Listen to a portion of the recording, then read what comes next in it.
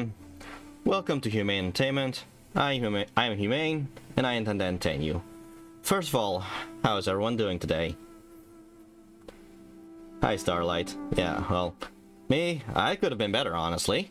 You see, some of you might be wondering who this Kotaro guy is. You seem down. Yeah, it's because of this Kotaro guy. Oh, I'm glad you're good at least. Yeah, so, funny story. Kotaro. He kidnapped me and left me to rot in a cage. Also, he could take over my Twitch stream and start playing the classic Sonic the Hedgehog games. Somewhere at the end of Sonic CD, he let it slip that he held me captive in Scrap Brain Zone. Fortunately, a rescue mission happened, got me out of the cage, and I was able to regain back control of the Twitch. Now, I could have sent the police after him. In fact, I did. But they didn't want to believe that a red anthropomorphic bird is going around kidnapping Twitch streamers. So, I made the best out of a bad situation. Yeah, that'll do it, yeah. So I made the best out of a bad situation. I officially hired him to be Humane Entertainment's representative of the Sonic the Hedgehog games. So if I would stream a Sonic the Hedgehog game, I am legally obligated to hand the stream over to him. I would normally reward someone for kidnapping me, but this way he won't kidnap other people anymore, and I might as well take a break while he does streaming. With that in mind, let's see his... Hello, Humane. Hello, good to see you back, at least for now. Yeah. Yeah, so, anyway, yeah, normally I wouldn't reward someone for kidnapping me, but yeah, with this in mind, his last stream was at the end of Sonic CD, I believe. Yeah, and there are 2 more games left in the Sonic Origins collection, so I am going to show you a recap of the previous stream, and after the recap, Kotaro will take over and I'm just going to rest on the couch, which I much prefer over the cage that he put me in last time. So, yeah. Have fun with his stream today. Previously on Sonic Origins. Hello, everybody. My name is Kotaro the Robin, and I am the Sonic the Hedgehog representative of Humane Entertainment. I've decided to take over the stream today. I used to be a member of the Battle Cuckoos, a gang of birds who may have tried to take over an island or two in Armada, but then I witnessed a 2-tailed fox named Miles Tails Prower throwing napalm, and I was like, nope. So, I am staying on his good side by joining the Sonic the Hedgehog fan club. If there's a Humane Entertainment stream featuring Sonic the Hedgehog, which, let's be honest, it's inevitable, I will be there as the host. The game we are playing today is Sonic the Hedgehog 1, but not how it was originally released. What we are playing today is actually Sonic Origins, a remake of Sonic 1, CD, 2, and 3 and Knuckles. They also added the drop dash and also added the spin dash, 2 games that didn't have the version of the spin dash that you have now. Oh, hi Starlight. Wait, who are you? What did you do to Humane? He decided to take a little break and I decided to take over. Well, okay, he didn't decide to take a break. Well, I did decide to take over. Either way, why would you just take over Humane's channel? Who would ever do something that rude? Yeah, who would ever do such a thing, Starlight? Hi!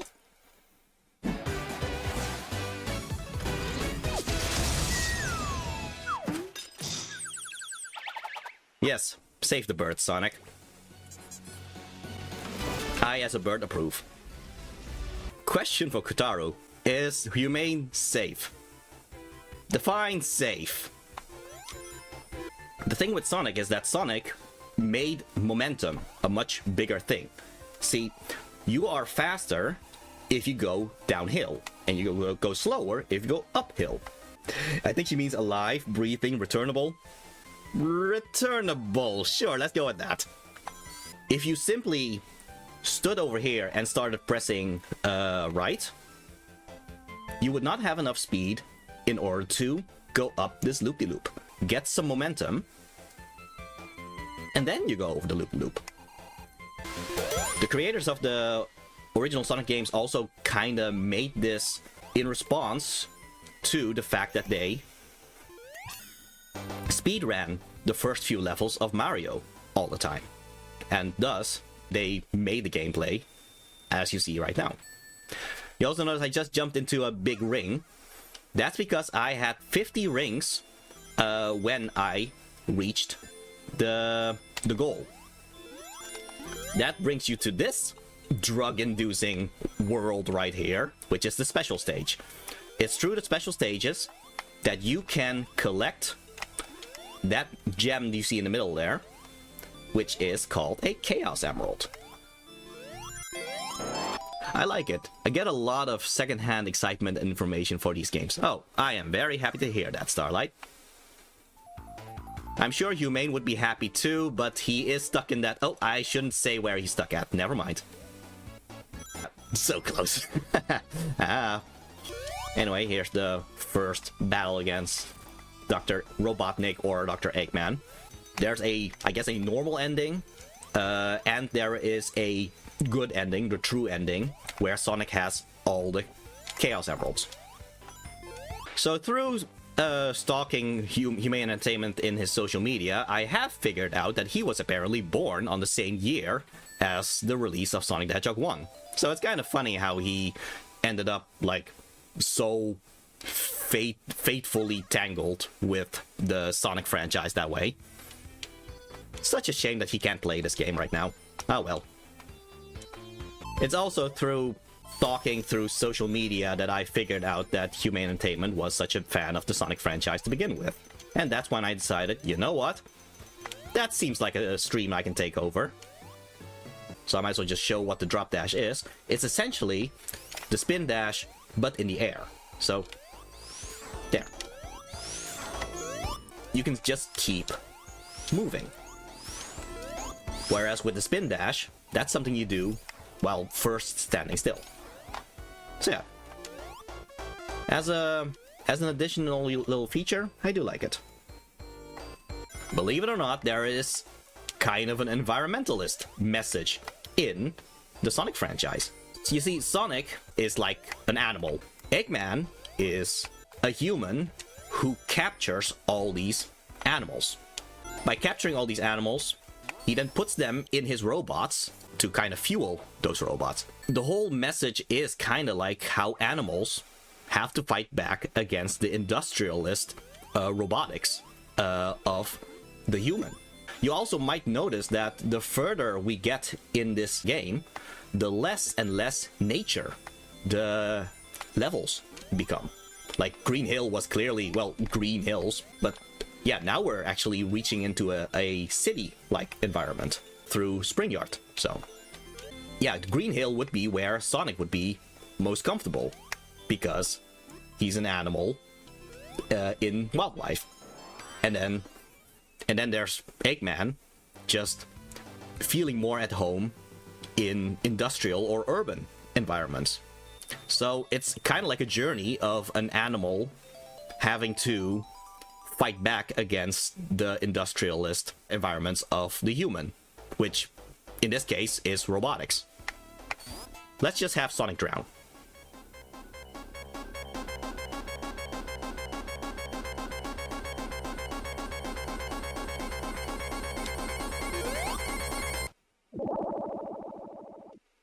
So yeah, kinda dark. I pushed that button down there, which you think, oh, okay, that was for that door. No, it was also for this platform over here. And through this platform, we are essentially skipping the entire act. Oh, Starlight, they made a game out of you, or a level out of you. Yes, it is you. But yeah, already at the final boss. See, this is why I decided to make this stream be Sonic the Hedgehog 1 and Sonic CD. Because Sonic 1 on its own is a very short game if you actually know how to play it.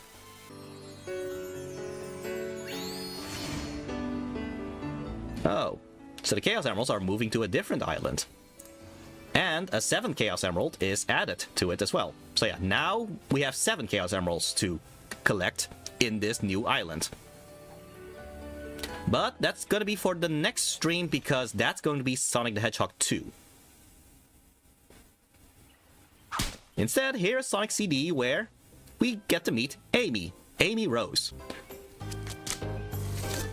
So I think the whole idea of reshuffling is not the way you're supposed to do fortune card readings, but okay. Amy's not one to play by the rules.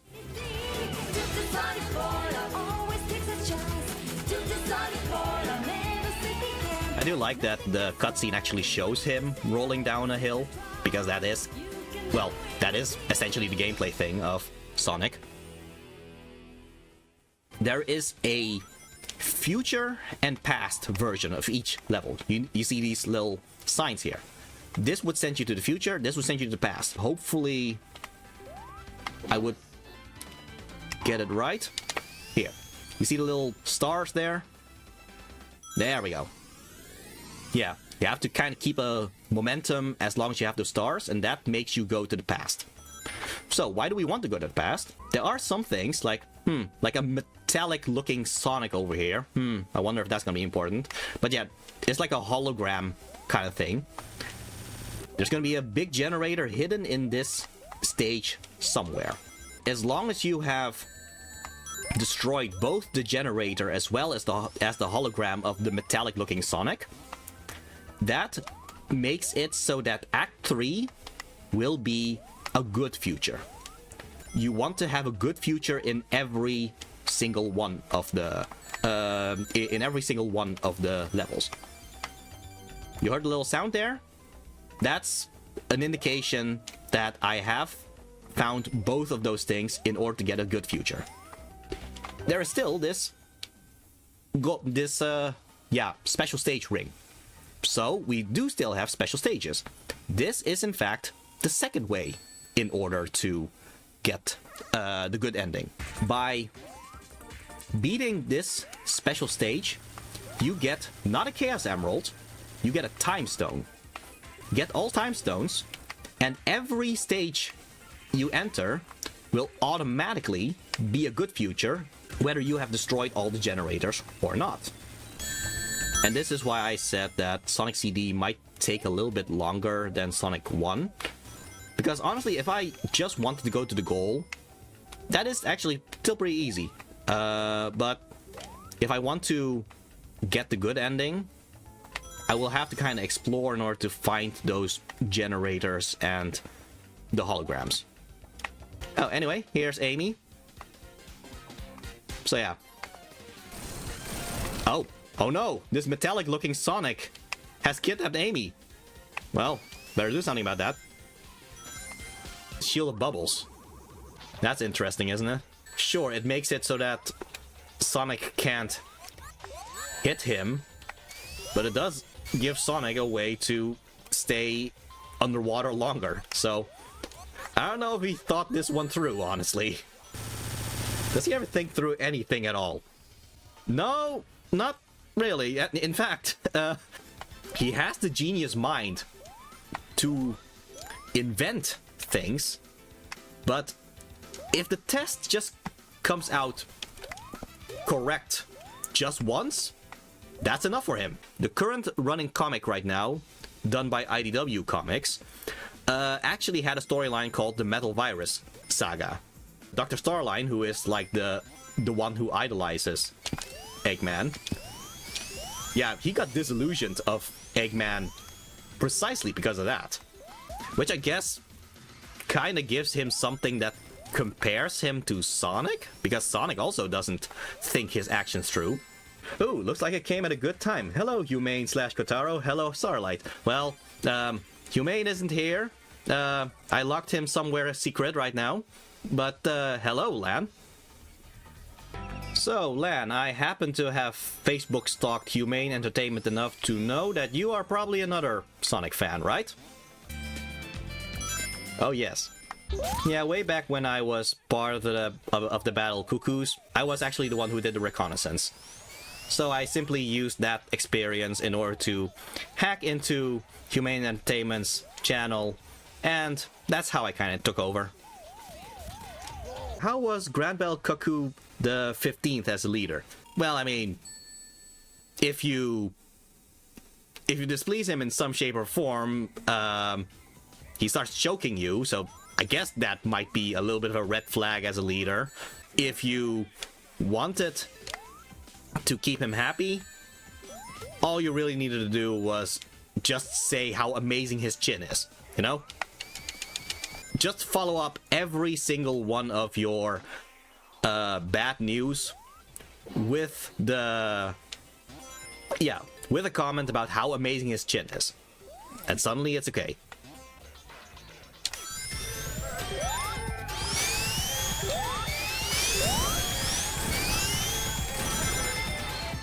So yeah, Sonic fans that have been keeping up with Sonic all this time, they might have heard this song several times in relation to Metal Sonic.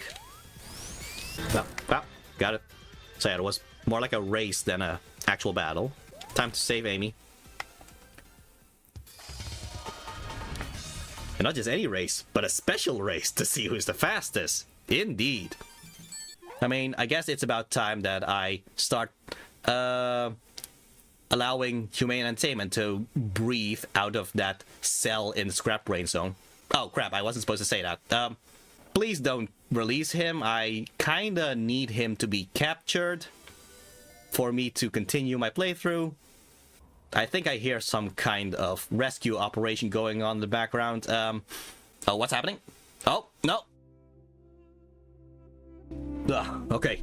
I don't know what the deal was with that bird, but I was able to escape. How do I deal with this guy? Might as well just humor him and not be stuck in a cage anymore. So, yeah. Hello everybody! My name is Kotaro the Robin and I am the official Sonic the Hedgehog representative of Humane Entertainment. Well, you've seen the recap, so let's continue our playthrough with Sonic the Hedgehog 2.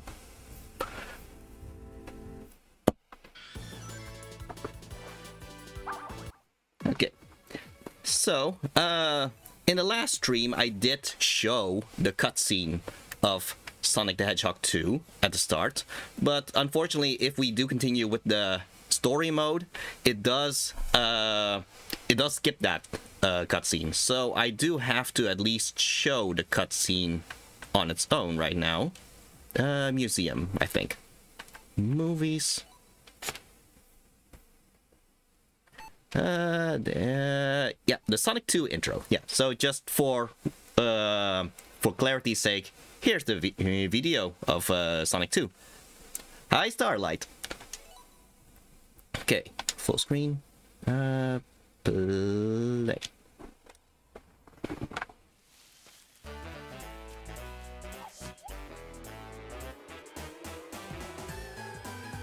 Oh, thank you. I thought so too.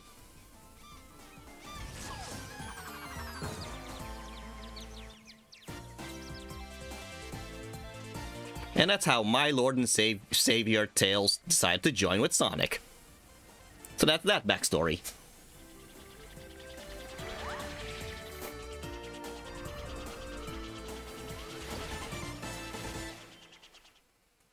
So yeah, besides the napalm, it also did kind of shock me that he was able to fly with his tails. That's usually a bird thing, but here we are, a fox flying with his two tails.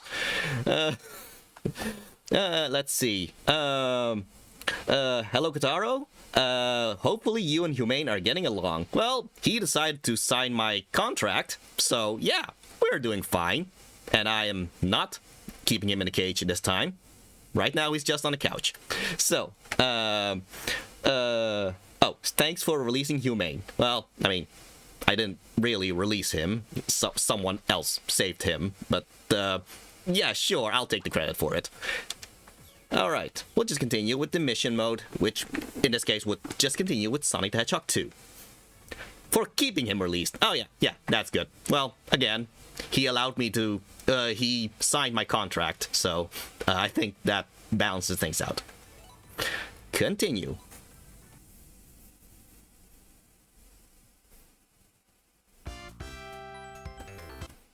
Oh yeah, the sound cut off there. Okay, so yeah, the thing with Sonic the Hedgehog 2 is the fact that Tails is following behind you. Well, you could also choose to just play Sonic on his own. The thing is, Tails is actually also kind of a hidden tutorial character, if you didn't know. Because, here's the thing, if you ever had trouble with slopes, Tails would actually kind of instruct you on it. If you just... At least... Yeah, there. He shows that, oh, if you have trouble with the slopes, just do the spin dash. It's funny how he kind of teaches you that.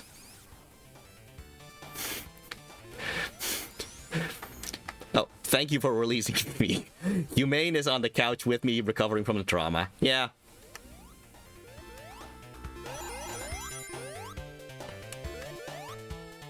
But yeah, I just thought it was a fun little thing, how it showed Tails, well, kind of teaching Sonic how to do the spin dash, which, if you actually believe the,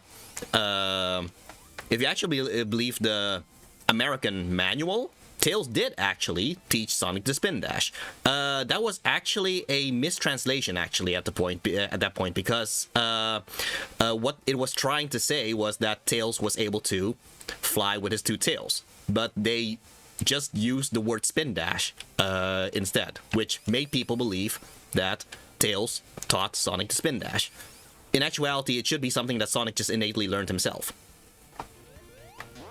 Anyway, yeah, in Sonic the Hedgehog 1, there was the whole thing about collecting 50 rings, and then at the goal sign, you open up a special stage ring in order to reach the special stage. This game changed it so that if you have 50 rings and you go over a checkpoint, you can go into this.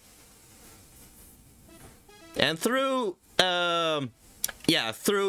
stalking on social media, I happen to know that this is Starlight's Nightmares. Wait, no!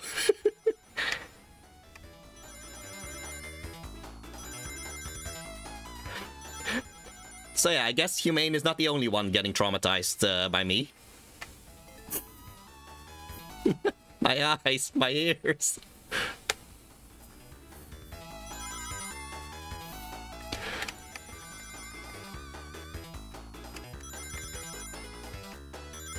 So it turns out my my techniques of torture still kind of work from my days at the Battle Cuckoos. Nightmares. Anyway, the whole thing here is that compared to the drug-inducing special stage of Sonic 1 and the fake 3D of, well, technically actual 3D in Sonic CD, this one only has you go left and right. Like, you don't actually have to have that much of a spatial awareness. You can just keep pressing left to go left and pressing right to go right. You don't really go forward, really. Well, you go forward, but that's automatic.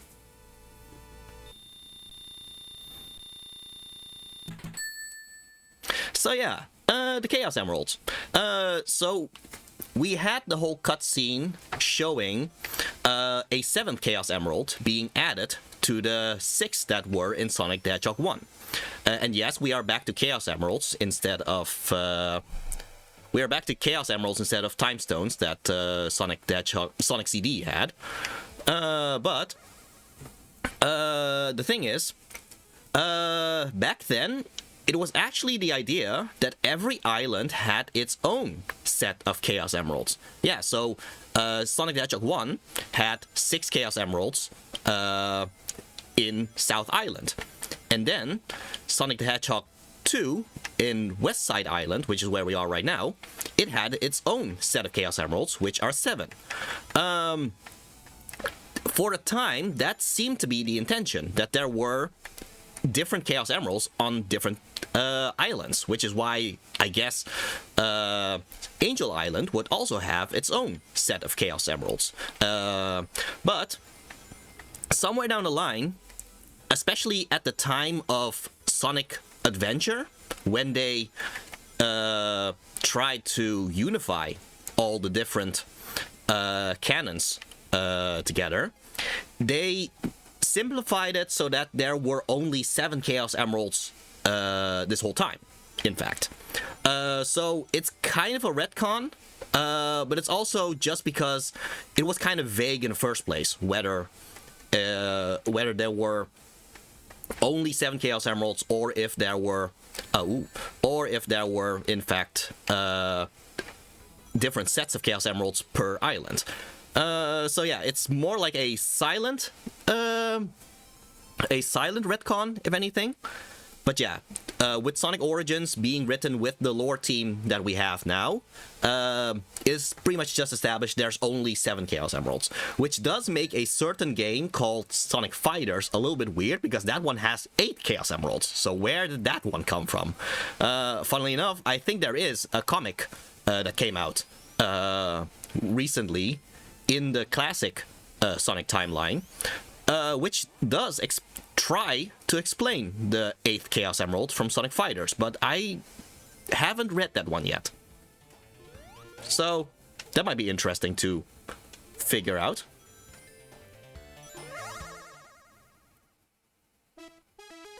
You'll also notice, because all these special stages are based on the checkpoints in the stages, that makes it so that we can have a lot more chances of getting the Chaos Emeralds in this game compared to both Sonic 1 and the Time Stones for Sonic CD.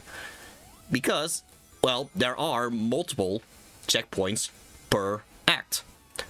Whereas in Sonic 1 and Sonic CD, you can only reach a special stage at the end of each act. So yeah, you are limited by how many acts there are, in fact. Oh, sort of. It's still left a bit ambiguous by the end of it. Really? Interesting. Okay.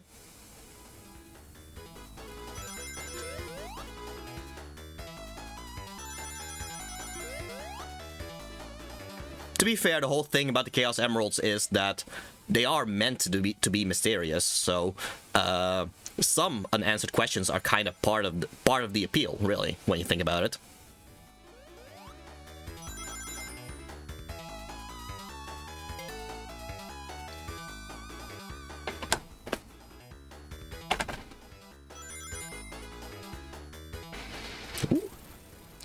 Boy, good thing that Tails didn't collect any rings, otherwise I would have lost some right now.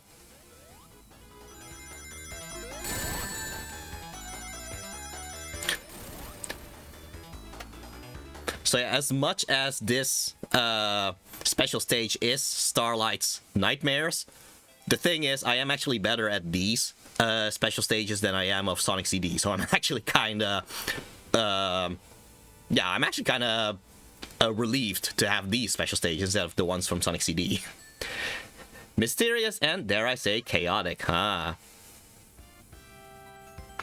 I guess there's also something super about them too, but that's for the next game, I believe.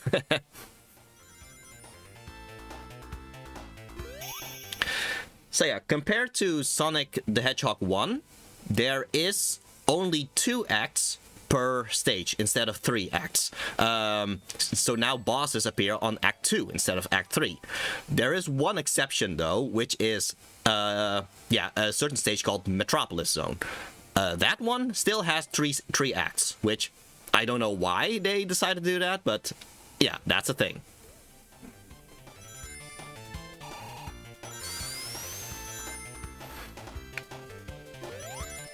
So yeah, funnily enough, because I just... yes. Oh man. Okay. Well, we'll see how many Chaos Emeralds I can get before I reach the next stage. Funnily enough, I'm the opposite. I'm better at CDs than Sonic the Hedgehog 2's special stages. Oh, that's interesting. Well, maybe I can backtrack just a bit, collect 50 rings, so I can... Well, okay. Yeah, so I'm actually playing a bit slower than how you would usually play it, but that's because I just want to get all the Chaos Emeralds as quickly as possible, and then afterwards I wouldn't have to really think about them anymore.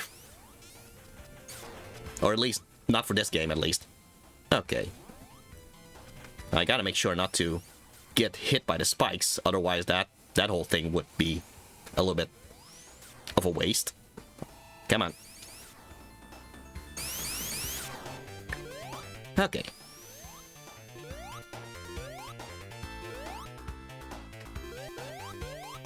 I guess compared to Sonic CD, I'm also just better at Sonic 2 in the first place, if only because Sonic 2 is the one that I played a lot more often than Sonic CD.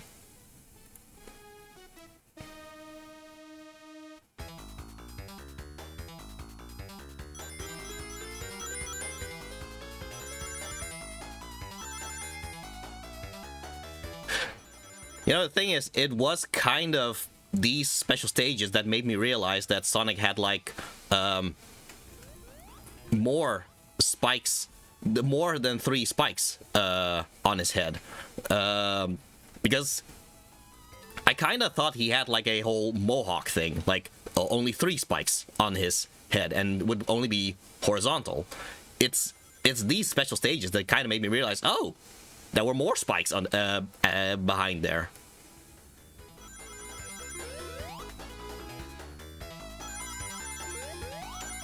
I mean, there is a animated series called The Adventures of Sonic the Hedgehog, where he indeed had a mohawk. He had 3 spikes on his head instead of 1, 2, 3, 4, 5, 6 spikes.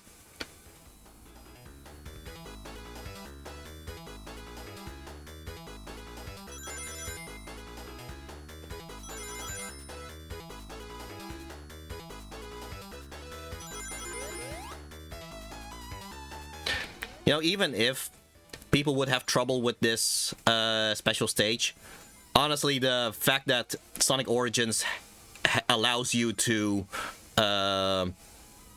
replay the special stages with your coins, it really does make it quite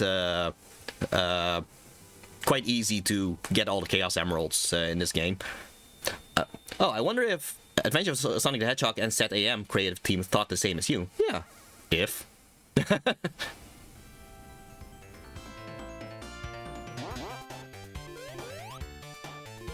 I think the way I usually play, I would probably get all the Chaos Emeralds somewhere halfway in Chemical Plant. Ah, but it might be somewhere at the end of Chemical Plant now, seeing how I just missed. Oh, then again, if I just backtrack a bit, collect 50 rings.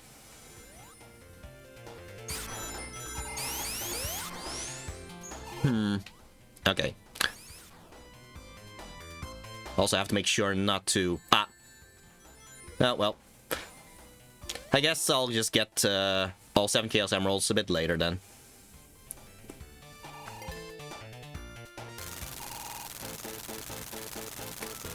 So yeah, out of all Dr. Eggman Robotnik's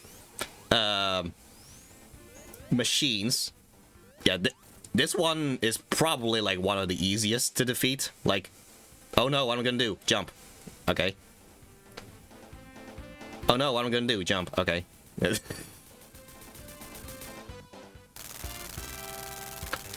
It's kind of funny how this chronologically is after all of his creations of Sonic CD and Sonic 1. You would think like he would keep improving on his designs, but for some reason, yeah, because of difficulty curves, I guess, he just happens to bring his worst ones at the start of each game for some reason. Okay, I think the way I usually play in this stage, I tend to miss all the checkpoints actually, but who knows, maybe if I just keep going. Oh, well, alright, let's see.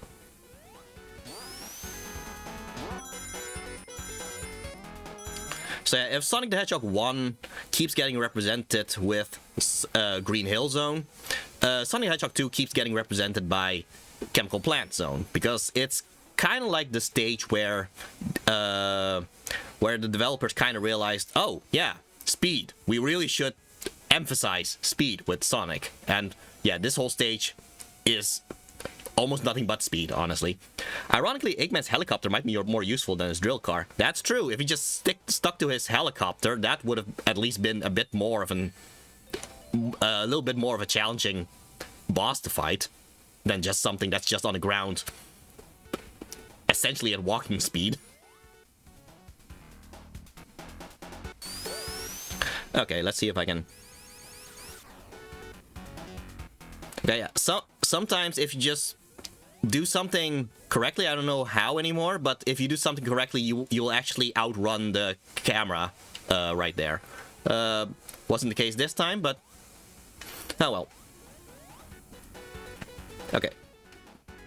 Yeah, sometimes you can just just activate these platforms in advance, but then go down there or below it, and it just gives you some extras, like this invincibility star. You also notice that the invincibility shield in this game, there's less stars than in Sonic 1. I think that's part of an optimization thing, really. Because the invincibility shield of Sonic 1, sometimes it just slowed down the game by a lot. So, because the Sega Genesis just couldn't handle all that blast processing, I guess. But, yeah, in this one, they had less stars. And it's a lot more stable in terms of frame rate as a result.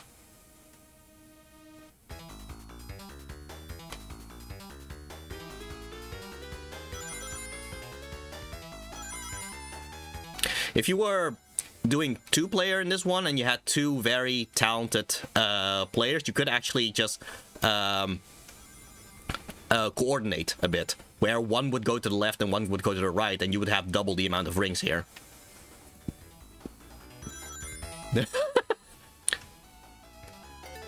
I'm not throwing shade at anyone. You gotta be careful where you blast your processing, indeed.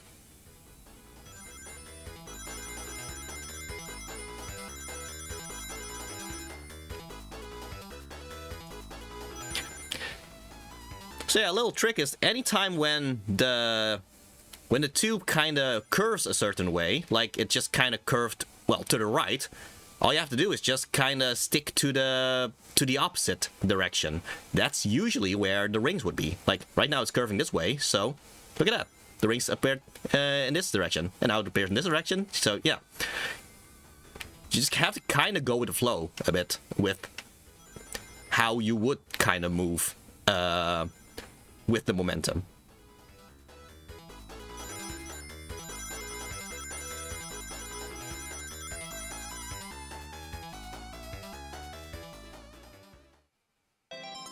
Okay, how many are we at right now?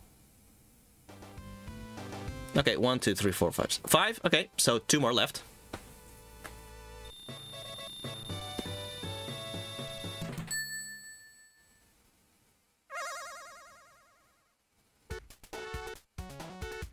For those who don't know about the whole blast processing thing, that was kind of the marketing thing that the Sega Genesis had when it compared itself to the Nintendo, where, ooh, the Sega Genesis has blast processing, allowing it to do more faster stuff like the Sonic the Hedgehog games or Echo the Dolphin, etc. Honestly, I don't think there was much of a difference between the Sega Genesis and the SNES. It really was just marketing, really.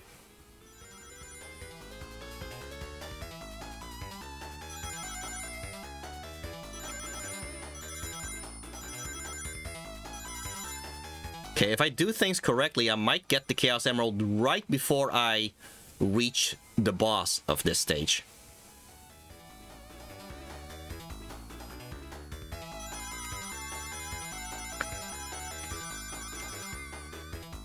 Ooh, I forgot that one. Yeah, if you play with Sonic and Tails, you're gonna have to kind of jump a little bit earlier than you normally would in order to dodge things, because Tails has a slight delay to his jump compared to Sonic. So, in order to not have Tails be hit by those bombs, or yeah, bombs, I guess, you kind of have to jump a little bit in advance.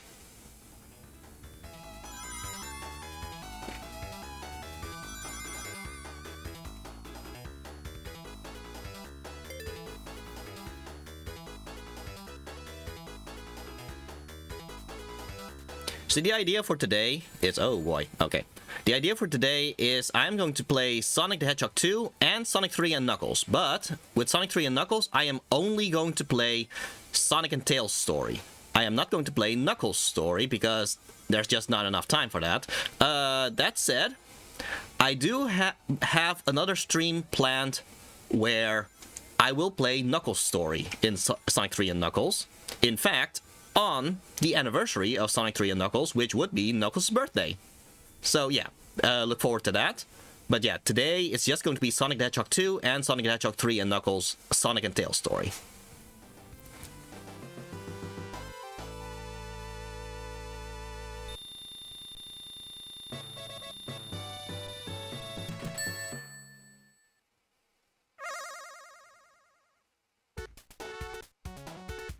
Okay, now I just have to make sure not to actually get hit, because otherwise I would not have enough rings in order to get the special stage that I need.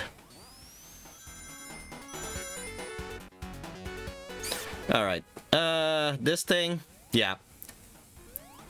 If you hadn't played Sonic the Hedgehog 1, this would be 90s kids' first experience with being drowned and all that, because you are slower. That means that the timing of jumping will be a bit off for a lot of first-time players. And like right now, I'm already at the top, but a lot of players at the time, they kept missing all these platforms, and thus they ended up falling down here, and eventually they drowned. So yeah, usually the best way to deal with this is to kind of know this in advance, and to just reach the top before the water actually reaches you, in fact, or at least before the water is way ahead of you. Okay, here should be the there we go. All right, this should be the final special stage, and fortunately after this, Starlight's nightmares can just be over. Now, question for the chat: is this the kind of game you would play?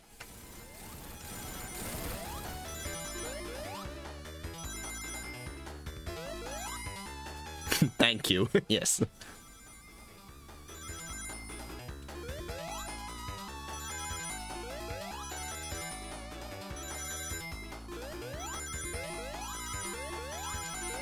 The funny thing about this special stage is it's almost like a final exam thing, because a lot of the obstacles that were in the previous special stages, they come back here. Maybe, yes. Starlight says never again.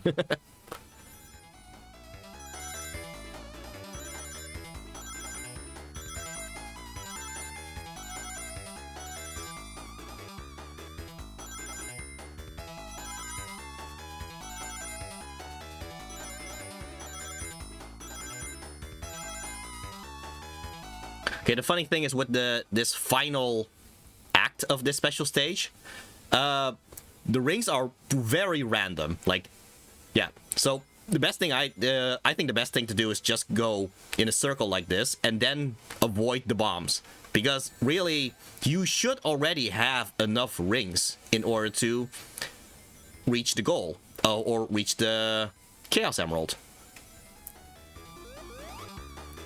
But that means that the bombs are actually the bigger obstacle rather than actually getting the rings.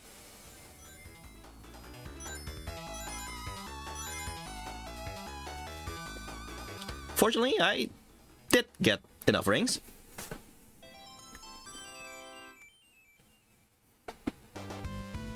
Sonic has all the Chaos Emeralds. Yeah, so back in the previous stream, I did say, oh, some kind of a miracle will happen when you have all the Chaos Emeralds. Well, now Sonic can change into Super Sonic, yes. So, in the original release, simply jumping would be enough to make it turn you into Super Sonic. It was Sonic the Hedgehog 3 that made it something that you activate by double jumping, or pressing jump while in the air. Because of Sonic Origins being a remake, they did do the same thing here. So, yeah. Here we go. Super Sonic. Looks kinda Super Saiyan-esque, doesn't it?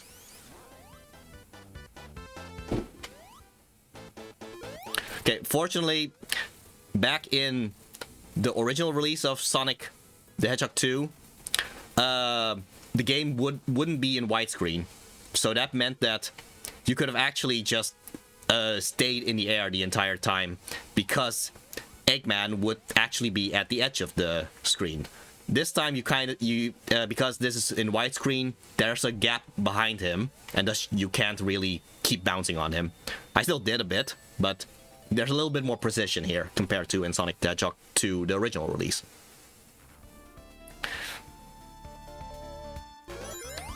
Anyway, with all the Chaos Emeralds out of the way, essentially how Sonic the Hedgehog 2 is played at this point is just collect 50 rings and change it to Super Sonic, and then just blaze through the stage. That's pretty much the gist of how to play Sonic the Hedgehog 2 after getting all the Chaos Emeralds.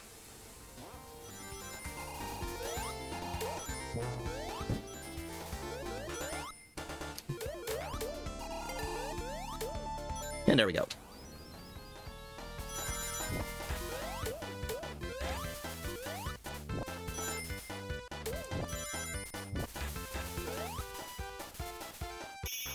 So yeah, 47 seconds. That's what it took to beat this act, just because I have Super Sonic now.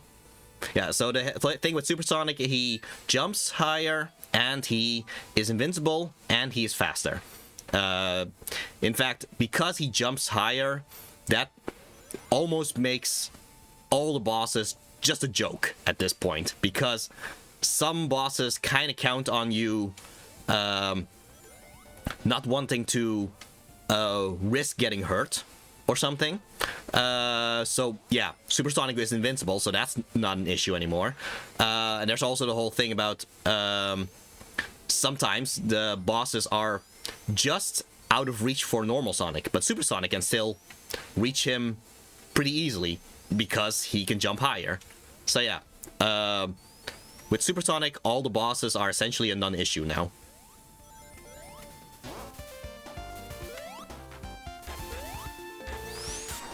The only thing is, you have to still be able to collect the 50 rings in order to become Super Sonic in the first place.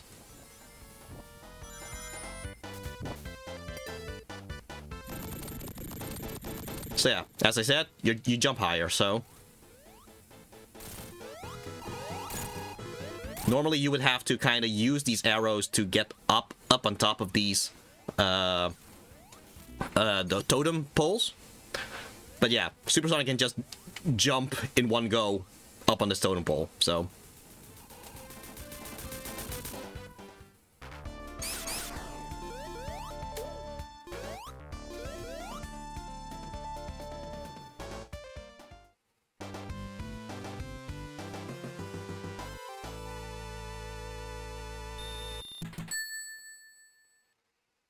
Oh yeah, time for Sonic's casino addiction. Yeah, so even though there was a whole pinball thing in Sonic CD, it wasn't outright a casino thing. At this point, you really can't deny it anymore that this is casino themed. And yeah, it's not gonna be the last time that Sonic will be in a casino area, which just makes me think, is this really a case of, oh, Sonic just happens to be in this casino area, or is he specifically choosing the routes in order to reach these casinos? In which case, it's kind of irresponsible to keep sending Tails here, isn't it?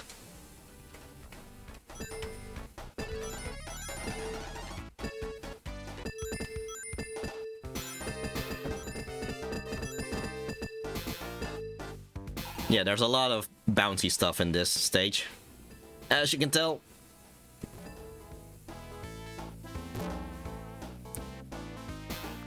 I remember back when Sonic Forces was revealed and they showed another casino-like area, and I saw all the bouncing and I was like, oh hey, so they kind of have the physics down of classic Sonic. And then I saw all the bouncing and I was like, oh great, they have all the all the physics down of the Sonic of the classic Sonic games. In the end, it wasn't really that loyal of a translation of the classic Sonic physics, but it was fine, I guess. Yeah, Tails is what, 4, 8? He's old enough, yeah. Yeah, that's also another little thing there. Sonic Channel used to, yeah, not just Sonic Channel. There was also like the manual of Sonic Heroes, for example. They did point out how old everybody was supposed to be, but nowadays on Sonic Channel they kind of removed everybody's ages. I think it's kind of like a cartoon character thing now, where, well, they age the same way how Bugs Bunny ages, as in there is no real age. So yeah, I guess that's what they're going with right now. So we do know that Tails is younger than Sonic. We do know that Sonic and Knuckles are supposed to be a similar age range, but whether what would be their actual ages, I guess that's supposed to be vague now.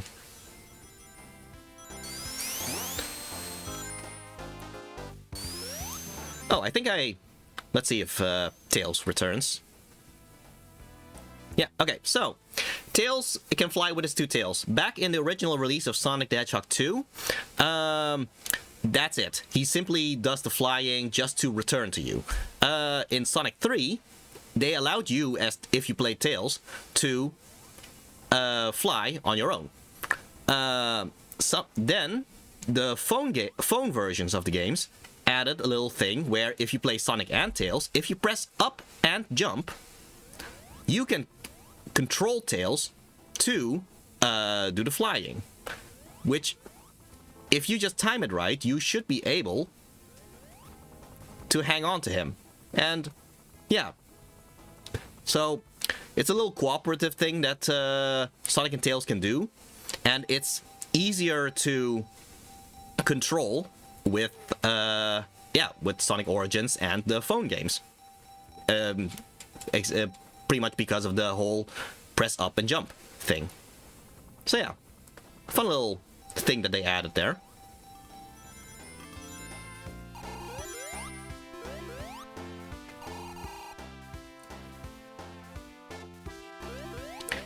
Because in the original Sonic the Hedgehog 2, that row of, I don't know what I should call those things, those bonus points things. Those rows of things, you wouldn't be able to actually reach them in the original Sonic the Hedgehog 2. Because Tails couldn't control his own flight at that point. That was something that Sonic 3 added instead. Oh, come on. Okay, yeah. Also, in case anybody missed it, Super Sonic also has like a little time limit thing. Because the rings that he has... Oh boy, this is a bad time. Oh, okay. The rings that he has, they keep going down per second. If he reaches 0 rings, that means that he loses his supersonic form. So you have to keep going fast, but also... Oh, this is a... Oh, this... Come on. Wow. Okay. This is not supposed to happen.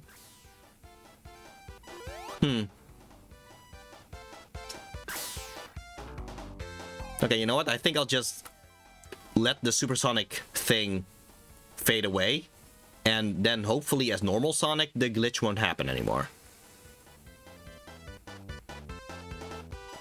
Which I guess is also a good way to kind of show how these rings are like a time limit for supersonic. There you go. Turn back to normal Sonic. Okay, no, that wasn't a supersonic thing, so I guess I'll restart this. Yikes.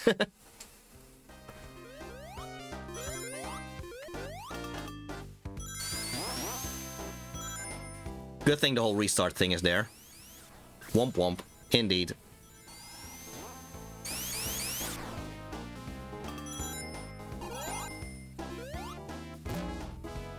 So yeah, fun fact about the whole... Oh. Well, there we go. Yeah. It's a gamble. Sometimes you get this result and you... Okay, you know what? I can't let it stand like that. Wow. The RNG gods are not in my favor today.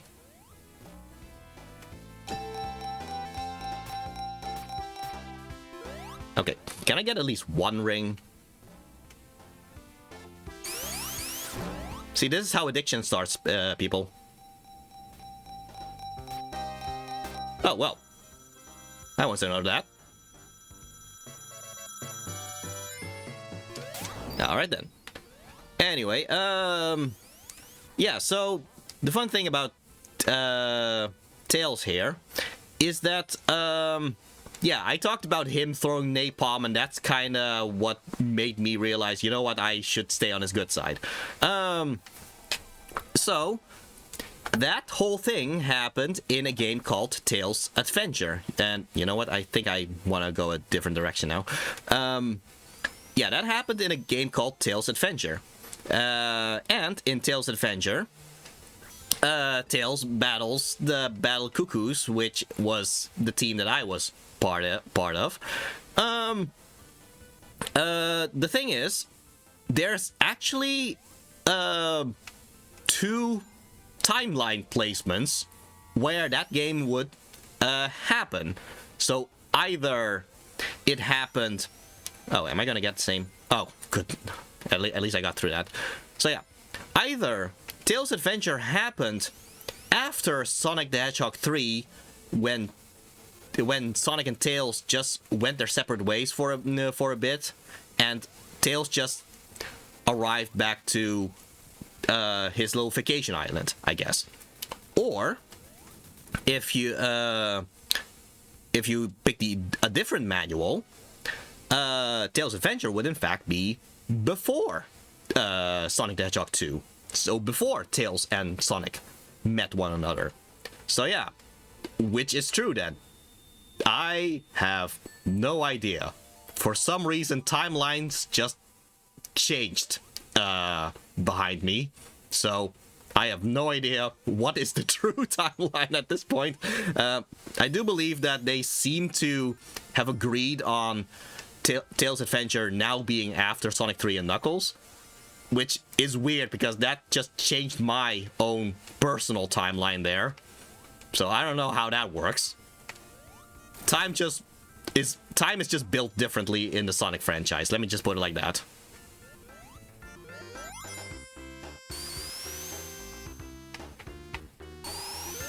I mean, we already had the very fast, very Sonic. Oh, question. Oh, what was the question for the chat?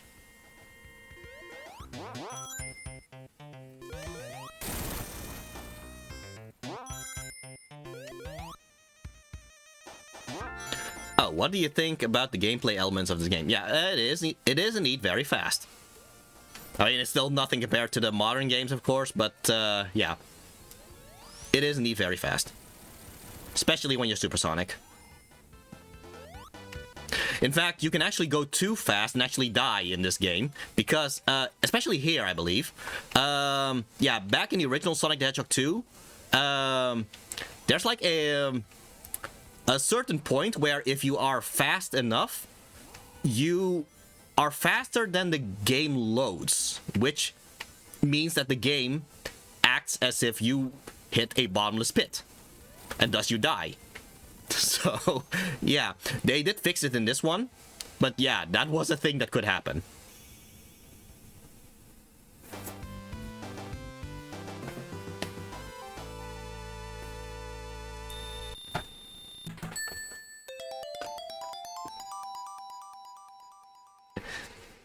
But yeah, so the whole timeline thing. Did I meet Tails before Tails met Sonic, or did I meet Tails after Tails had met Sonic? I have no clue at this point.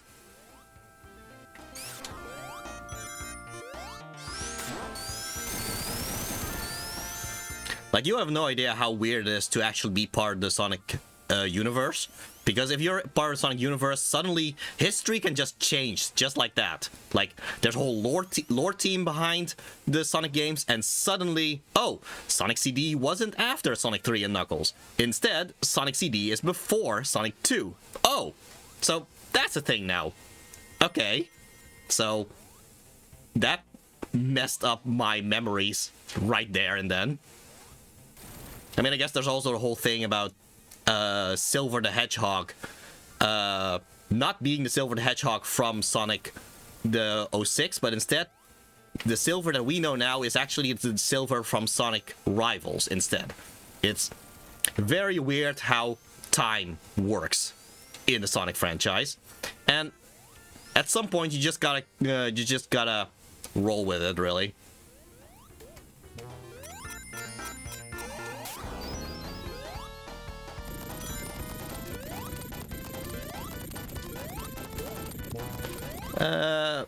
Alright, let's see.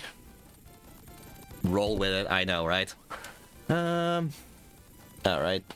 Okay, good. That was a whole bot thing there.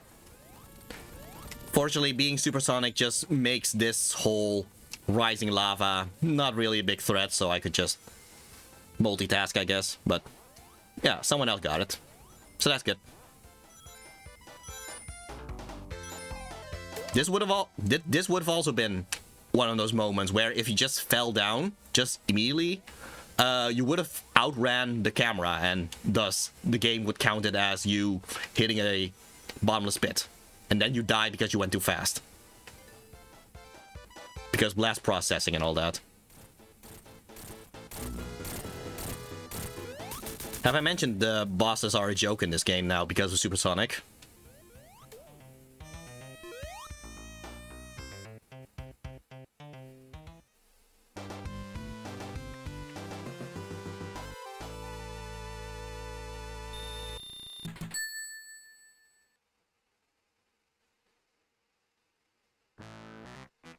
Oh, okay, yeah. So, back before Sonic 2 was released, a lot of magazines actually showed Supersonic really is going the speed of light, yeah. Speed of light is also the speed of death, apparently. Okay, let's see. I think I should go... Yeah, okay, so... A lot of magazines, back when Sonic 2, before Sonic 2 was released, they showed a certain level that didn't end up in the released game. And that game was called Hidden Palace. So that was simply a level that was that ended up being cut. That's just the gist of it. However, in the phone version of this game, as well as this one, they added a way for you to reach the cut level, the deleted level. And let's see if I can get there, because it should be here. No, I don't think it's here then. I hope I didn't miss it.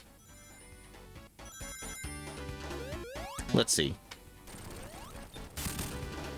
Okay, I think I missed it, so I'm just gonna restart.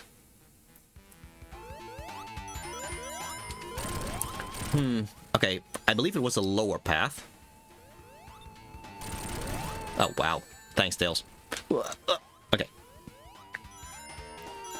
No, I think I'm... Or was it Zone 2 instead? If I do miss it, well, the thing is that there was a certain... Well, not a bottomless pit. There was a pit that ended up in spikes, which normally in Sonic the Hedgehog 2, in the original release of Sonic the Hedgehog 2, yeah, bottomless pits would kill Supersonic, but spikes doesn't. So, if Supersonic fell into that pit, he has no way to get out of that pit anymore, and thus he ends up dying either through... is this the right way? Let's see. No, or... Okay, maybe it's Zone 2 instead. Okay, maybe I'll miss it. Who knows if that's the case. But yeah, it was like a pit that ended up with spikes, where if you were Supersonic, you would be stuck there until time ran out. Either time over because you reached 10 minutes, or because rings finally depleted to 0, and then you die. So yeah, that was like for some reason, that was like a trap for Supersonic specifically. In the phone version of the game, as well as in Sonic Origins, if you reach that pit, instead you will be sent to Hidden Palace Zone, which was the cut level. So I hope that it is in fact in Zone 2 rather than Zone 1, because otherwise I might have missed it. But yeah, if it happens, it happens.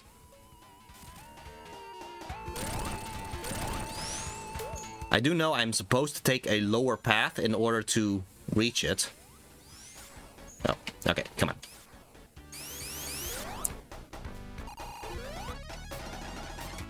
Okay, I think, yeah, I think this is the right path. Oh, the pit is in Act 2. Oh, good. Thank you for checking.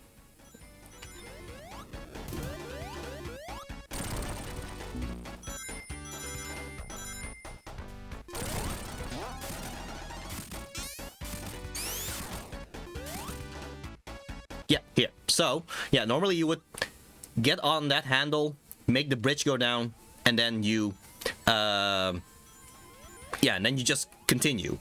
If you fell down there, normally it would be like a pit that ends with spikes.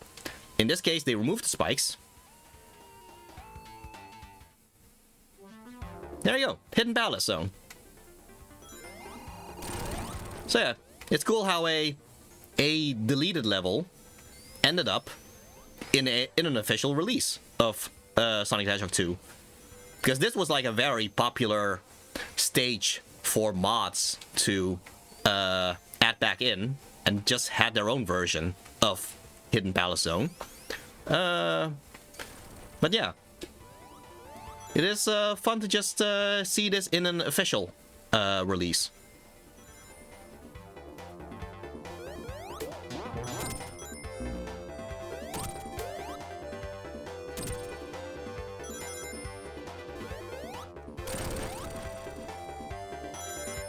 Also, I choose not to use Supersonic right now, if only just to have the music play. Because this is not the music that you would normally hear often in normal playthroughs of Sonic the Hedgehog 2.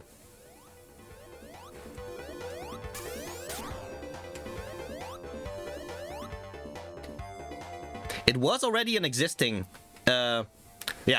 so lots of magazines showed this thing here, and people thought it was the Master Emerald or something, which we will be introduced to in Sonic the Hedgehog 3, but yeah, it was just supposed to be something you break instead, so people kind of misread it as the Master Emerald, but it wasn't. But yeah, this music already actually existed in the original Sonic the Hedgehog 2. It was, in fact, the two-player version of Mystic Cave, the stage that we were just in before all this.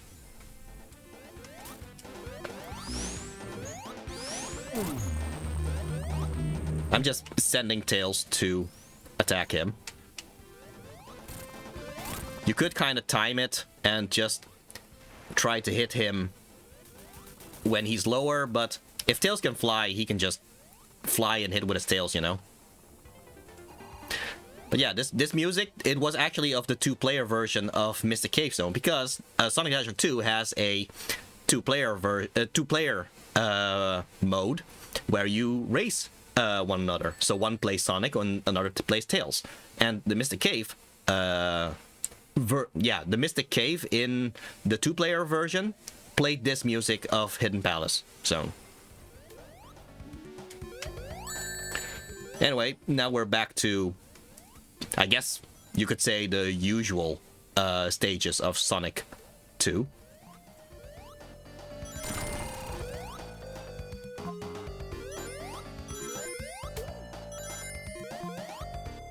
Anyway, but yeah, Oil Ocean. I do feel like that there is some kind of environmental message in Sonic in some shape or form. I don't know. I wonder if it's subtle to you guys. Oh, another noteworthy thing is that this zone was originally going to be story relevant, and where Sonic would get the power to become Super Sonic. Right, I think I read something about that as well, yeah. Of course, now it's just something that you unlock by getting all 7 Chaos Emeralds, but yeah, there was kind of like a story thing going on. Anyway, speaking of Super Sonic, there you go. Oh, environmental message in Sonic? I know, right? Oh, good eyes, Mossflower. Heed upon them, for that is the right. The Kotaro is the invasive investment, that is the prowler of environmental dismay. Yes, indeed. Well, I mean, it is only right for me to be invasive, right? I mean,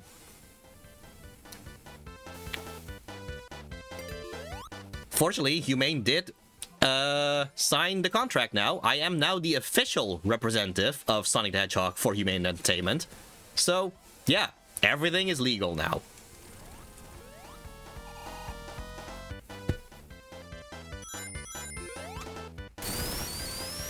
Anyway, anybody ever play Donkey Kong? Because this feels a bit Donkey Kong here with those, I guess cannons?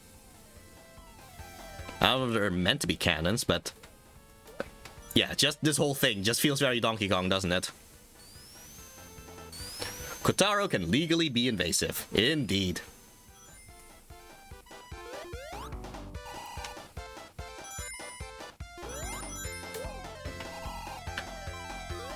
Okay, I don't think this is where I'm meant to go, but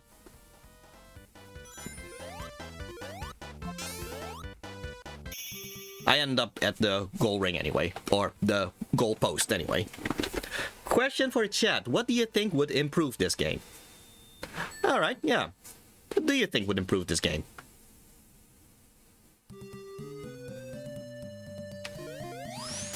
I guess I wouldn't mind some actual proper story in between, like how Sonic 3 had it. But then again, that was kind of like the big deal of Sonic 3 by adding proper story between the gameplay. Okay, I say that, but Sonic CD also had, like, story between the gameplay, which is the whole Amy getting kidnapped and then Sonic defeating Metal Sonic and then saving Amy. There was kind of a plot there. But yeah, Sonic 3 and Knuckles really is the one that more properly added proper plotting and all that. Half player 2 Tails skills be not that devastating to the special stages. Oh, yeah, you know what? Yeah, actually, there is a very easy fix for that, really. Just make him jump at the same time as the player does. That would already help a lot with the special stages, I believe.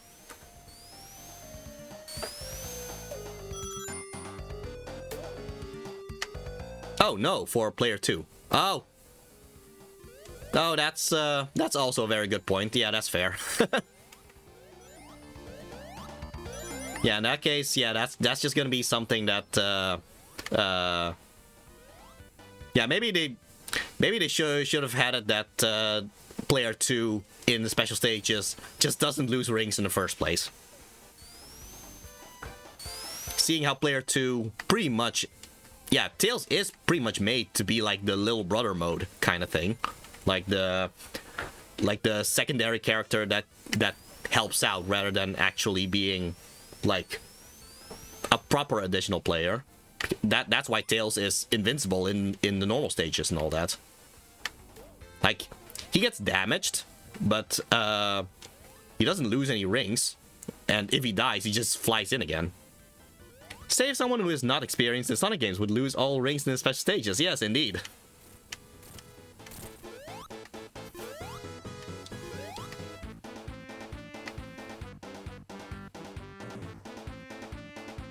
Okay, I think I might actually lose all my rings before he returns. So yeah, I do have to be a little bit careful. Oh, hey.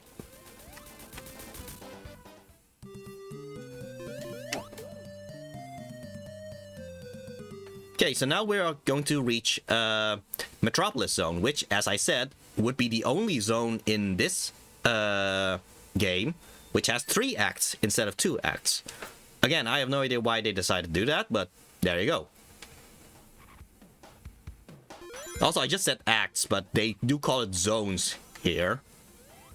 So, well, either they call it Zone 1, Zone 2, or the zone is meant to be part of the name of the stage. In which case, it's more like Metropolis 1, Metropolis 2, Metropolis 3. So, but I guess Metropolis Zone 1 and Metropolis Zone 2, I guess. Ah. Okay, these starfishes, they can be pretty sneaky with how they damage you, because those spikes that they release, they're very small and and you can easily miss them.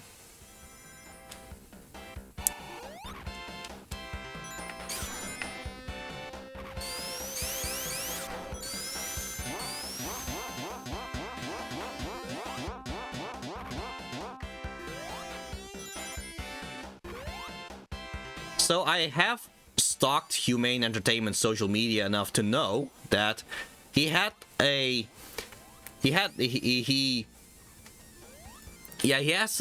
cat which if they chitter a bit, it kind of reminds him of the music of this stage, the whole sound that you hear.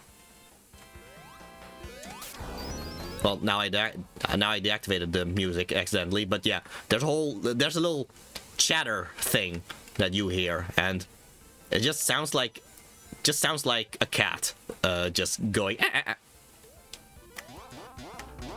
either that or a monkey, but yeah. No, I think I'm just supposed to go this way then.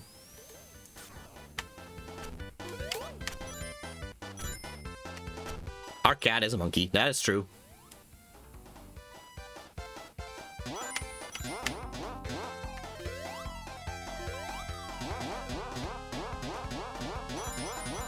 You might also notice that Super Sonic in this game, he does have like a special spikes when he's running and when he is when he's running and when he's standing still, I guess. But the thing is, if you have other sprites like just looking up or something, oh, it's back to the normal Sonic spikes. Yeah, because they didn't have enough memory in order to just replace every single sprite. That is something that Sonic Mania and the Sonic 3? No, just Sonic Mania fixes. A monkey cat sounds like something out of Avatar. It kind of does, honestly. That's kind of funny to think about.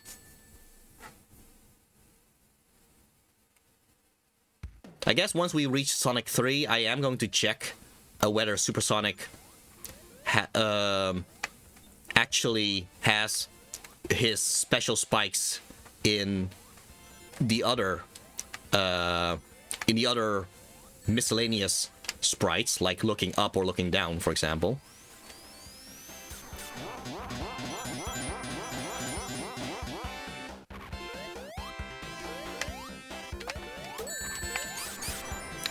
that mantis thing is also kind of like a, well, let's just say unpopular enemy in this game.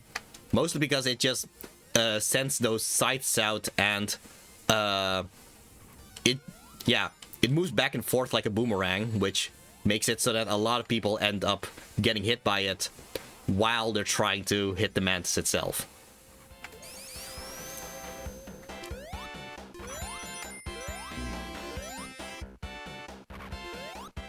The infamous slicers, yes. Yeah, I was thinking about what the names of them were, but yeah, the slicers. Oh. I'm trying to be careful not to get hit because I have almost reached 50 rings. Oh. Yeah, the steam at the... Oh boy. Oh boy. Wow, that was close. Yeah, these guys can also be kind of a pain. Okay.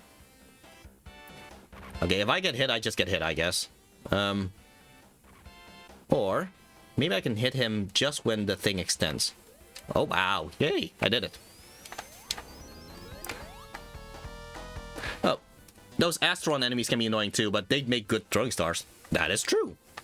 Yeah, so in Sonic Mania, the sequel that was made by, well, the people who made the engine for Sonic Origins here, they have enemies called the hard-boiled heavies. One of them is like a ninja, and she throws those sea stars, those astrons, yeah, as shurikens, which I thought was kind of funny. Yeah, these guys.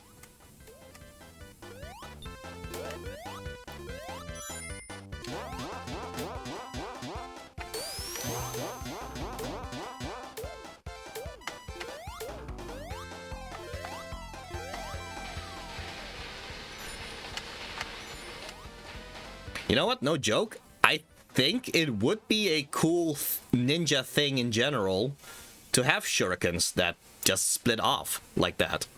Like, that's a concept right there, honestly.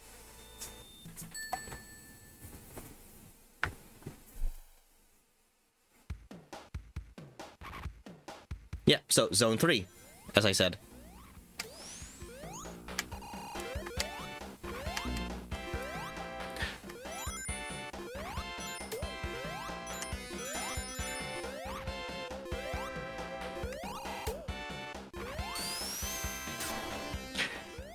It is funny how, compared to Scrap Brain Zone, which is like gray, yeah, there's a lot of gray in that stage.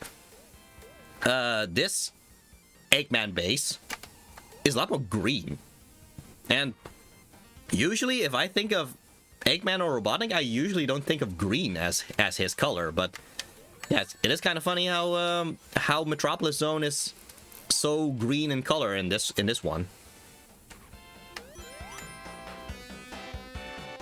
Of course, his real big base in this game is the Death Egg, but still, Metropolis Zone is kind of meant to be like his actual, I guess, land base in this game.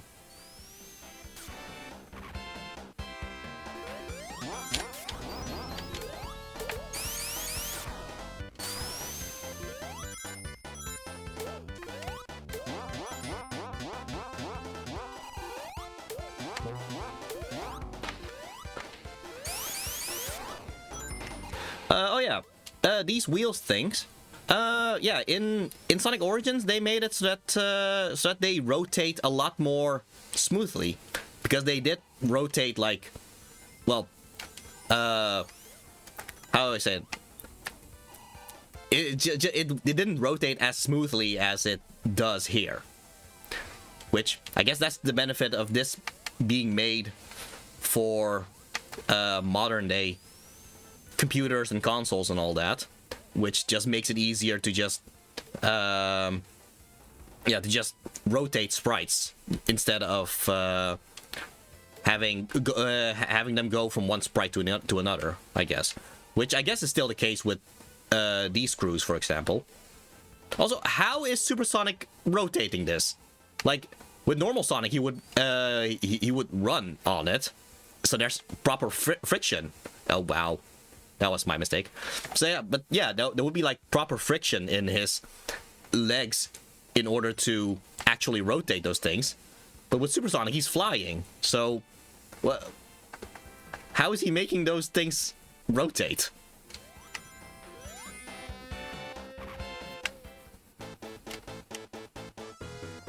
A lot of 90s kids that had like little siblings and all that, what they usually would do is instead of doing the tactical thing of just waiting for the right moments to hit Eggman here, they would instead just stay in a corner and have Tails be the one that beats him. Because, again, Tails doesn't lose any rings. The wind blasting behind him? Oh yeah, I guess that works. But yeah, Tails doesn't lose any rings. So, this would be the siblings' moment to shine. To just pick up the second controller and have the sibling just defeat this boss instead of the player playing Sonic. I instead did a different cheap tactic, which is just to purposely get hit so that I have invincibility frames and I can just bypass those balloons in the first place.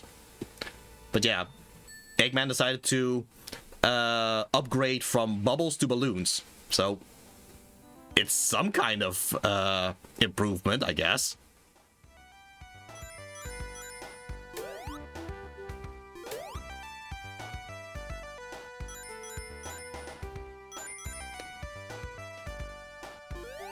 So yeah, Sky Chase would be the first the first time where we actually get this iconic little thing of Tails flying the plane and Sonic being on the way, either on the wing or on the back of the plane, which is the tornado. Yeah, the tornado is actually Sonic's plane. That's why Sonic is written on the airplane, on a tornado. A backstory that Sonic X, that's Sonic X, the anime, added, was in fact that Tails found the tornado of Sonic and actually kind of painted it. And that's kind of how Sonic and Tails met one another in Sonic X. So obviously that's not the case anymore here, because with Sonic Origins they very clearly made it that Sonic met Tails by beating those bullies.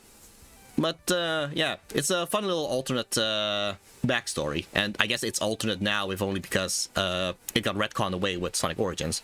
Oh, question for the chat. When experiencing the story, do you put yourself in the protagonist position or as an observer of the plot? Well, as I said last stream, I know that Humane tends to put himself as an observer. I myself put myself in the protagonist position. Yeah, I'm just putting myself in Sonic's position or Tails' position if I play Tails' Adventure.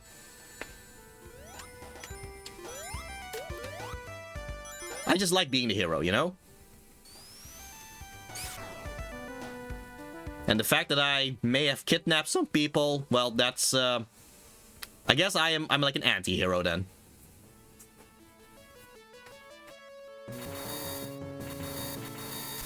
Oh no, Tails!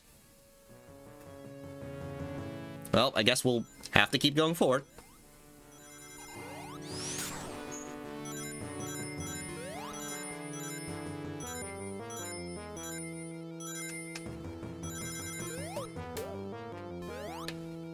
Oh yeah, I think I didn't even point it out, but yeah, this chicken here, this would be Scratch. In Aquatic Mine Zone, or Aquatic, yeah, Aquatic Ruins Zone, There was also another enemy called the Grounder. It had like a drill hand thing and drill nose, I guess. In the Adventures of Sonic the Hedgehog, come on. Oh, sheesh. There we go. In the Adventures of Sonic the Hedgehog, the animated series, they took these enemies and made them like the Team Rocket kind of characters, which I just thought it was kind of interesting that they just took very random normal robot enemies and then just decided, you know what, they'll be the recurring antagonists. Just thought it was kind of funny.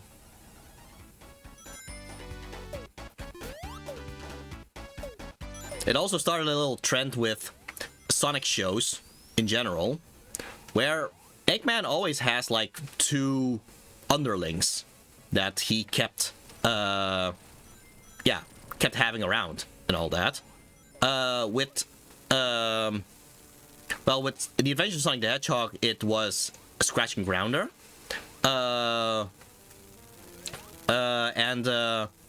He had I guess you had Snively in the Sat AM series. And yeah, Boko and Deco, I believe, were their names in Sonic X. But yeah, now the games have kind of made their own underlings for Eggman, which would be Orbot and Cubot. So it's kind of funny how it's something that started with adaptations, but then ended up being like a thing in the actual games.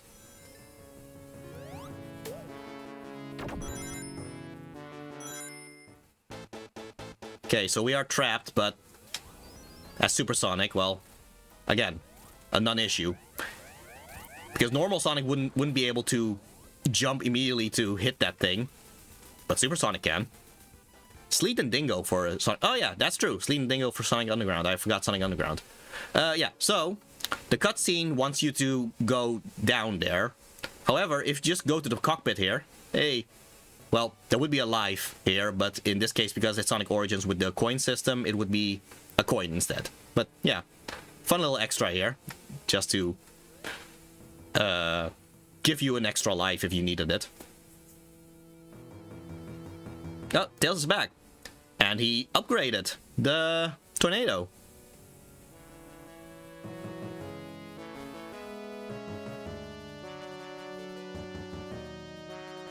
So yeah, I guess we'll try to catch up with Eggman's Starfighter here.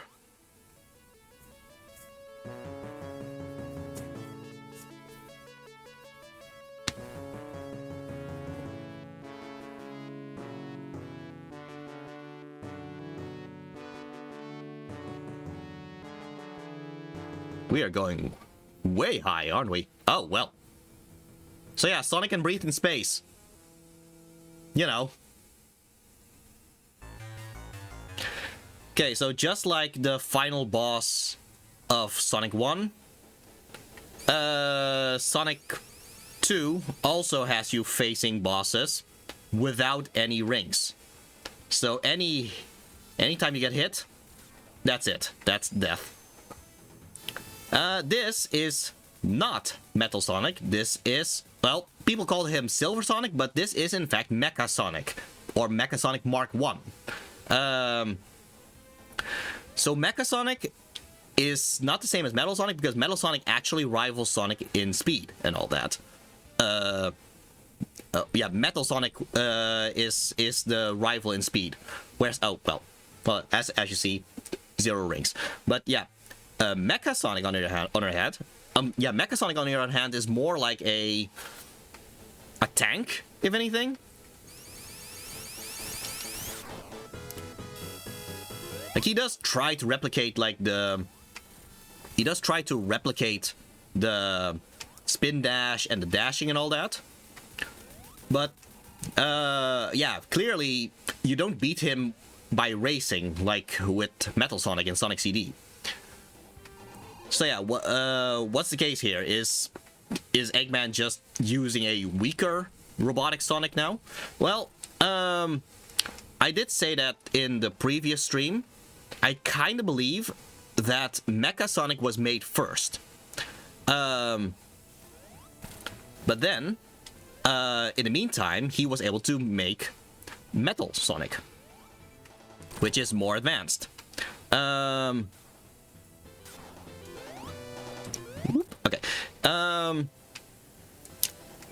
But then, and then he kind of figured, okay, I guess I don't really need Mecha Sonic anymore. I'm just going to use Metal Sonic instead, which is when he deployed Metal Sonic for Sonic CD. Then Sonic defeated Metal Sonic in Sonic CD. And it's at this point that Eggman just kind of realized, oh, well, I need some kind of defense before he reaches this Death Egg robot. So he kind of grabbed Mecha Sonic from, I guess, a closet or whatever, or a storage room, and just immediately just used Mecha Sonic, even though he's not as advanced as Metal Sonic of Sonic CD. That's kind of how I figure it, because back when the idea was that Sonic CD took place after Sonic 3 and Knuckles, it was easy to just say, oh, okay, he just keeps making more advanced mechanical Sonics until we reach Sonic CD, where he gets Metal Sonic. But now, because Sonic CD is now before Sonic 2, we kind of have to, I don't know, just come up with an explanation on our own on how this all happened. But this is not going to be the last time we're gonna see Mecha Sonic.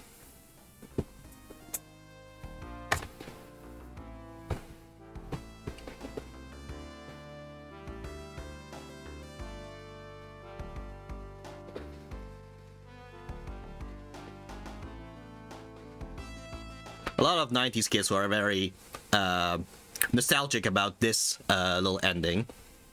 Again, there's like a proper little story here showing Tails going there in order to not only help Sonic reach the Death Egg, but also to, well, save Sonic if Sonic didn't have the Chaos Emeralds. If Sonic didn't have the Chaos Emeralds, Tails would be here to actually save Sonic.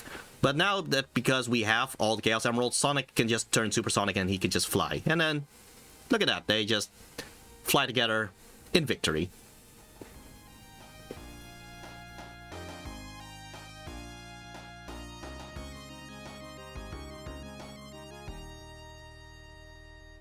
So yeah, after the credits, we'll be continuing with Sonic 3. Or Sonic 3 and Knuckles. Because there's a whole lock-on thing, and I will explain that when we get there. But just like Sonic 1, the credits of that game was like a medley of all those games. All the stages of that game. And now we get a medley of all the stages of this game.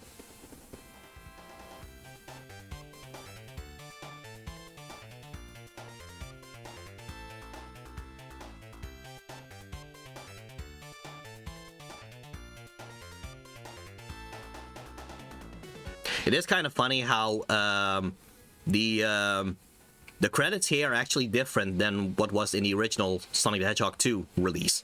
If only because the original Sonic the Hedgehog 2 game had everybody using aliases instead. Like, for example, instead of Yuji Naka, it said U2. Like, U and then number 2, I guess. But now you actually see the actual names here. This was also the case with, this is something that Humane told me, because he just had to info dump about Ninja Gaiden to me. But yeah, Ninja Gaiden also had like aliases for the people who worked on the games. So yeah, that's kind of funny. I guess that was just a thing back in the 90s for some reason. Well, 90s, late 80s, I guess.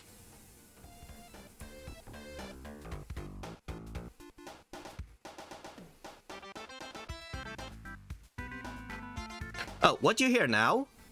This is actually the 2-player version of Emerald Hill. Yeah, so now it's back to Hilltop Zone, but yeah, so sometimes you do hear some musics that didn't end up really being used, or at least not used in the normal playthrough, and instead they were in the 2-player versions instead. A lot of old games did that, but it's nice to see proper crediting now. Yeah, indeed.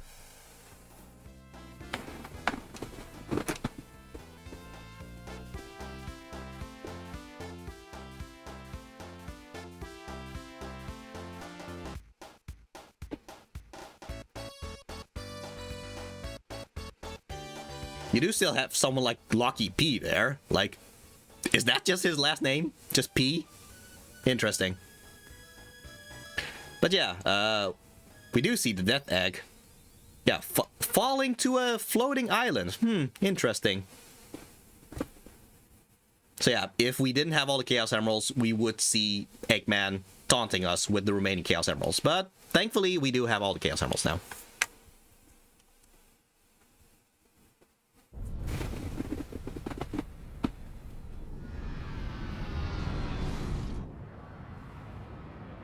So yeah, what's the deal with this floating island?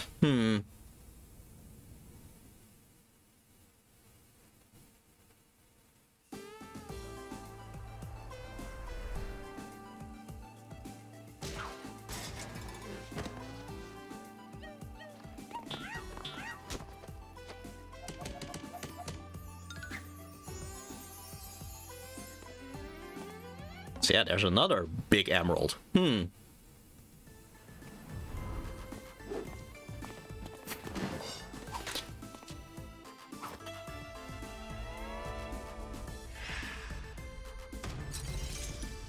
Somehow, I don't feel like this is true to life, somehow.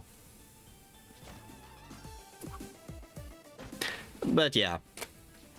Eggman was able to trick poor old Knuckles here that Sonic and Tails were in fact the real villains. So yeah, that's gonna be a problem.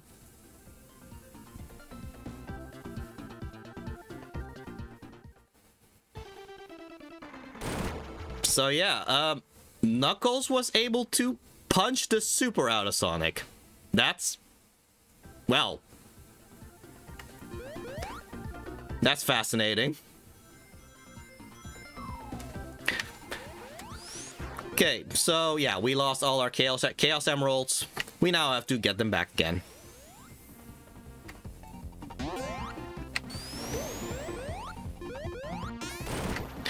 Alright, so... in Sonic 1, you had to have 50 rings and then reach the goalpost to get to the special stage. In Sonic 2, you had to have 50 rings and reach a checkpoint. In Sonic 3, the special stage rings are just hidden in the stages. So it's more like a case of you finding these things instead.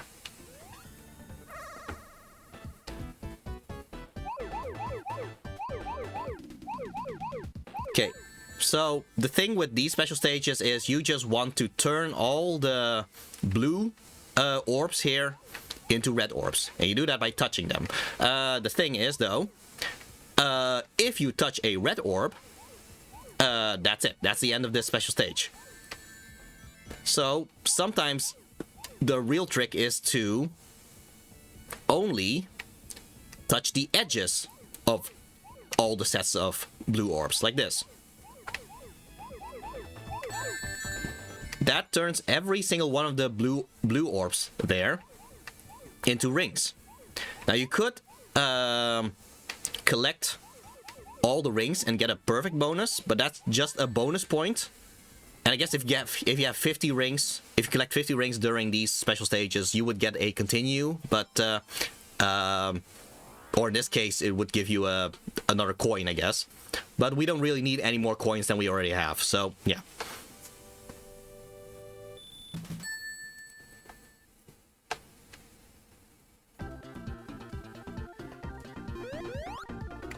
So yeah, fortunately,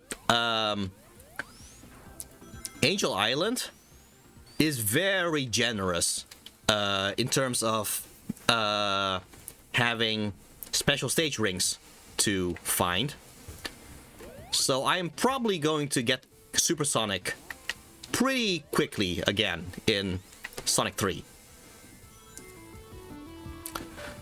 But yeah, this is not just Sonic 3, this is Sonic 3 and Knuckles. What's the deal with that?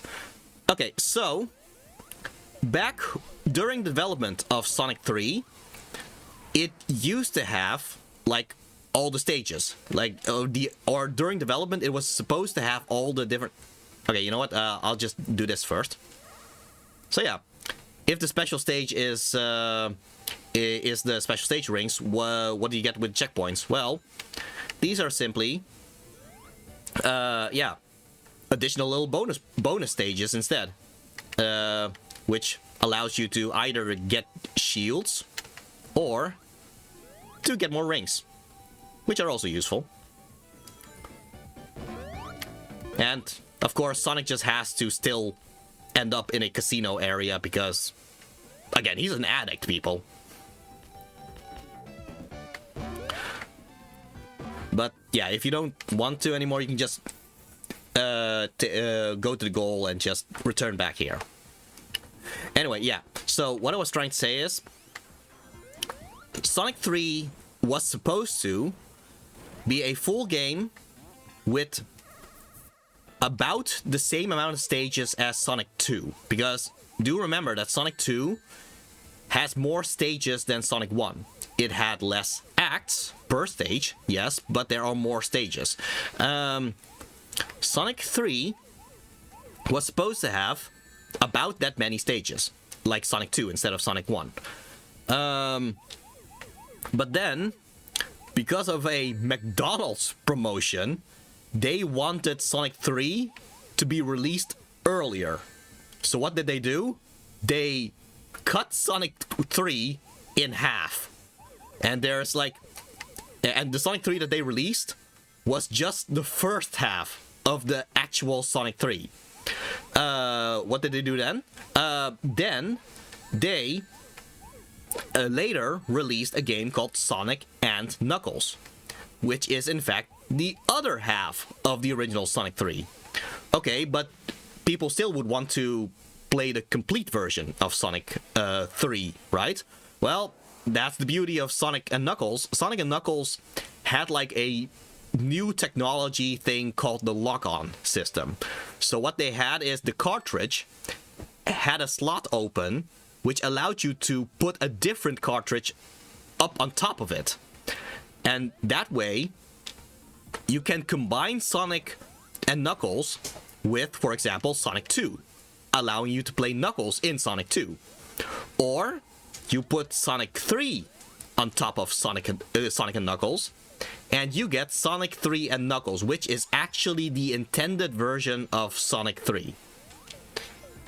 With some extras, because by then they have more time to add things, you know? But yeah, so it's kind of funny how the whole new technology of lock-on technology, yeah, if all the lock-on technology was all just because Sega wanted to release Sonic 3 before the McDonald's promotions.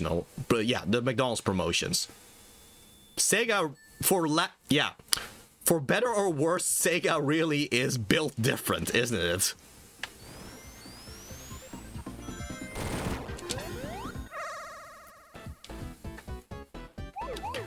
But yeah, that makes you think, oh, okay, so if you put Sonic 1 on top of Sonic and Knuckles, would you be able to play Knuckles on Sonic 1? Unfortunately, no, because I guess there was some kind of incompatibility with the engine of Sonic 1 and Sonic and Knuckles. So instead, if you put Sonic 1 on top of Sonic and Knuckles, you would instead just be able to play more of these special stages, just more of these, these blue orbs special stages instead. So yeah, it's fortunately in Sonic Origins you are actually able to play Knuckles in every game.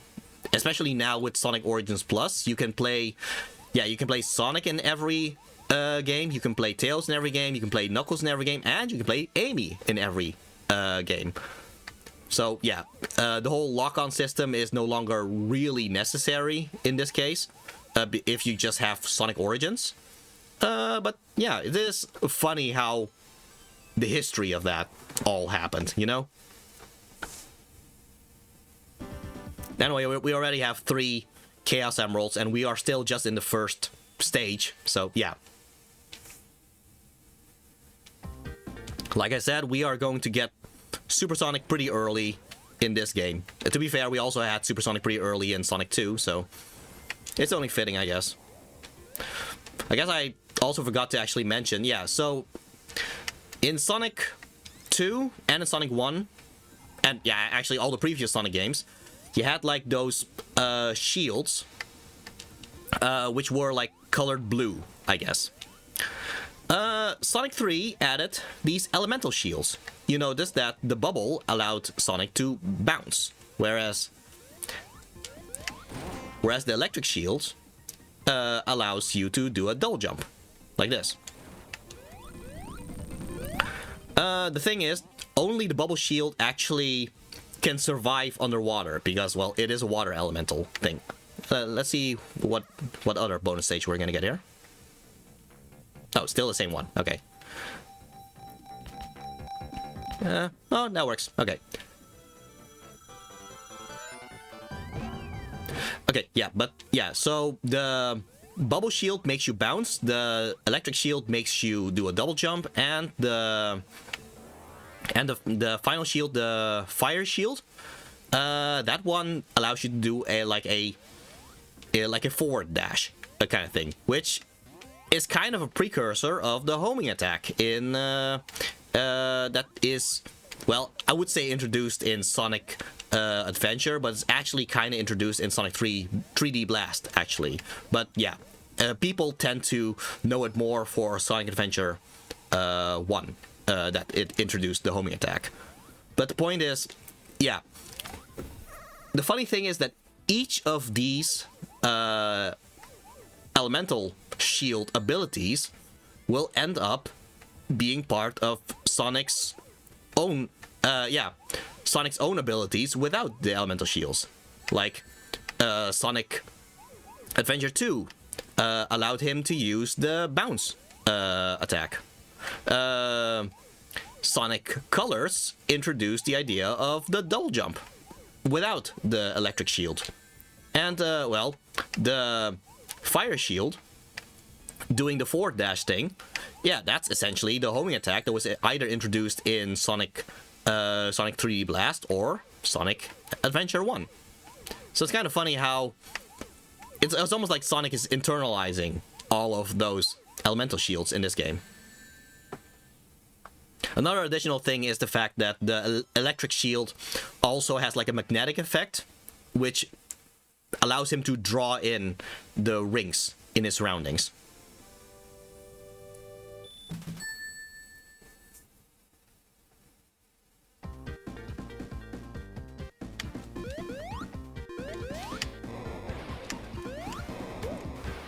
And I guess it's kind of fitting that Sonic keeps getting stronger, I guess. Almost like some kind of shonen anime character, which, I mean, let's be honest, he essentially is a shonen anime character. Especially with the whole supersonic transformation thing. Yeah, like I said, here, the forward dash thing. Oh. Let's see what we get now. Ah. So yeah, this is a different bonus stage. This bonus stage is more so based on getting... Oh. Based on getting different shields. Like, that one is the electric one. That's also the electric one. Oh, that one's the fire one. The blue one would be the bubble one. Or you get a ring. That's 10 rings.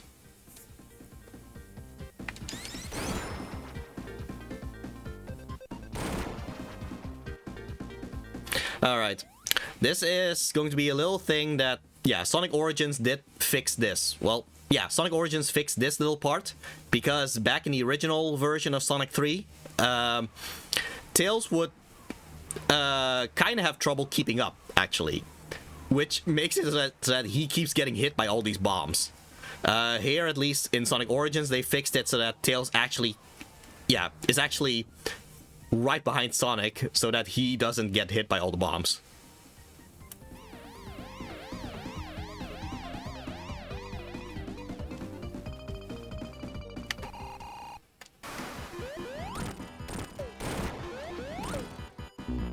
So the benefit of the fire shield here is it makes you immune to fire. So, yeah. Most of his attacks now just doesn't harm Sonic anymore. There's gonna be a different boss, which will also have a similar effect if you have the fire shield. Well, if you have the fire shield or if you have a super form.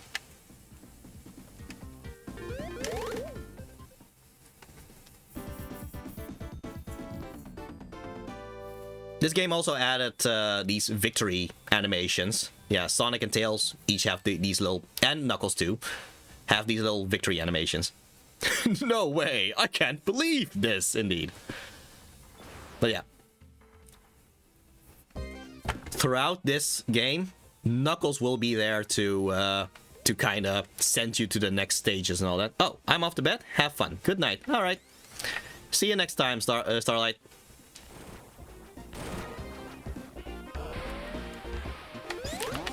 Okay, so there is an additional... Yeah, the normal path would be to go down there.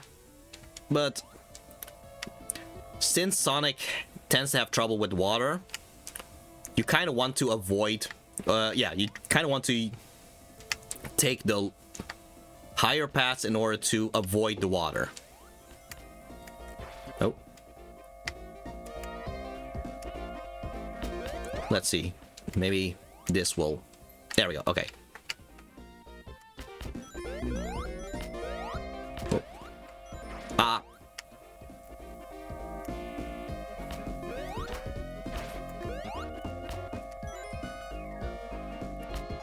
Okay. Ah, dang. You know what? I'll just take the lower path.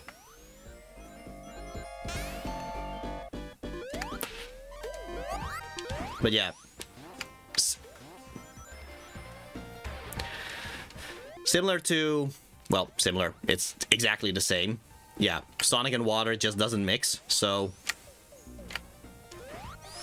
If you are on the water, just try to get out of the water as quickly as you can.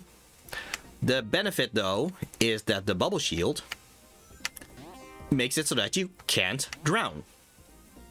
The problem is if you lose the shield, well, yeah, then you can drown again. So, just... You'll even notice that even when he has the bubble shield, he no longer absorbs the bubbles. Tails does, but he always flies back in whenever he is... yeah, whenever he's defeated anyway, so it's not that big of a deal for him. Let's see. I believe there was... Somewhere there should be a special stage. Yeah, there it is. Oh, question for the chat. How do you prefer the visuals of games like these? Okay, well, if I want to be very specific, I think I do prefer the graphics or art style of Sonic 2 than I do the one of Sonic 3. I think Sonic 3 just adds just a little bit too much of a yeah, plastic shading to everything, I guess. Whereas I kind of like the slightly more stylized yeah, art style that Sonic 1 and Sonic 2 had. That's of course just my opinion, but yeah, to be fair, all the other classic styled Sonic games like Sonic Mania, they do seem to more so resemble how Sonic 2 does things than how Sonic 3 and Knuckles does.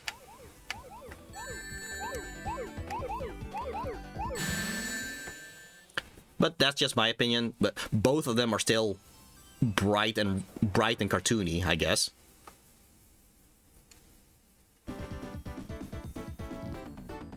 But yeah, if I have to be specific, I do think I do prefer how Sonic 2 looks compared to Sonic 3. Even though Sonic 3 is more impressive from a graphical standpoint.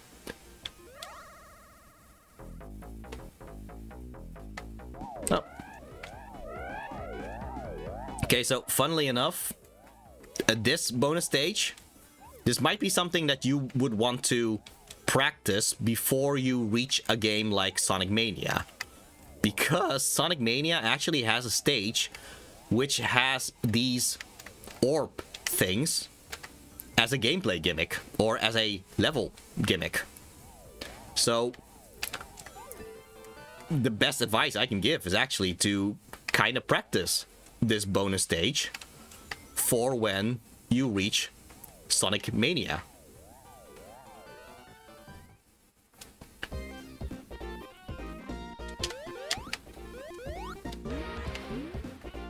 All right.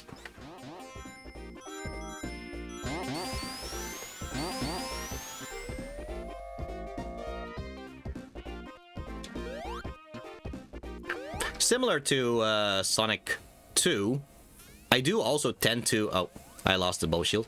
I do also tend to get all the necessary Chaos Emeralds in the second stage. Like, I usually get all the Chaos Emeralds in Sonic 2. In Chemical Plant. And in Sonic 3, I usually tend to get all the Chaos Emeralds in alright, Hydro City or Hydrocity. Which one is it? Yeah, I don't think there is a correct answer here because different creators are saying different things. I think Hydro City makes the most sense, but a lot of creators do go with Hydrocity. So, just go with whatever you like, honestly.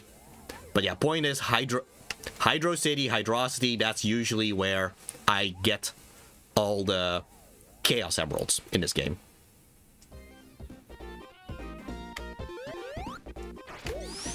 And I just realized I think I had a fire shield or something.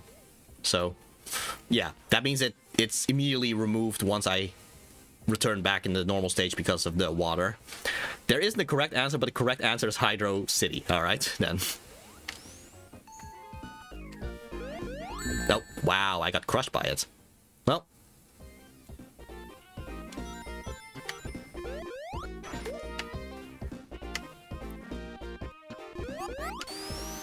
Yeah, there are these hands here that just hold you in place and then speed you up. I really don't know if this is something that Eggman added, or if this is like just something that Knuckles planted. It's just kind of interesting to me.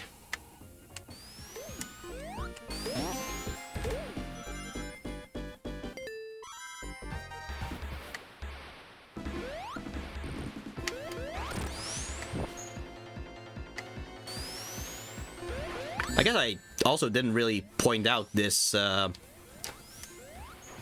Insta Shield ability. Yeah. Or double attack. Yeah, I think Sonic Generations calls it the double attack. But yeah, if you jump in the air as Sonic, oh, hold on. Okay.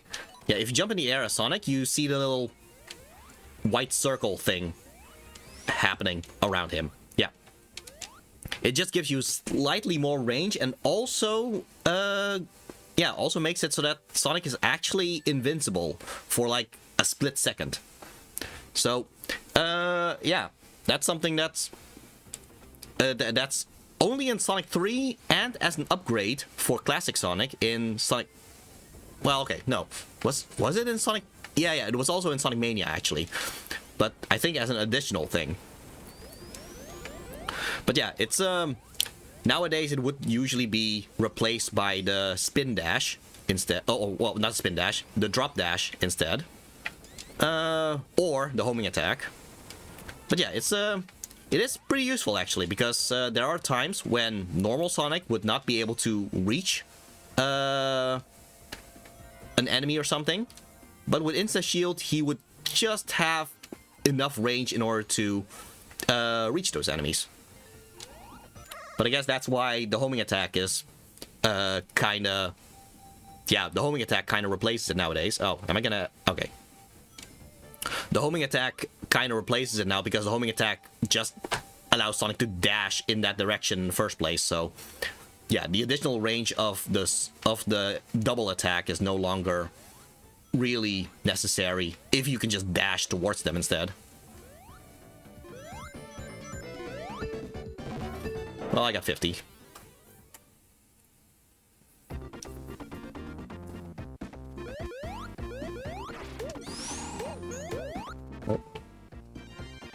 Excuse me. Okay.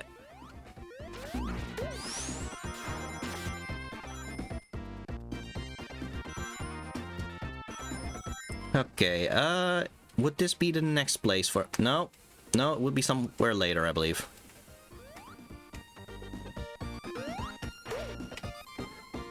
Yeah, when it comes to the level design of Sonic 3, I kinda go by instinct and all that. I don't really memorize everything exactly. I just know, okay, I know I'm supposed to roll here, and then this happens, and I should be launched up.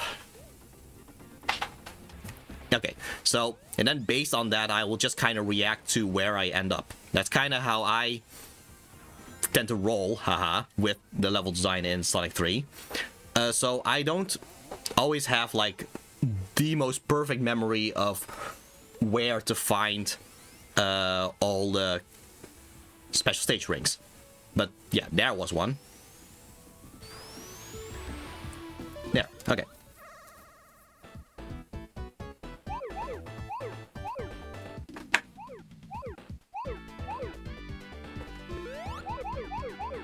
I think when I was a little bird, I tended to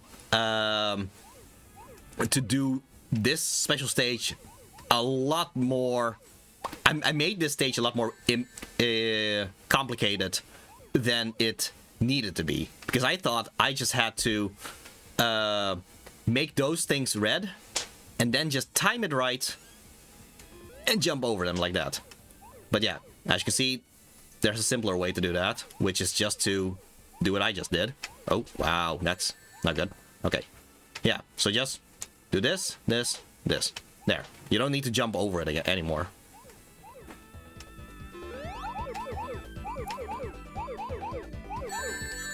That's just one of those things where you just kind of learn about how much more simpler you can just make these things than what you thought as a kid, you know?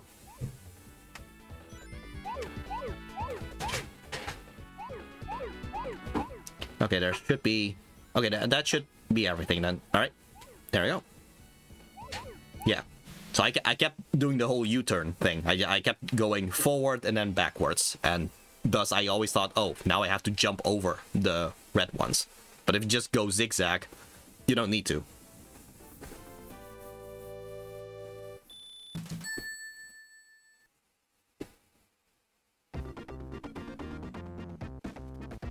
Okay.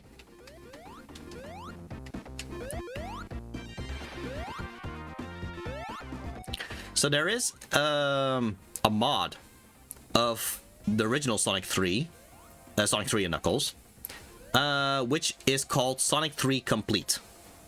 In that one, a lot of fixes that was in this game ended up already somewhat explored in that mod.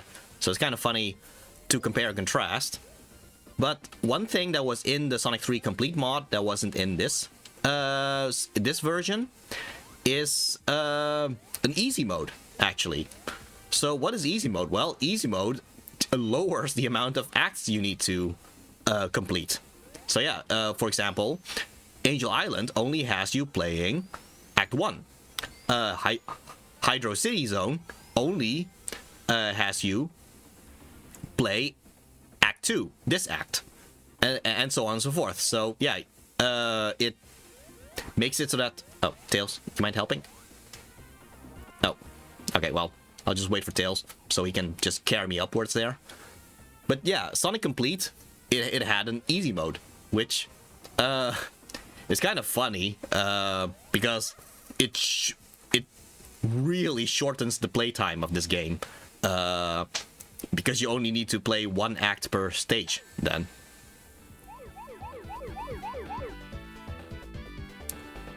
Another benefit that Sonic 3 Complete, the mod, has compared to this Sonic Origins version is that the Sonic 3 Complete still has the original Sonic 3's... Oh, wait. Still has the original Sonic 3's music. And what do I mean with that? Well, turns out Sega, for some reason, keeps working with Michael Jackson. Yeah, so remember the whole Space Channel 5 thing where Michael Jackson was in the game? Well, it's the same case here with Sonic, the original Sonic 3. It had Michael Jackson working on some of the soundtracks of Sonic 3.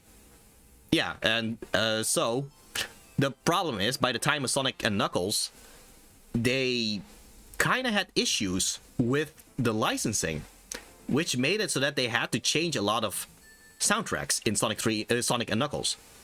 So yeah, in Sonic 3 and Knuckles, you could still hear the Michael Jackson songs, but now in this version of the game, Sonic 3 and Knuckles on Sonic Origins, yeah, it's gonna be the prototype songs instead. So that's gonna be fascinating.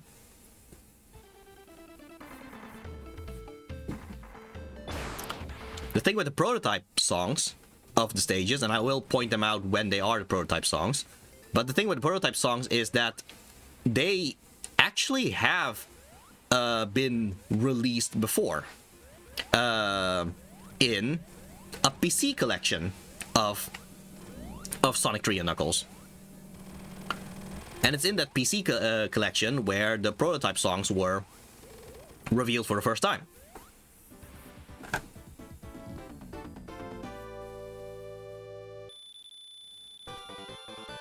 Right now, you do still hear just the normal songs. And I will point out when a song is a prototype song rather than the song of Michael Jackson.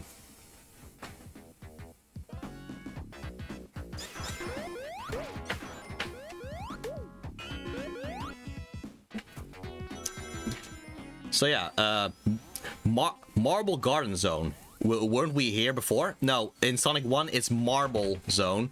This is Marble Garden Zone. I guess the garden thing really makes the difference, huh?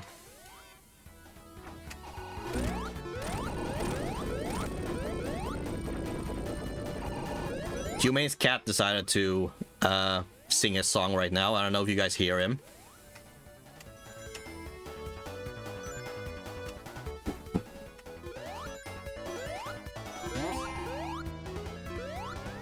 Marble Garden, the sequel to Marble, indeed. Oh, I shouldn't have fallen. Oh, well. Guess I'll just continue here. I did hear. It was a nice song, indeed.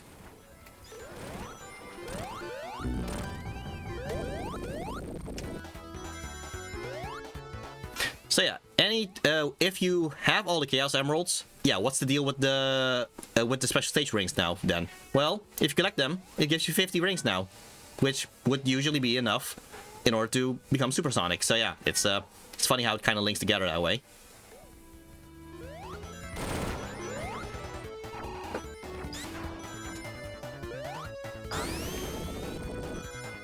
Yeah, that's a little thing. You're actually just supposed to spin dash on this like this. If you for some reason choose to spin dash on top of it, it just bounces you off, and yeah. Just thought it's kind of a funny little thing there. Kind of makes Sonic look like a football, and I mean the American football.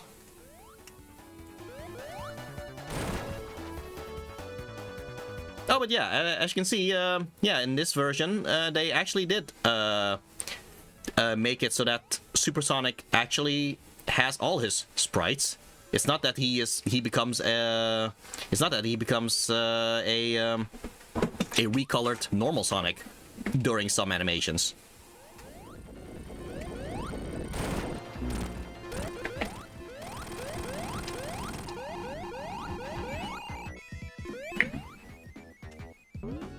Yeah, you can play around with the goal sign there, and sometimes you do hit like a hidden little item box under the ground, which makes it bounce up like that. Yeah, usually if it's a ring box like this, you kind of don't want to grab it before the victory thing, you instead want to keep it here. So you now have start with 10 rings in this next act.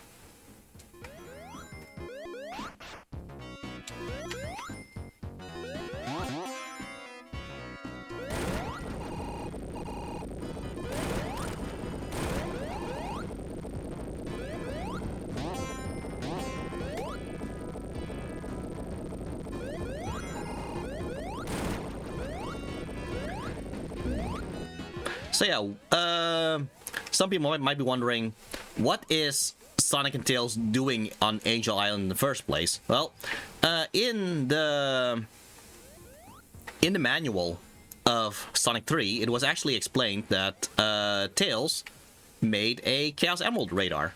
And okay, maybe I'll just... Oh, okay. I thought I would accidentally end up in a bonus stage. Anyway, but yeah, Tails made a Chaos Emerald radar, and that Chaos Emerald radar is actually going to feature multiple times in future Sonic games, like for example in Sonic Riders. Although it may be a different Chaos Emerald radar. But yeah, that was the initial thing that... Oh, wow, I got crushed. But yeah, that was the initial thing that made Sonic and Tails arrive on Angel Island.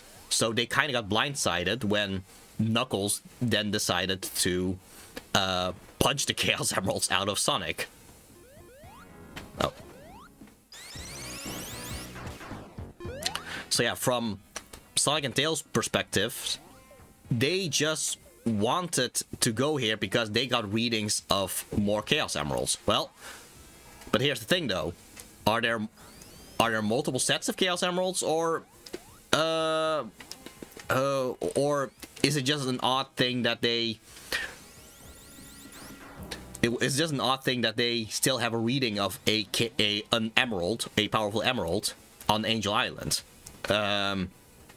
Which I guess would be the Master Emerald. Both of them... Well, okay, both of them could have been a case back in the day when Sonic 3 was made. But nowadays, because they essentially made it a thing that there are only 7 Chaos Emeralds, I guess the radar of Tails picked up the Master Emerald instead. Which is what made them curious, seeing how they have all the 7 Chaos Emeralds. And yeah, that's how that kind of happened. The story of Sonic 3 and Knuckles is more so about Knuckles, really. Because Knuckles is kind of the one who gets something of a character arc of believing Eggman's lies. Yeah, of believing Eggman's lies. That Sonic and Tails are the real villains and all that. And then...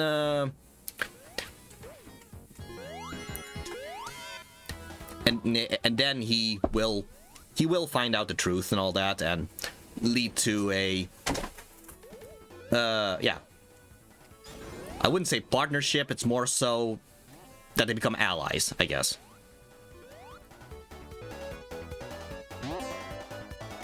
Yeah, it is a bit weird when you think about it, yeah.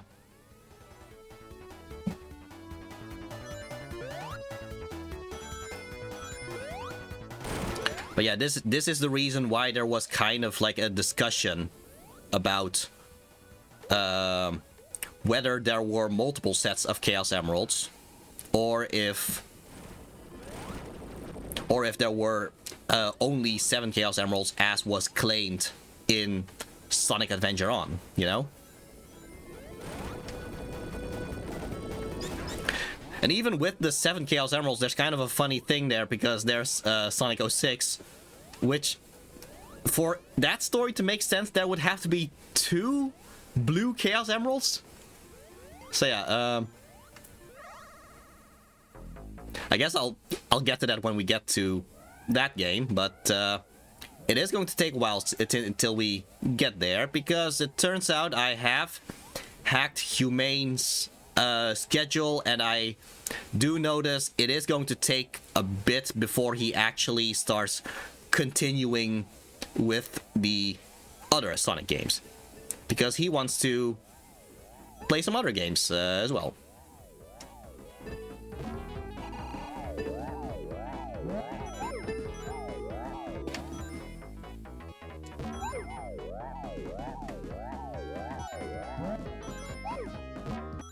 It is funny how the orb thing still says 1-up, even though, yeah, this is Sonic Origins, so you wouldn't get a 1-up, you would get a coin instead. But I mean, they could have changed the sprite if they wanted to. But then again, the game also still has classic mode, which gives you back the life system.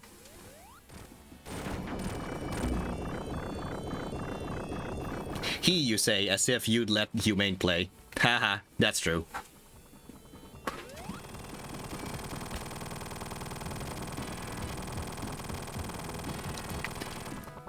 So yeah, that boss ended pretty quickly. That's mostly because I turned supersonic and just damaged him enough before he actually flew up, and that damage stays consistent, you know? Oh, I didn't know it's the 1-up thing. They must have missed it or something, indeed. Anyway, yeah. This is one of the prototype songs.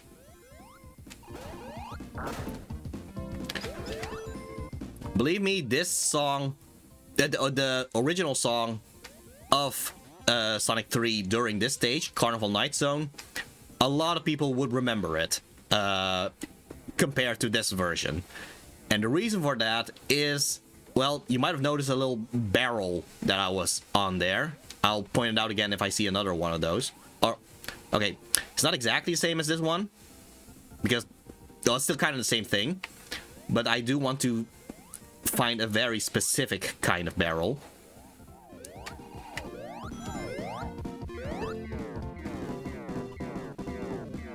Let's see. Tails. Alright, come on. There's another special stage ring here. Okay, you know what? There we go. Okay. Let's see. You never find that barrel when you actually wanted it. Alright. Okay, I do still want that ring. Oh, sheesh.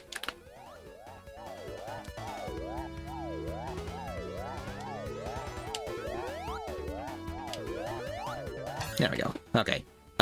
No, that's still one that goes left and right. There we go. Here. So yeah, this barrel keeps going up and down. This was the nightmare of a lot of Sonic 3 players, because the game never instructed you that what you had to do was press up and down in order to actually control it. There's going to be a moment in the game where, in order to progress, you have to move it up and down enough for you to get under it. So, for example, like this. So yeah, in this case, it wasn't really necessary, because that was a path where you just go up instead. So it wasn't really necessary to do the whole barrel thing, but the game never really explained that. So a lot of people ended up stuck when they had to do that. So a lot of people end up with time overs. So yeah, when they had time overs, yeah, that's another life lost, and they end up in the same place again. And then they have another time over. So they kept hearing the original song. So if you just hear the original version of Carnival Night Zone, yeah, that's gonna be time for trauma for a lot of original Sonic players. Instead, Sonic Origins has the prototype song now. So I guess in a way it's some kind of benefit, because at least you won't get the same frustration, I guess. The Barrel of Doom, indeed.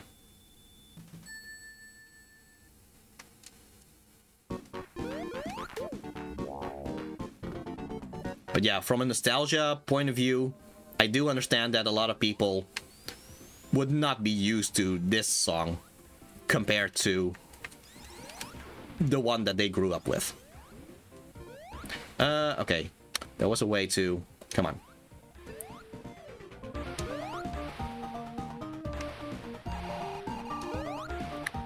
Okay, just... There we go, yeah. Just had to, change the layer of Sonic just to reach that part.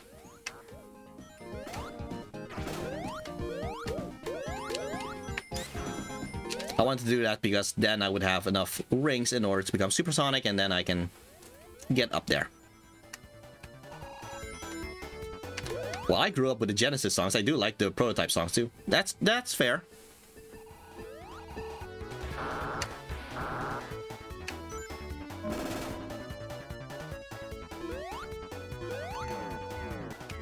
I mean, the Prototype songs are honestly what was initially made by Tomoyo Otani, who is the guy who did a lot of music of Sonic even till this day. So yeah, in a way, it is also nice that his versions of the songs end up getting the spotlight, I guess. Obviously, there are mods that return that bring back the original music and all that.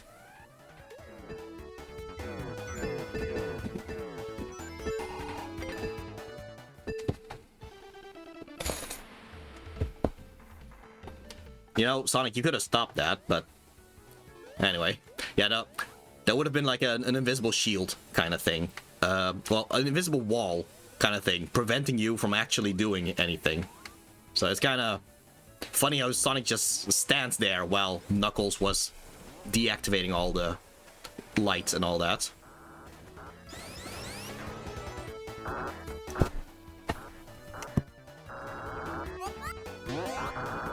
Alright, come on.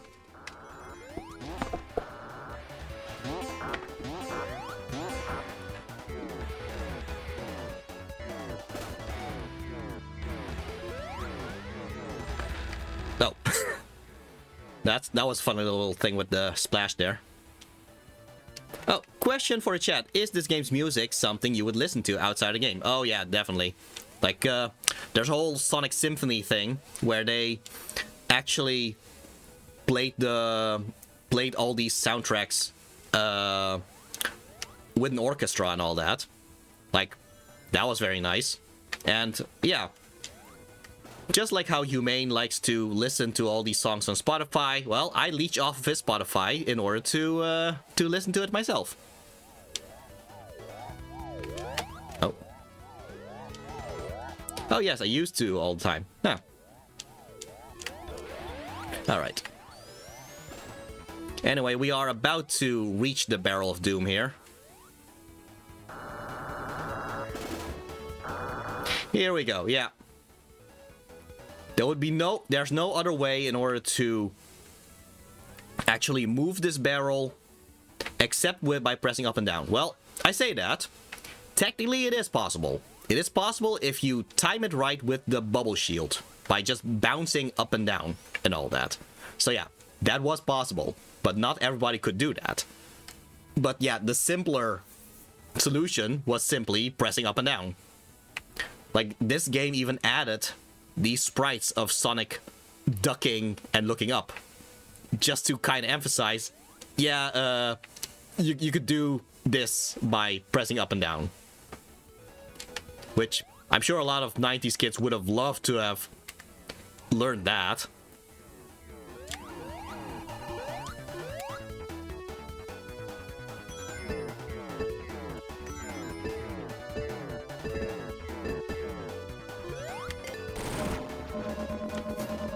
Like, I'm not saying that the games have to have, like, a tutorial prompt or anything, or, like, a voiceover that says, hey, press up and down or something, but, you know, some kind of indication in order to help all those kids getting stuck in this game, you know?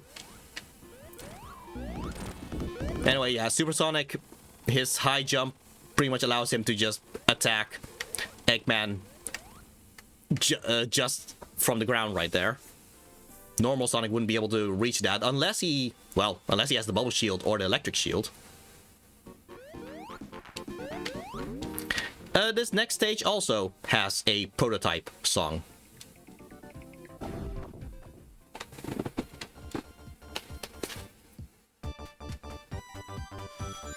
This little skateboarding section, it is fun. The thing is, though, you get a much better result by just pressing nothing right now. Like, you can still jump if you want. But if you jump, you are going to jump over all the rings. Wow, you blasted the processing out of that boss. I certainly did.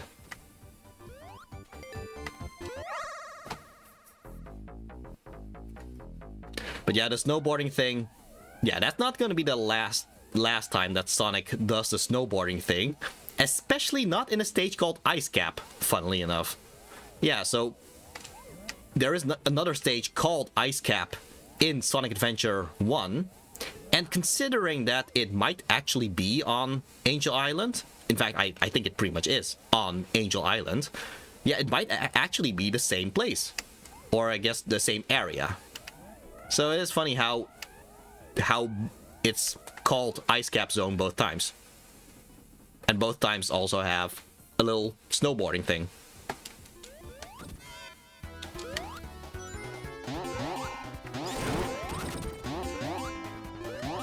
Oh yeah, there's a special stage ring here.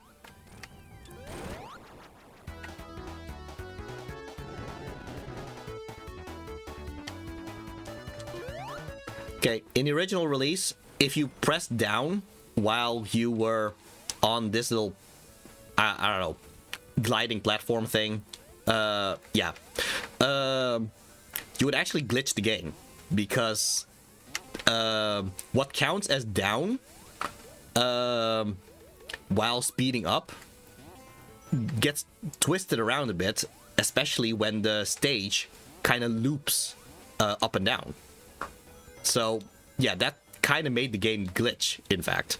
They did fix it in this version, but yeah, that was the thing that you could do back in the original Sonic 3. Well, Ice Cap is actually a really big area. You can't really see it when you are where you are now, but when you get outside this the cave, you can see Ice Cap is technically huge. That is true. Yeah, I think it's much more clearer in Act 2.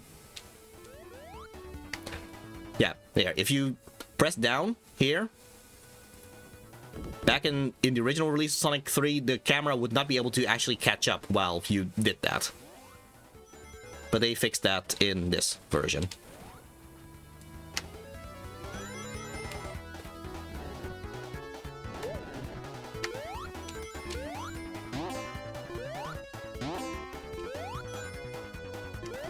I mean, honestly, just over here, you can already kind of see how huge Ice Cap Zone really is, just from the other ground. But yeah, here's the outside. Poor confused cameraman, indeed. But yeah, same case here again. Super Sonic just makes a joke out of all these bosses, especially when their only real defense against Sonic is the fact that they're too high up to jump towards. But yeah, that's not the case with Super Sonic, is it?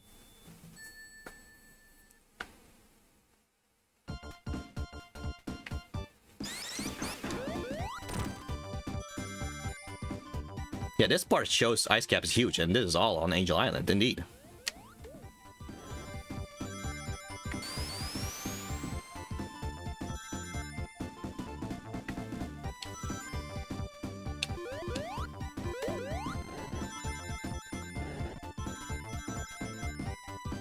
Can't have a Sonic game without loop-loops. I say that, but I think Sonic and the Secret Rings might have a lack of loop-de-loops. I should watch for that. For any Sonic game that I play, and kind of keep note if I haven't seen a loop-de-loop somewhere. That might be funny to kind of keep a close eye on.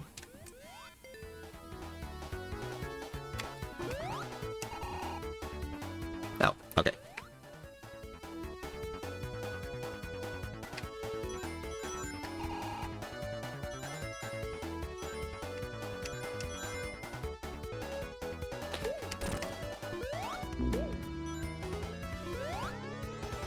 Also, I guess I haven't pointed out that the super music in Sonic Origins is actually different from the original release, because the original release simply had the invincibility theme, but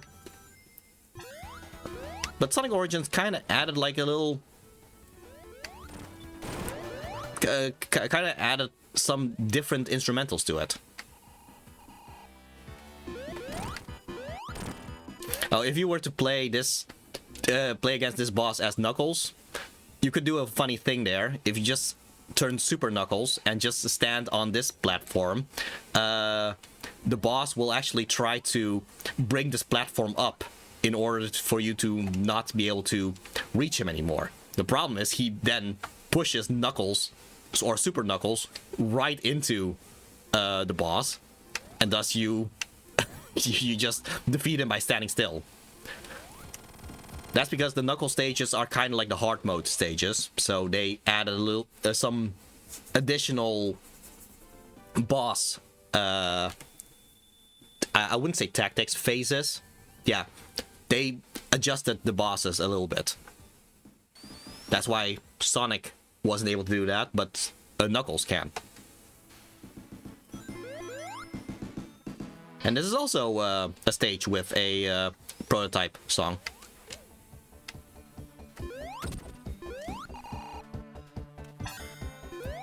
If anyone ever looks up the original songs, you will kind of notice you might hear the Michael Jackson influence, because it does have a lot of the Michael Jackson sounds.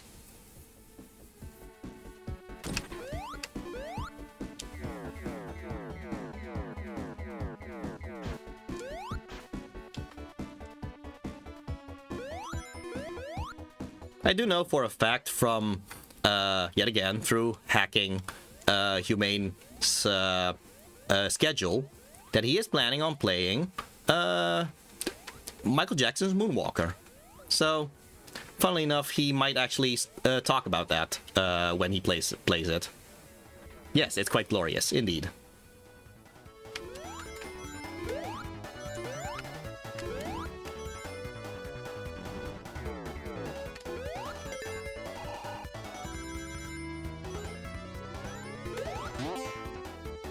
I do kind of like how this stage has you go in and out of, yeah, the inside of the place and the outside. Like that was also the case with Ice Cap Zone. But I don't know, it changes more rapidly in this one.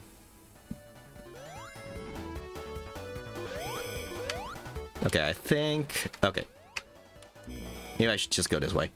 No, Moonwalker, an essential part of the Sega Cinematic Universe. I mean, yeah, if you consider that it is canon in the Space Channel 5. The Space Channel 5, well, it had crossovers with other Sega games, so there you go.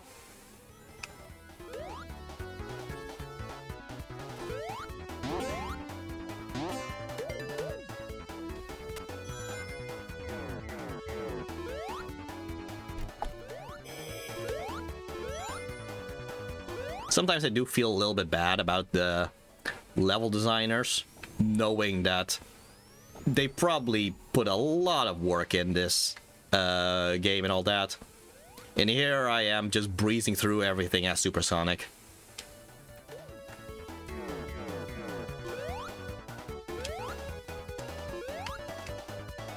Alright.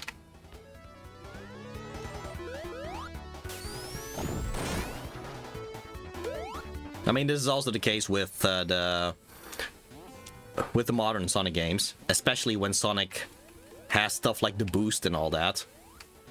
By then, yeah, a lot of work would be done with how the levels look and all that, and you will see them for like 2 seconds at most. That's true, but you still have some fun with it, indeed.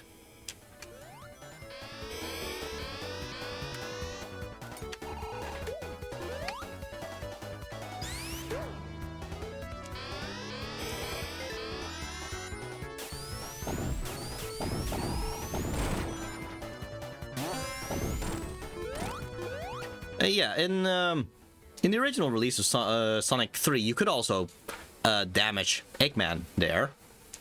But for some reason, he didn't actually flash white when you actually hit him. So that was odd. Also, Knuckles decided to take a page out of Tails' playbook there and started throwing bombs.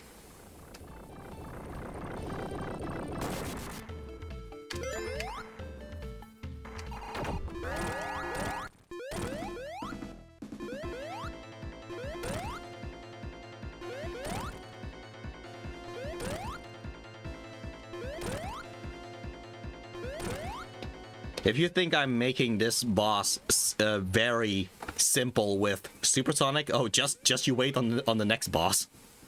That one's gonna be hilarious. Well, not the next boss. Well, okay, the next boss and the boss after that. It's just gonna be hilarious how Supersonic just makes that boss just completely trivial.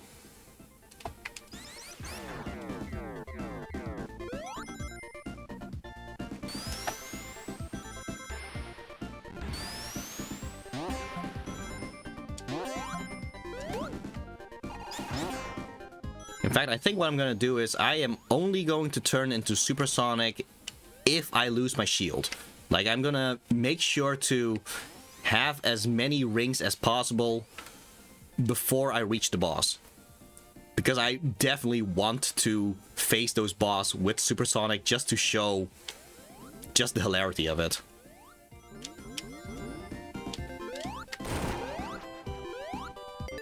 In fact, you know what? The bonus stages would help.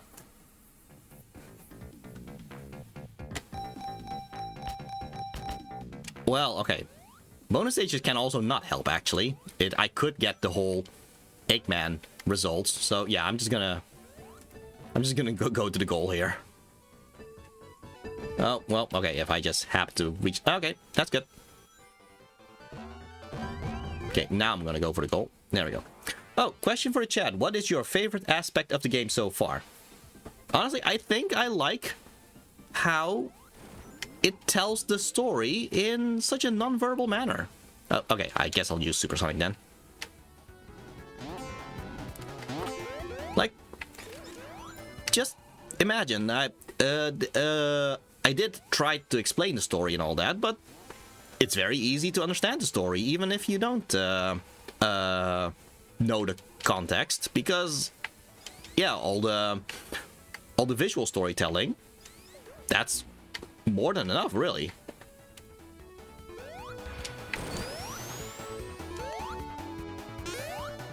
It's very Tom and Jerry that way, and I kind of like it. It has that universal appeal that way.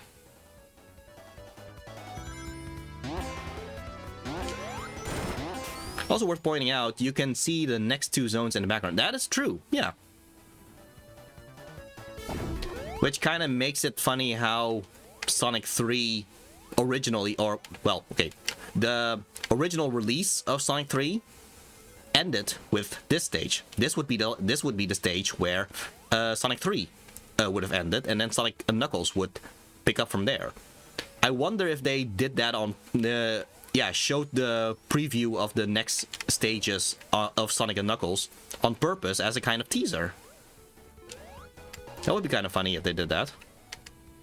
I don't know if it was completely planned, because I know that it was more so a case of, oh, I guess we'll just cut the game in two pieces then. Okay, I guess we'll just split it off at launch base zone. It kind of works. So I don't know how much of this is on purpose, but it does kind of work out, is what I'm saying.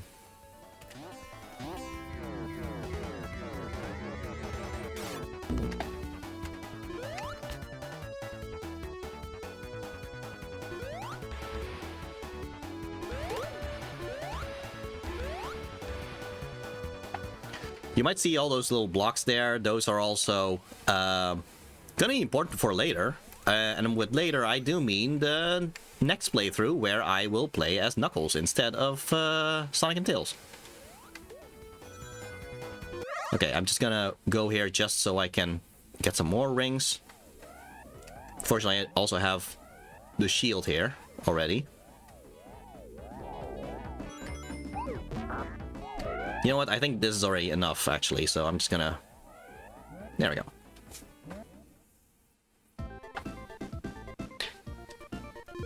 Okay, so as I said, this boss. Completely trivialized by Supersonic.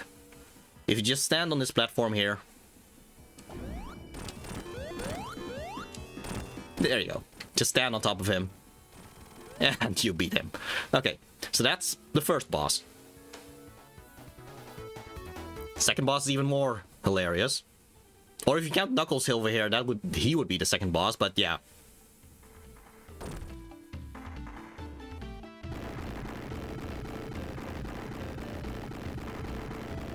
Well, that just happened. Anyway, the real threat at this point is just the fact that the timer is still going with the rings and all that. Really blew Eggman's mind in that one, yeah. Alright. So yeah, the second boss. So yeah. What I'm gonna do is, I am just going to stand somewhere and I'm just gonna drop the controller. Dropping the controller now.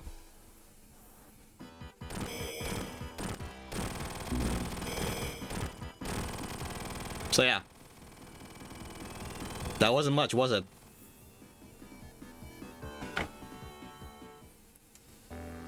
What does make it a little bit more of a... I wouldn't say challenge, but yeah. Back in the original release of... Wow, I know, right? Yeah. Back in the original release of Sonic 3, this would be the final boss of Sonic 3. Because, yeah, this would be the end of Sonic 3, and then Sonic and Knuckles would follow up after this. Thing is, he has this attack where he grabs you. In the original Sonic 3, when he grabs you, he somehow is actually able to damage you out of Supersonic. That's no longer the case here. Now he just bounces off instead. But, yeah. It's kind of funny how this used to actually be something that would damage Supersonic. But yeah, I'm just doing this on purpose right now just to show it off. But yeah, now in Sonic Origins, that's no longer the case. You're just completely invincible from anything. The only real threat, if anything, is just his is just the timer of the rings counting down, you know?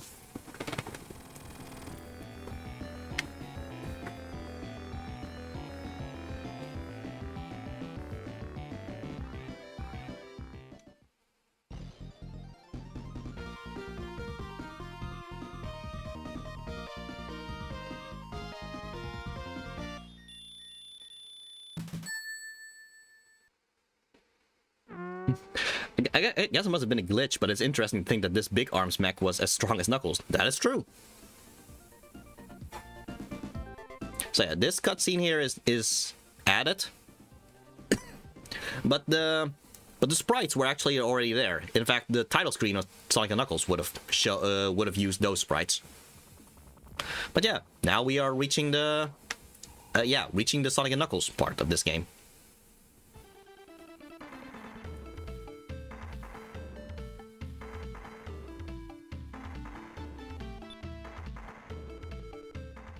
See, the problem is Knuckles never looked up. Anyway. Oh. Where are we heading now?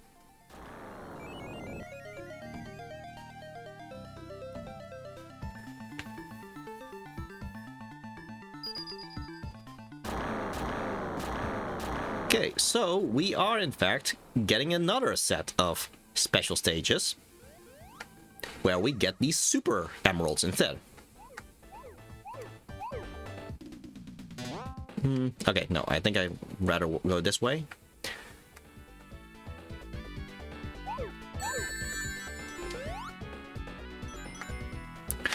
So, yeah, these special stages are a little bit more difficult compared to the Chaos Emeralds ones.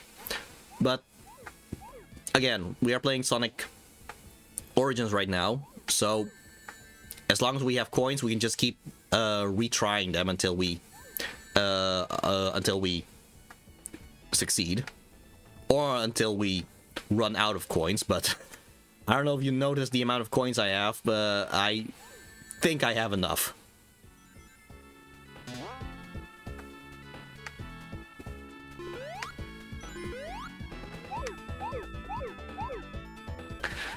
But yeah, if the 7 Chaos Emeralds gives us Supersonic, what do we get with 7 Super Emeralds?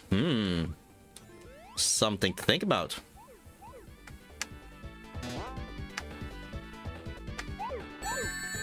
And also something to grieve for a lot of Sonic fans that have been there from the start. Because Sonic 3 and Knuckles is going to be the only game that has a certain feature of this game. And granted, in a way, I'm not sure if it's canon. Because, yeah, all the other games seem to kind of act as if... Where is the... Oh, there it is. All the other games in the modern Sonic games, they seem to kind of act like it just doesn't exist or something. Which I do find it interesting, because Sonic Mania does show the Super Emeralds. So yeah.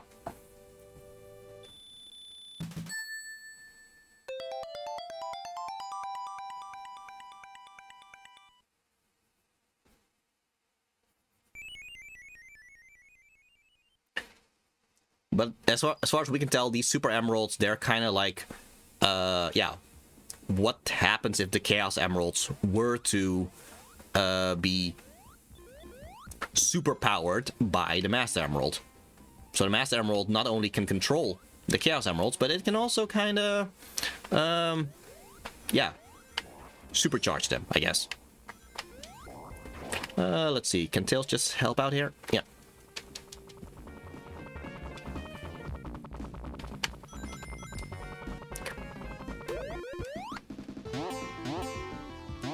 I think, as Sonic and Tails, there would not be enough special stage rings in this stage in order to get all the Super Emeralds in Mushroom Hill.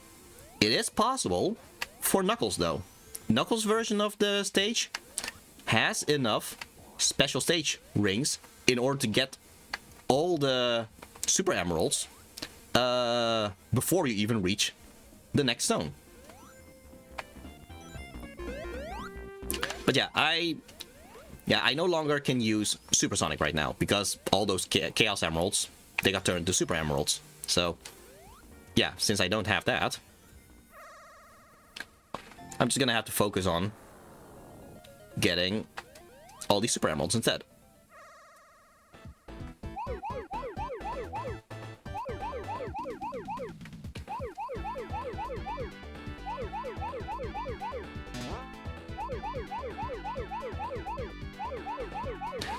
This one is mostly a timing thing, really. Just have the timing to properly jump over the red orb that you leave behind, and go left. Keep rotating to the right, I guess.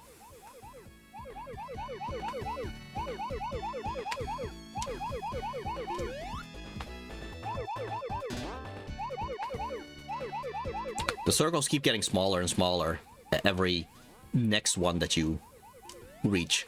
You can also just jump over that one in advance, so you don't have to jump over it this time. But yeah, as I said, this one was mostly a timing thing, if anything.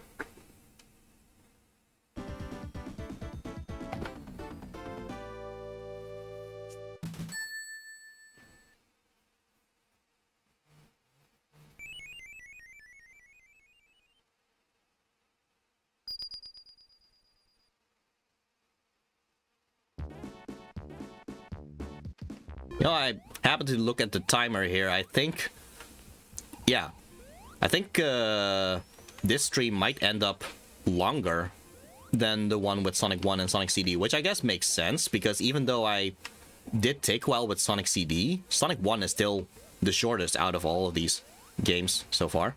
Oh, I like Blue Spheres. It's one of my favorite special stages, but dang, it makes me nervous when timing gets tight like that. That's true. That's true. I think there is a special stage thing if I go... What?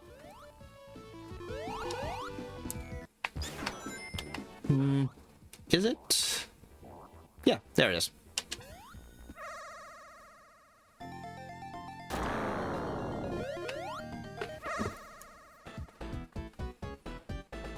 All right.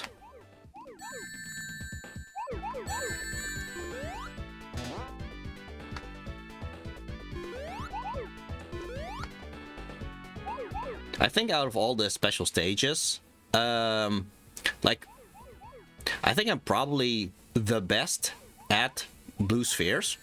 Like, in terms of what I'm best at. But I think what I like the most is actually the one from Sonic Mania. If only because that one is still in the spirit of Sonic. Just being about building up speed and all that. So I think out of all the special stages, Sonic Mania is probably my favorite special stage.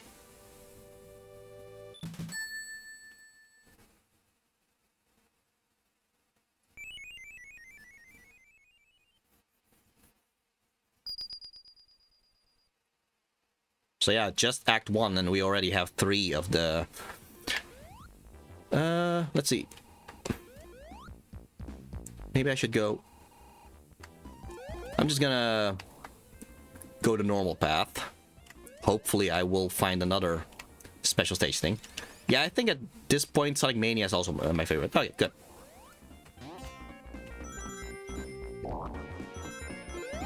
Okay.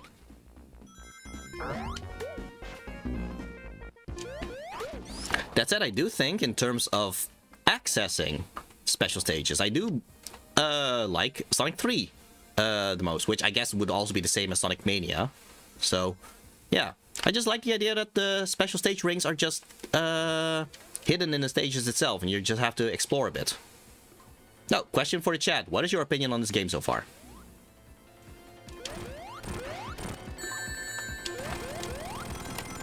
Personally, I am a bigger fan of the modern Sonic games than I am of the classic Sonic games. That's just my personal opinion.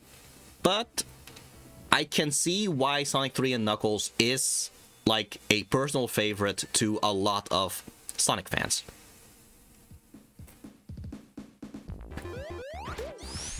It's definitely the one with the least flaws. Plus, there's also the nostalgia to consider, you know?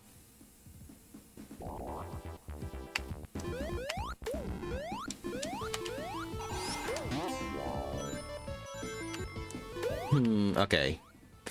Maybe... No, this would just lead to the same thing. Okay.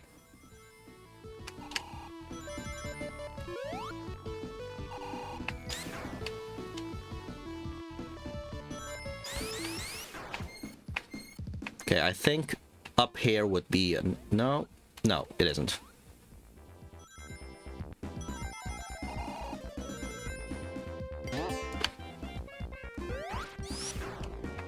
Oh, wow. Okay.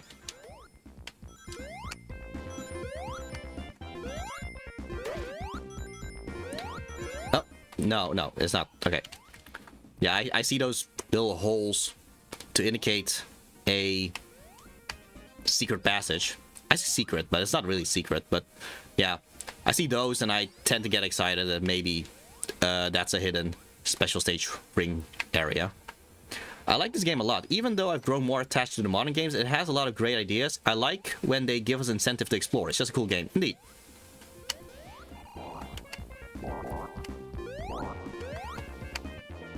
Okay, no, that's just the same thing again. Okay.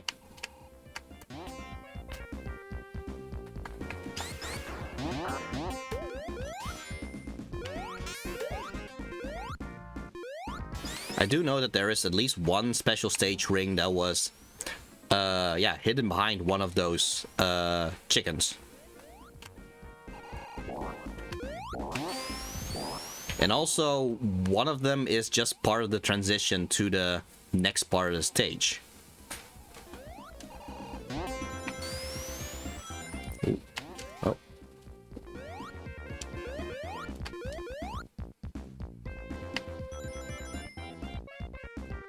Okay.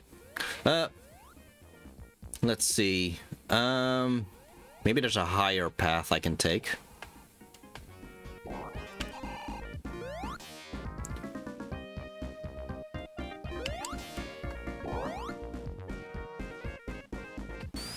Yeah, it does look like a higher path over there. Tails, help me.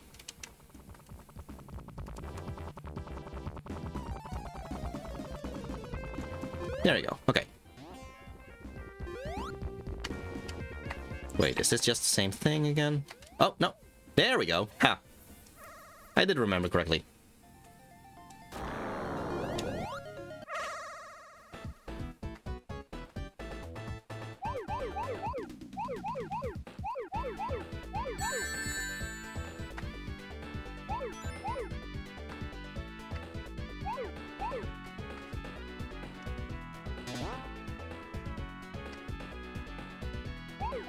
I think there was one time where I actually reached this special stage specifically, and I missed like one blue orb somewhere, and I just went in circles trying to find that one.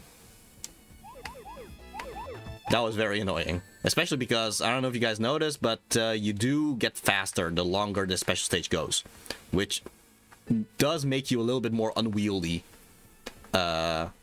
the longer it goes on.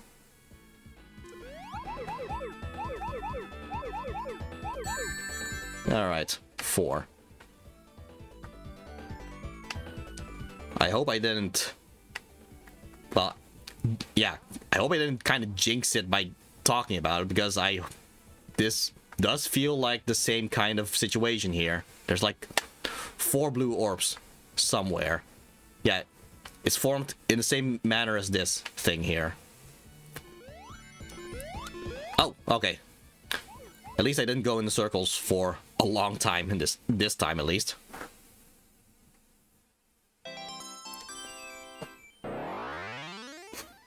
I think you did, yeah.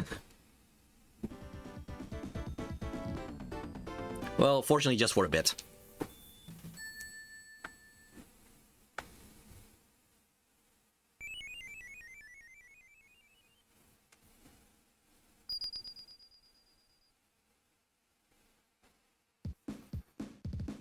Okay, well, yeah, that means we're gonna have to find 3 more special stage rings in other stages, because it's...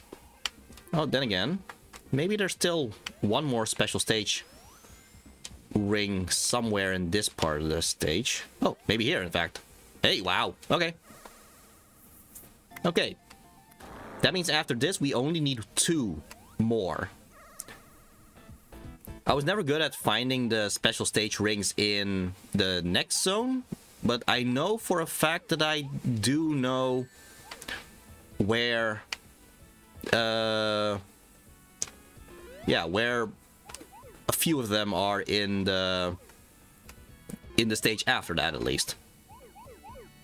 Though it might also be possible that I do find it in the next zone, and at least that's one less to worry about.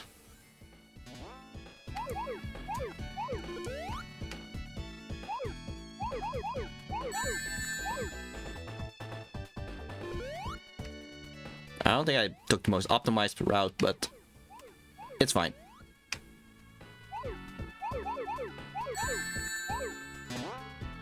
Okay, yeah, got it. Alright, 2 more left.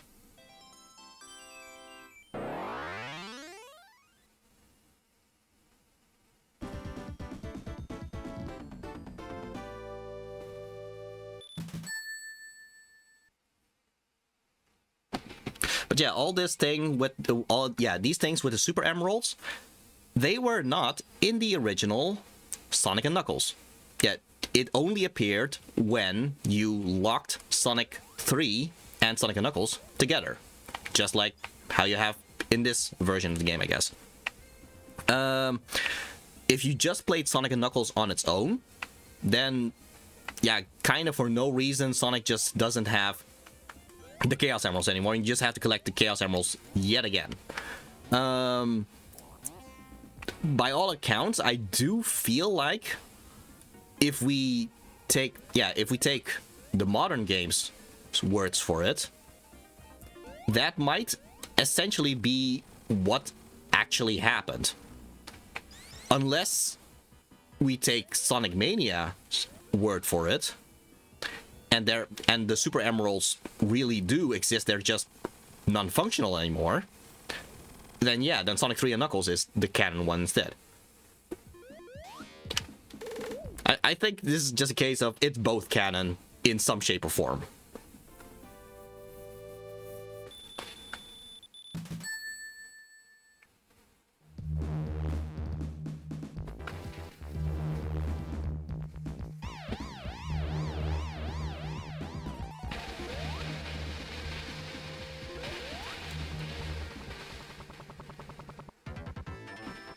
Oh yeah, from this point on, there's no longer any prototype songs, because every song was essentially the released version of the song.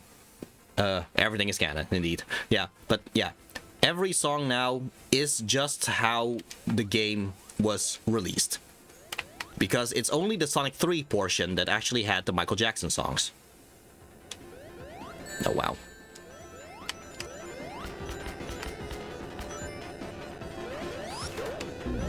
No.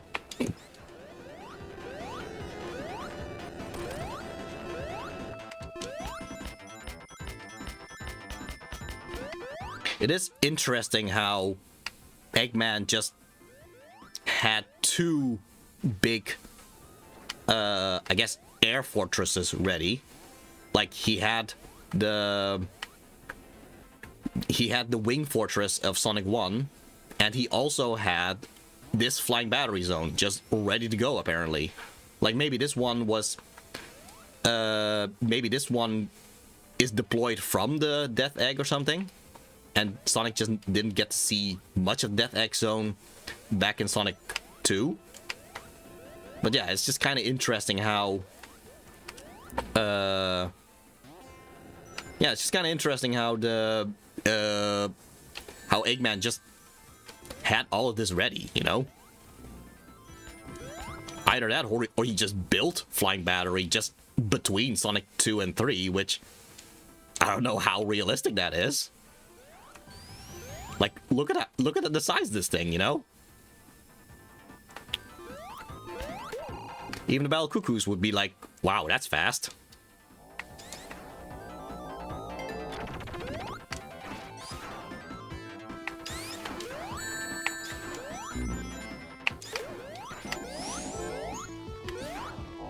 Yeah, like I said, I'm not really good at finding the special stage rings in this stage. I know there's one that essentially is hidden by some spikes that you can push. But I always find that one accidentally. I don't really know what the best way is to get that one. Oh, technically he has a third one too, the big bomber ship you run away from in Angel Island. That is true. Like, where does he keep all these things? Oh, okay. Yeah, those things can crush you if, and yeah, crushing is instant kill, so yeah. Oh, yeah, okay.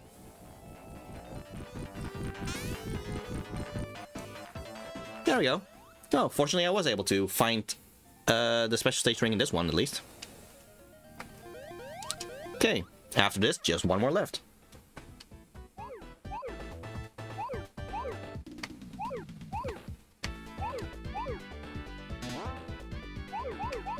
Yeah, I did find it. Did find it, yeah.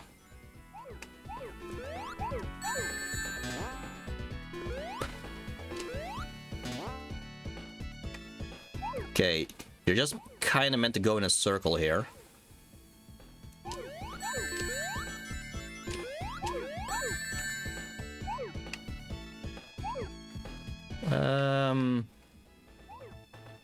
No, that wasn't the best way to do that. Okay, this way then.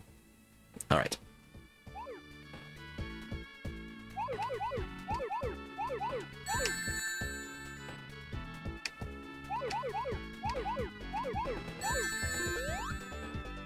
Okay. Oh, yeah, there we go.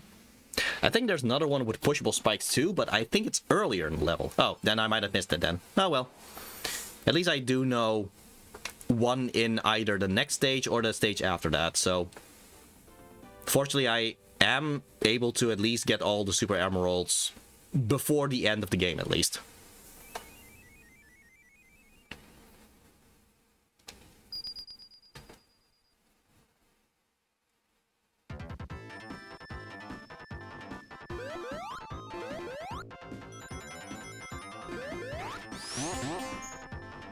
Oh. Oh well. I do find it funny how they kind of taunt you with these... Yeah. Oh, yeah. How they taunt you with these capsules. Like, normally you would end the stage with them, but here they are just being either springs or just a few enemies or animals being released from it. Kind of like they're taunting you with it, almost. Oh, wow. Okay, Tails. Thank you. Oh, sheesh, I didn't know the thing was there. Oh, well. Maybe just like this. Yeah, there we go. Well, that's unfortunate for Tails, but... Oh, yeah. If you did have Supersonic, or if you did have either Supersonic or a certain other form, you could have actually just stand there and just let this boss beat itself. Because why bother even dodging it if you can just stand still and be invincible, you know?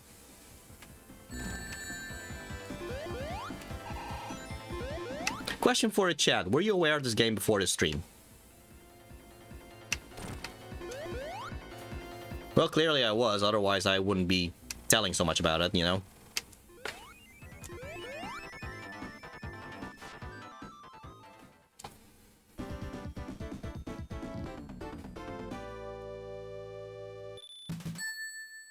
Oh, yes.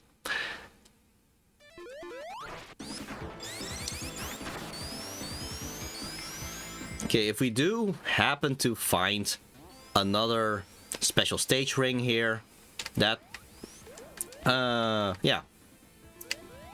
that makes it so that I don't even have to really search for the other special stage rings of the next stages. Oh, I played the Mega Collection version for the GameCube. Right.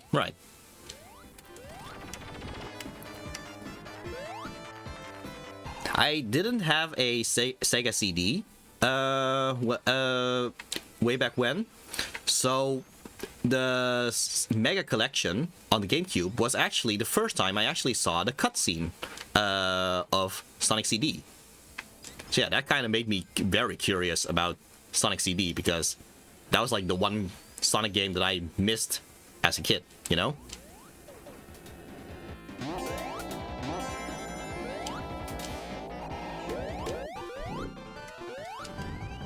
Okay.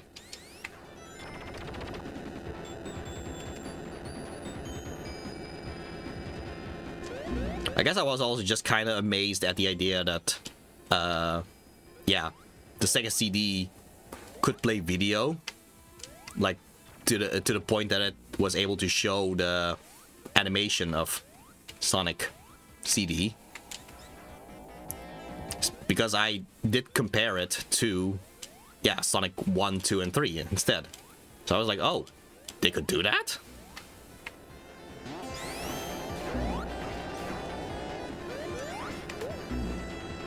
Okay, oh yeah, it was just spring. Yeah, playing Sonic CD on Gems Collection was great, yeah. Oh, wait. I wonder if there's a ring here somewhere.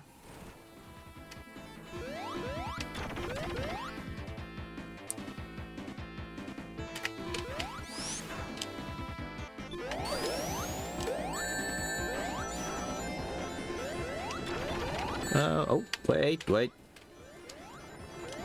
Okay, if Tails could just get me back up there.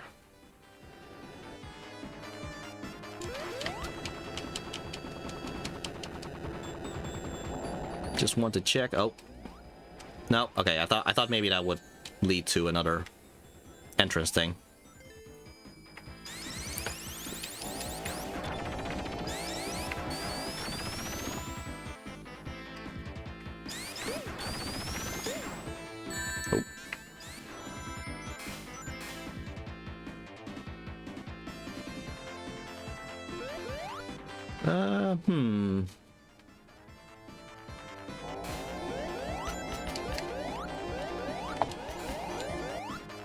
I'm just kind of checking all corners right now, hoping to find the special stage ring.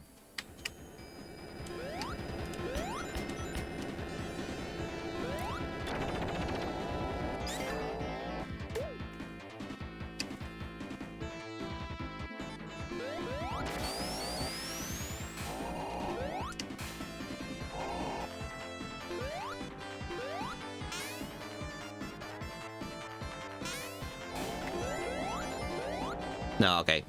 Guess I'll have to find the special stage ring in a different stage instead. Ironically, you were close, but you couldn't get that ring because of a door. But there's still one more towards the end. Oh, well. Well, unfortunately, I already reached the end here, so we'll see with the next one. So yeah, in one way, Eggman did kind of learn his lesson, because he makes it so that Sonic can't really reach that thing anymore. The problem is he keeps closing down these walls, which eventually makes it so that the laser just kind of hits him as well. So yeah, one step forward, two steps back, you know.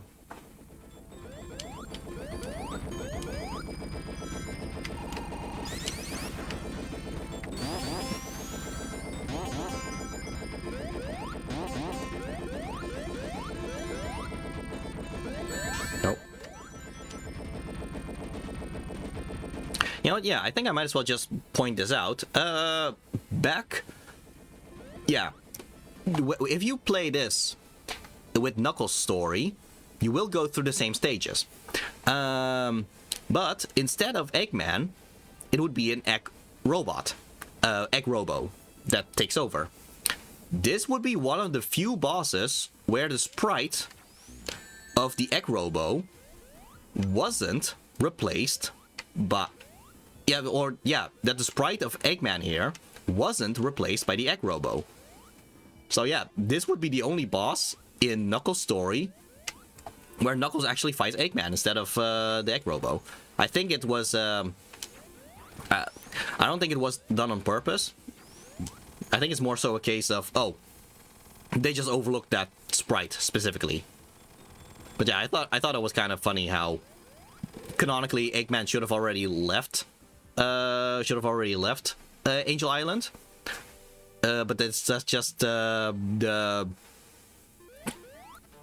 because of the sprite, because of them overlooking the sprites, they still had Eggman still here for some reason. Because the Knuckles story takes place after the Sonic and Tails story, which is why that's going to be the next stream when I join in. You know, yeah, I think Humane has some other plans before we get to that point. But yeah, I do intend to play Knuckles' story just as part of Knuckles' anniversary, you know?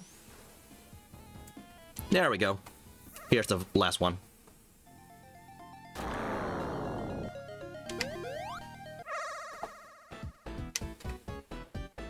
Oh, believe me, I also have something planned for Tails' anniversary as well. Because, obviously, I can't piss off my Lord and Savior Tails.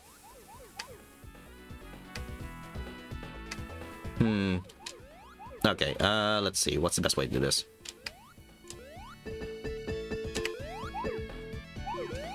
Ah, okay. Well, fortunately, I have enough coins.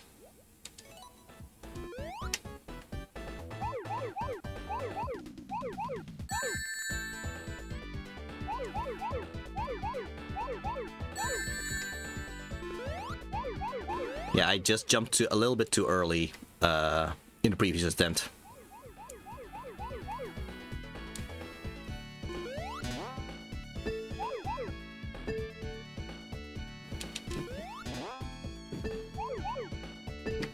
There we go. Nope. That coin system is a lifesaver. It certainly is. Otherwise, I would have had to try to find a different special stage ring.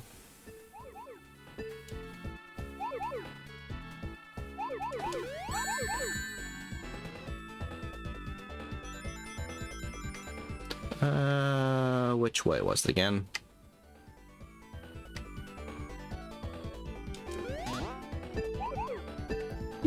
Got it.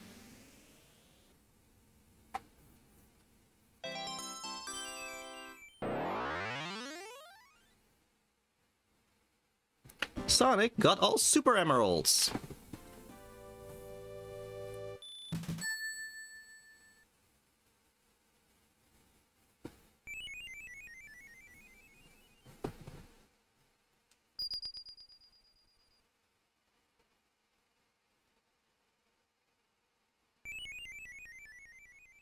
Now Sonic can be Hyper Sonic. Yeah, okay, so this is essentially, yeah, if Super Sonic is Super Saiyan, I guess Hyper Sonic would be Super Saiyan 2, I guess.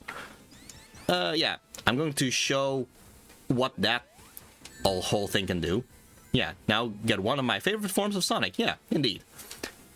Which, yeah, never returns after this game for some reason.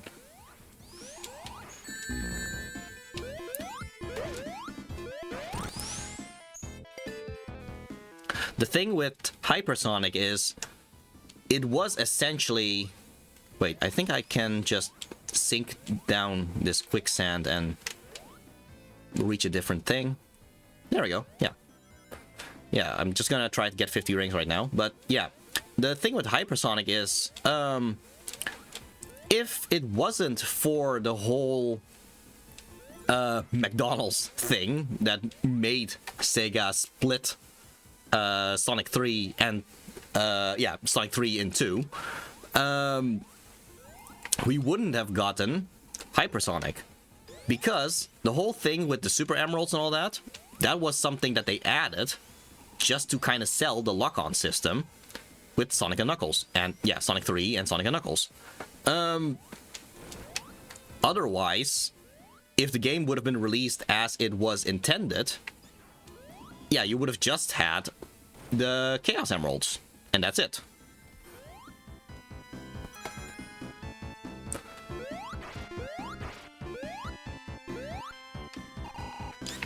So it really was like a more so a case of, oh, well, we have to give them something extra for getting all the Chaos Emeralds, and then, yeah, and then reaching the Sonic and Knuckles part of Sonic 3.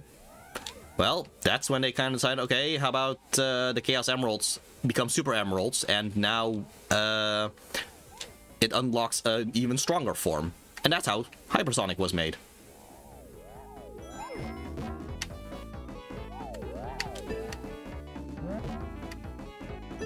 Okay, I already have 50 rings, but I would like to have more if possible. Oh, lightning shield would...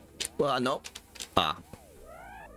Okay, I missed the lightning shield there. Lightning shield would also be very useful, because even in a super or hyper form, you would still have the shields underneath, which means the whole magnetic thing would still be in effect. Anyway, hypersonic, and I am going to give like a how do you say it, a flash warning, because some people might be a bit sensitive to this.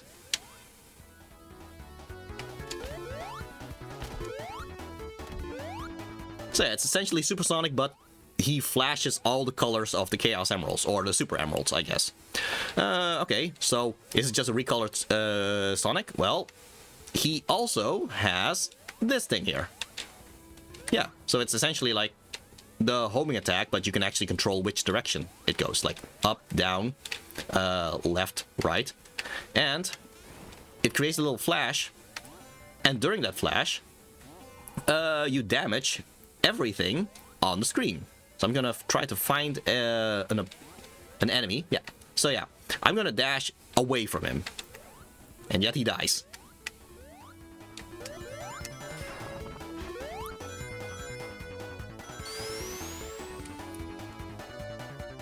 So yeah, this hyper form.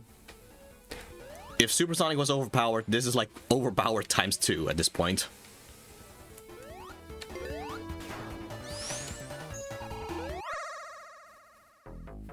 I might as well just get some more rings while I'm here.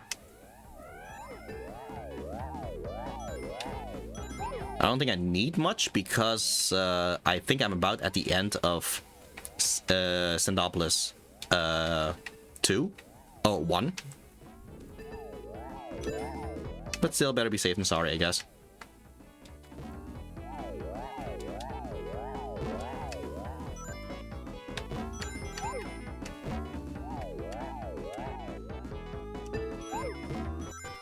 Alright, 200 should be enough.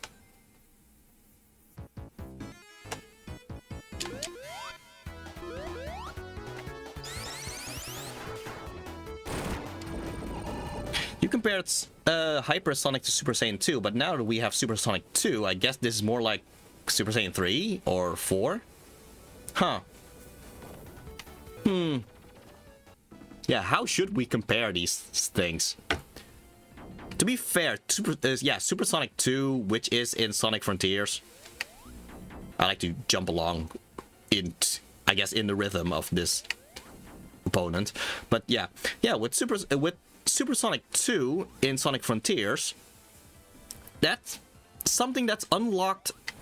Oh, that's something that's kind of unlocked separately from the. That's kind of, yeah. Whereas Hypersonic is actually like a proper upgrade of the Chaos Emeralds. I think, if anything, even though it's called Supersonic 2, I think Supersonic 2 would be more akin to Super Saiyan God, really. Because it's something that's kind of like, it takes the Super Saiyan form but adds something else to it, you know? Which is God Key, I guess. And with Supersonic 2, it's the whole training with the pilots and all that. Whereas yeah, the whole super Emeralds thing, it actually builds off of what was already there, which is the Chaos Emeralds going to the Super Emeralds. So I think Hypersonic makes more sense as the Super Saiyan 2 analog, whereas Supersonic 2 is actually more akin to the Super Saiyan God idea, if that makes any sense. Supersonic God, will he turn blue when he becomes Super God, Supersonic? Oh wow, that's just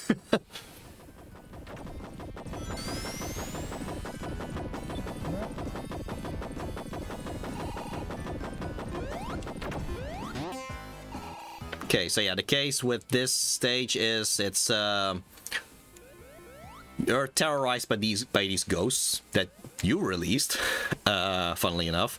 And the darker the environment becomes, the stronger those ghosts become. So I might as well just kind of show how they grow stronger because of the lights turning off. Oh. Now they have angry eyes. Seriously though, your logic makes sense. Yeah.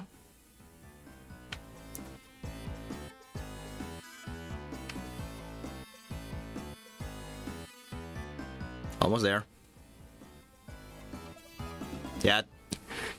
There's like this sense of dread, I guess, but really it takes so long for them to actually reach the final part. They're really not that big of a threat if you actually see them right now, because yeah, like, ooh, they look scary, but they barely attack, really. So you don't have to be worried about them that much. I mean, I guess Sonic is not a horror game. It's like a shonen version of horror in that sense. It's more like a little sense of dread, if anything.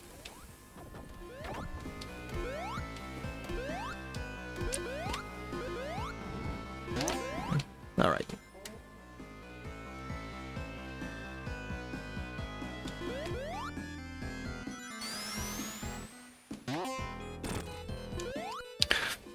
You know, the whole thing with Super Sonic 2 with Sonic Frontiers, that might also be kind of the reason why I don't really agree with calling it Super Sonic 2. I know that's what they call it now, so that's why I also call it that.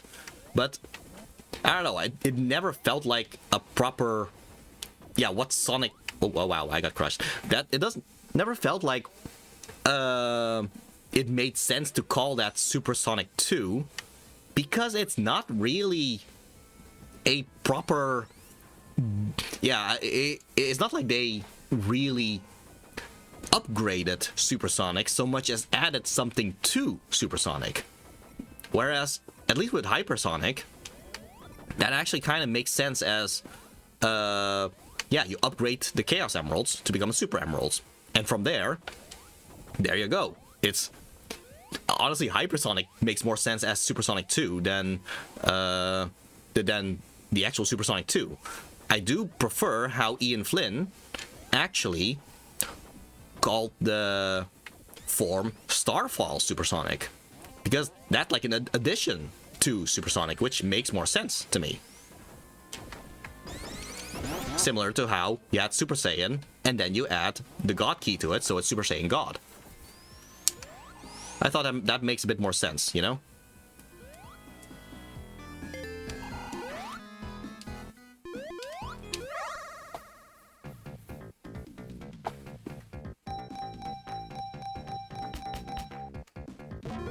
But hey, this is a Sonic franchise. We don't always have to do things that make sense. Just do what feels right at the moment, I guess.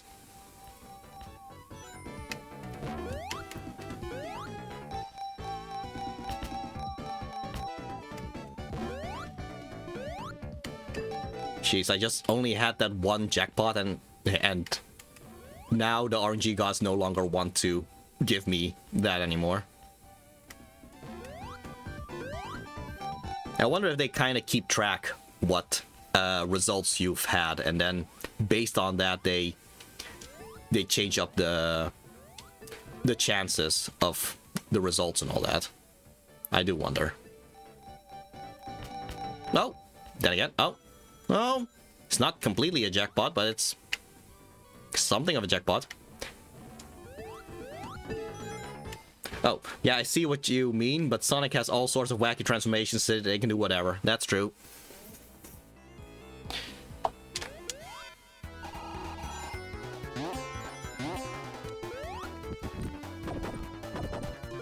Okay, oh.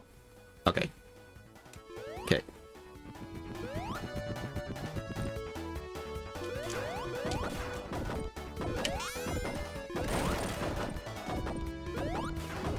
So yeah, because of this flash attack thing, you can essentially use it as a double jump if you just press up and jump, which, yeah, makes these sections, these timed sections, I guess, because the sand keeps going upwards, yeah, makes them a lot easier.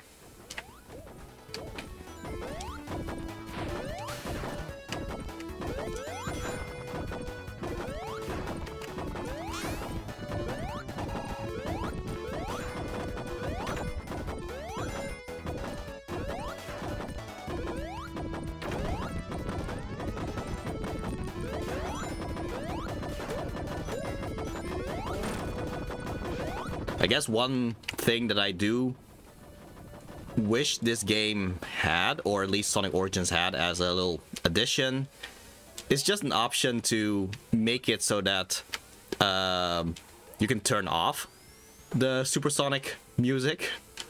Because I do like it, but it overtakes every stage that you play now. Like, oh, I like the soundtrack of Sandopolis. Oh, well, unfortunately, because I'm hypersonic now, I just hear that music instead. There are some mods that allow you to remove that, I believe.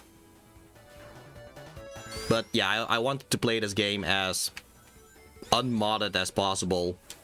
Yeah, just to give the best representation of the game as it is.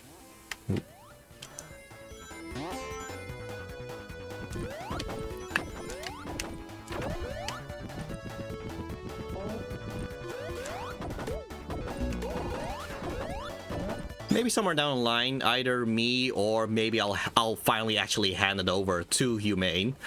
Yeah, but yeah, can have another stream of playing Sonic 3 and Knuckles on the Sega Mega Drive collection instead, where we do have all the previous soundtracks, the Michael Jackson soundtracks, and then just present that. Might be fun to do. But that would be much later after these playthroughs.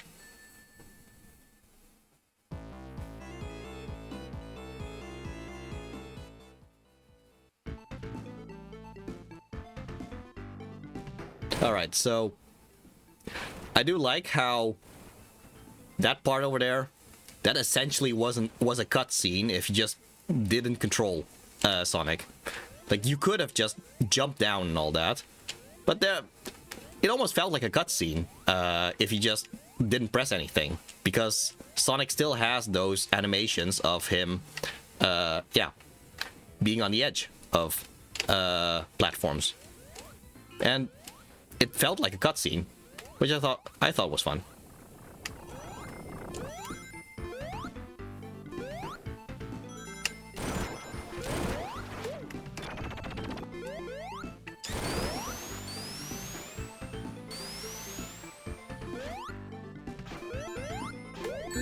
Wow, okay.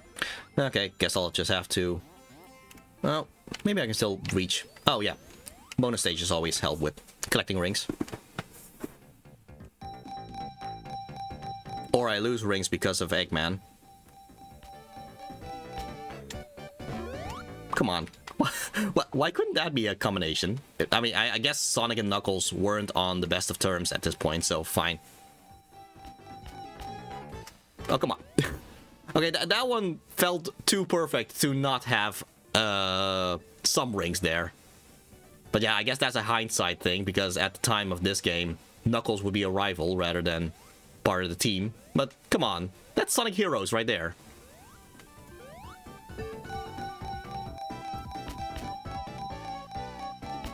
Alright, that works.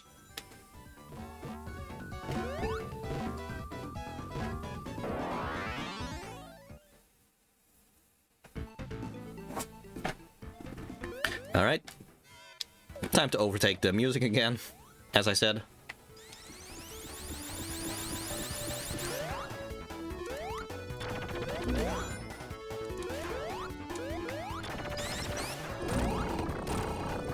Funny how we see this boss again, slightly upgraded. But yeah, all he does is just bury that thing and then end up in the lava, so...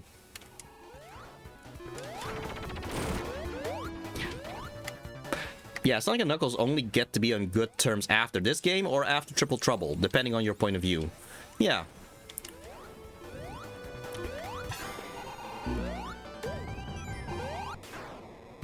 Oh, wow. That was a mistake of me. And now I already grabbed that one special stage ring, so I can't use that anymore to get 50 rings. Oh well.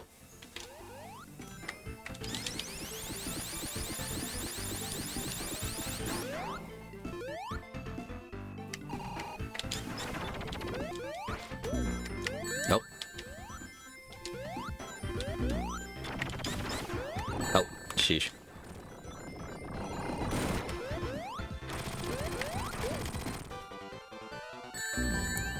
Boy, I do have a lot of coins that I no longer need.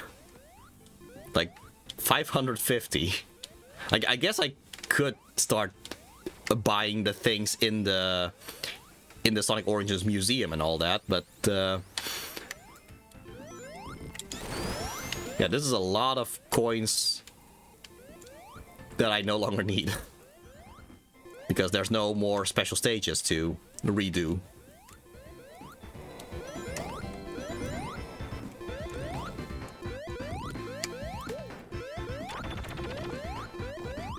At least we get to hear more of Lava Reef's music.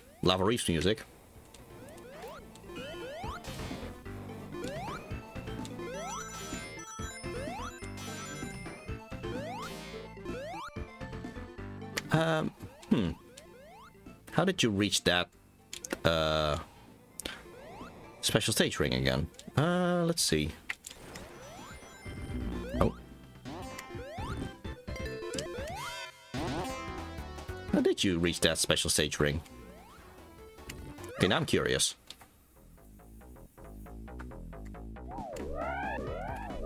Let's try to get a shield.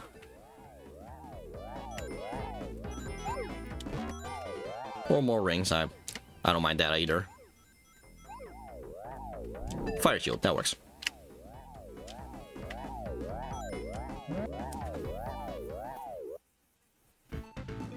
Yeah, speaking of Triple Trouble, I haven't actually played the fan game, the fan remake of Triple Trouble yet. I might want to try that sometime. How do you get...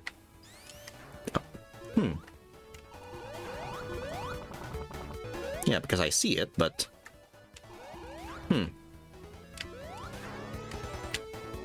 Oh, question for the chat. What do you think about the gameplay elements of this game?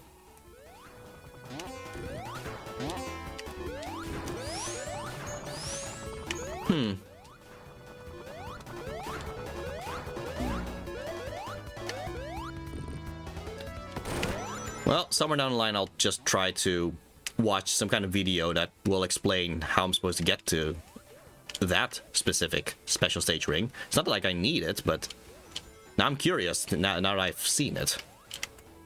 Maybe this way. Maybe just kind of... Oh. I would say gameplay-wise is great, with only Mania being better. That's true.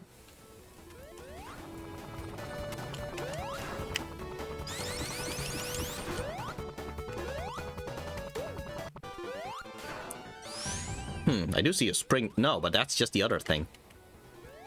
Boy, I am very confused about that special stage ring. I'm gonna have to look that up sometime.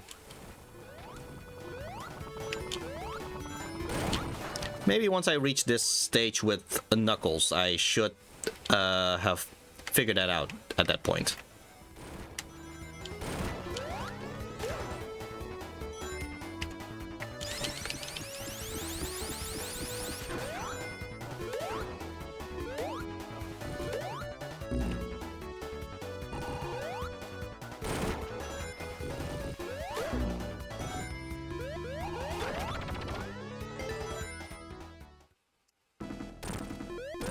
Anyway, now that we do have the super form back, or the hyper form back, that means bosses can be back to being a joke again. Yeah, all I need to do is just stand still right now.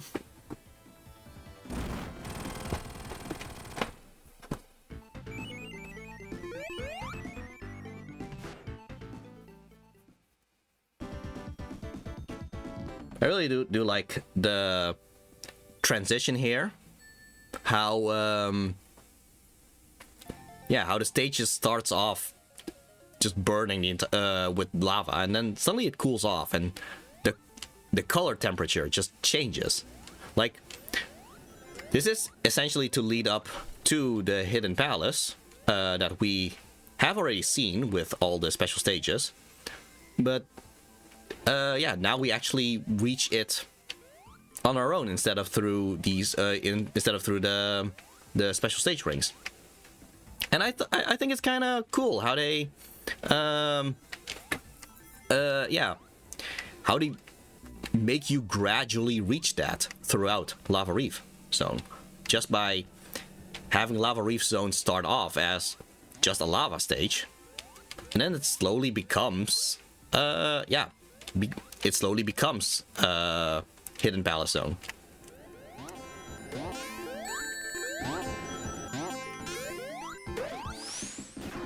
Like, people like to see Sonic the Hedgehog as, oh, it's a funny blue hedgehog that runs at the speed of sound. Yes, but weirdly enough, there's also some kind of atmosphere behind the design, which I think is kind of funny. I find it funny and also kind of cool.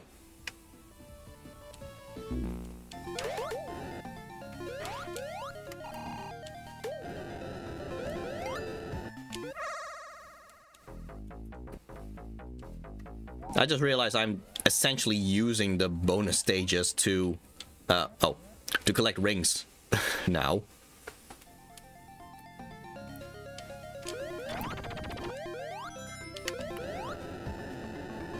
Like, before this, it would be like a thing to help you survive against enemies because you grab the shields and all that. But yeah, now the moment you have the super emeralds, they're essentially there to fuel your super form, if anything, or hyper form.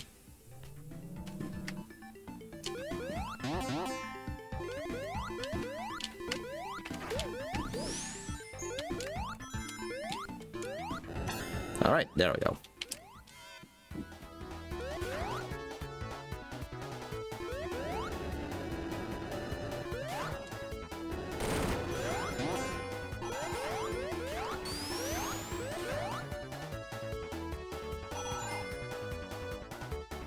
The fact that the air dash just allows you to go in every direction, whether it's left, right, up, or down.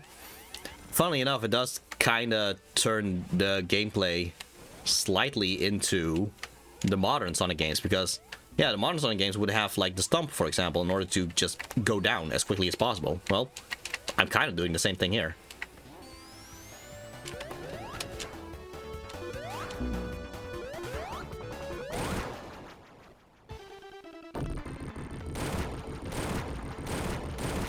Interesting how this boulder actually stops Hypersonic. Like, what is the power level of this boulder?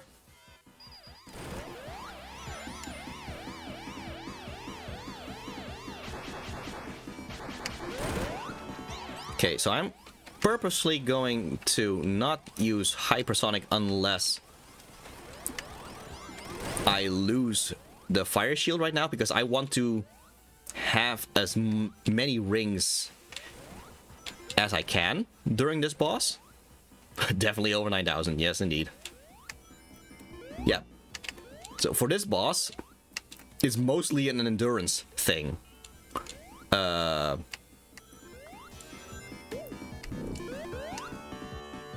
the moment you reach it, either you have the fire shield or you have Hypersonic. And the best thing you can do here is to transform and just drop the controller yet again. Because eventually he's just going to kill himself.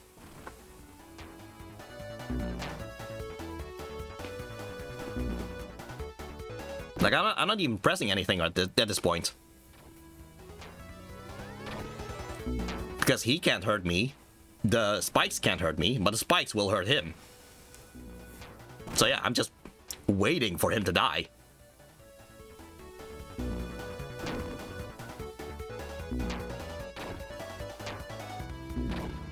This is why I try to keep as many rings as I possibly could, just to have, yeah, just to have all the time that I need to stay in Hyperform.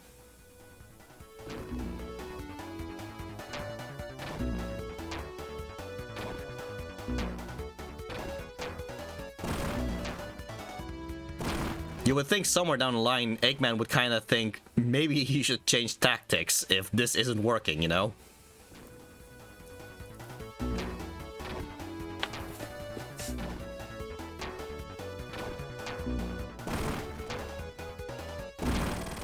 Well, boy, was that a difficult boss battle, wasn't it? Noteworthy, though, you also can't hurt him. Makes you wonder what the Eggman is making these mechs out of. That's true.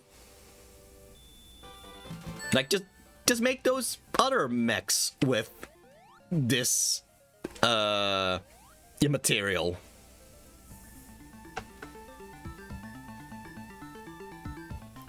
There we go. Hidden Battle Zone. I do like how, throughout the game, you've been seeing Hidden Palace Zone the entire time with the whole collecting the Super Emeralds thing, which makes it almost like a yeah, almost like a build-up and yeah, there's a kind of anticipation thing because you've been seeing Hidden Palace Zone the entire time, and then finally it gets this release of resolve or something because you finally see the actual stage itself.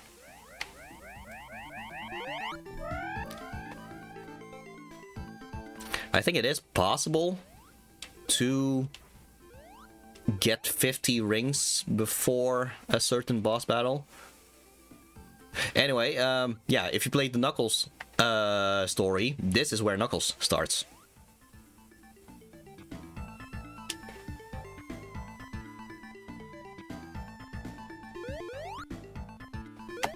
Oh yeah, okay, yeah, would also be a way to get 50 rings.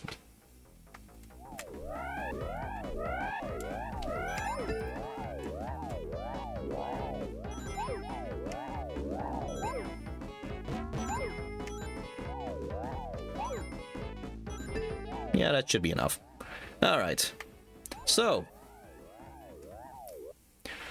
Time for the long-awaited fight between Sonic and Knuckles. How's this gonna go? Oh no. Oh no.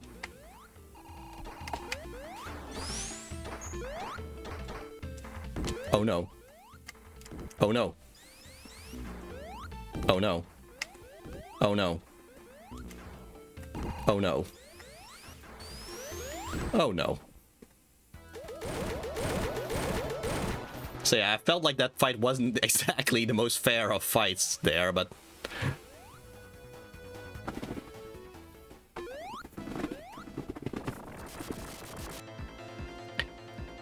Well, the truth finally comes out, doesn't it? Oh wow. Eggman was the one behind everything all along. Who'd have thought? Well, I mean, Knuckles didn't think so, but yeah.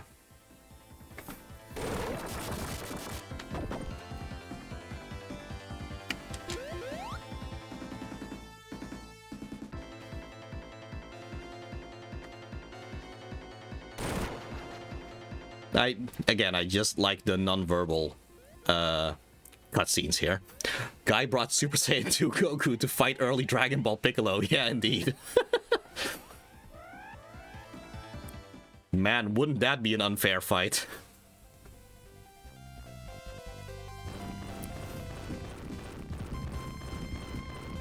Okay, just calculating that. Like, jeez. Super Saiyan Goku during the Dragon Ball era would be stronger than Raditz. And considering that Raditz, yeah, necessitated both Goku and Piccolo, yeah, poor Piccolo would not stand a chance.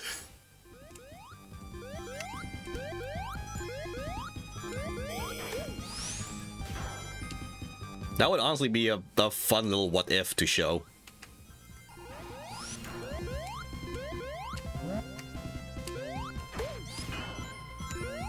Even so, yeah, I was calculating the power levels of... Oh, wow. I was calculating the power levels of Super Saiyan 1 Goku. This is Super Saiyan 2 Goku. Sheesh, okay. Like, yeah, the multiplier there, I think Super Saiyan 2 Goku during Dragon Ball, that would be stronger than, yeah, that would be stronger than Vegeta during Saiyan Saga. Yeah, poor Dragon Ball era Piccolo would not stand a chance at all. That is almost mean, actually.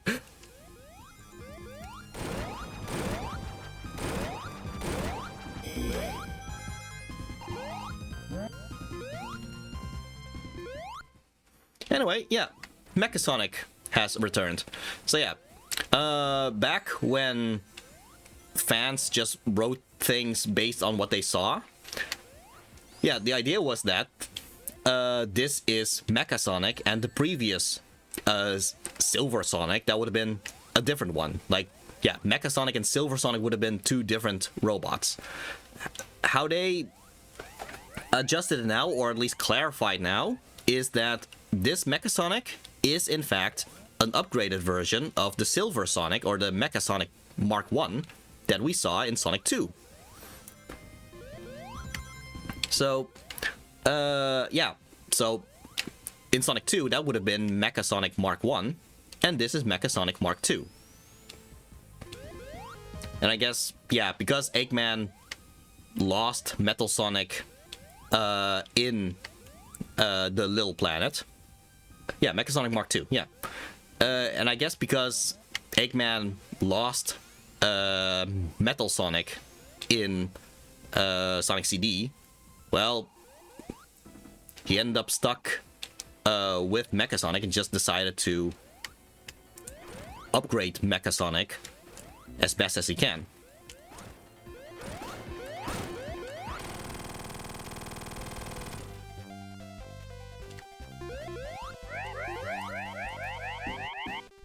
Clearly, Mechasonic is not, at least theoretically, Mechasonic is not on the same level as Metal Sonic.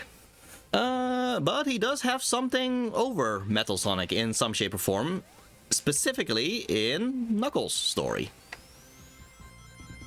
Now, question for chat, what do you think would improve this game?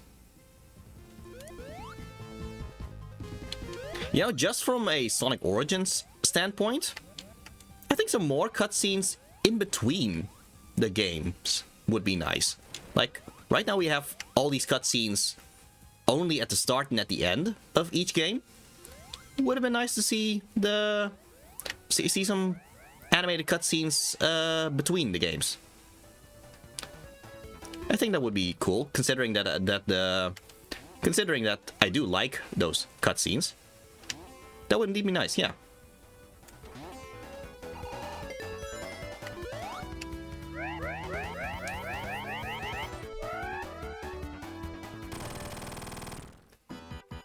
So yeah, funny thing with Mechasonic Mark 2 is he does kind of use the same moves as Mechasonic Mark 1. Like, he does... Yeah, he does the whole spin dash this way, which is similar to how Mechasonic Mark 1 did things.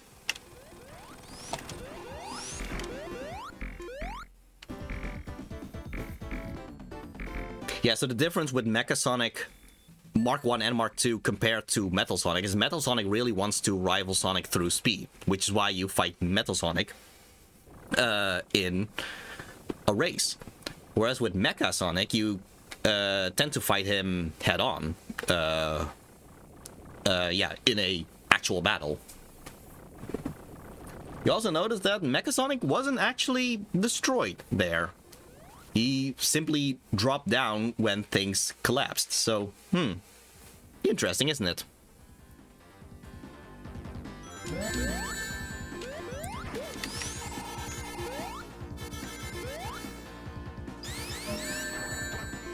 But yeah, all these non-verbal visual storytelling things in this game, I do think this is what kinda awakened my own appreciation for stories being told this way. Because dialogue is good. I don't want to act like we should have no dialogue whatsoever. Would be hypocritical of me in the first place because, well, I like the modern Sonic games, which have verbal dialogue. So that's not the problem. The problem is that by making everything verbal, that makes it so that your storytelling doesn't allow for either ambiguity or the viewers don't need to pay attention to the visuals anymore. And I do believe that visual storytelling does stay with people a lot more than verbal storytelling. And we just need a balance of both. So the fact that Sonic 3 and Knuckles was... Oh, well, that's unfortunate. Well, but the fact that Sonic 3 and Knuckles is able to tell this whole story of nature versus technology, of the mystery of the Chaos Emeralds, and wow, sheesh. And, yeah, the character arcs of Tails and Knuckles. All of this without dialogue. I think that's something that people should consider to do more often with their storytelling. And I get Sonic Heroes formation again and still get nothing. Like, I think that annoys me a little bit more than it should.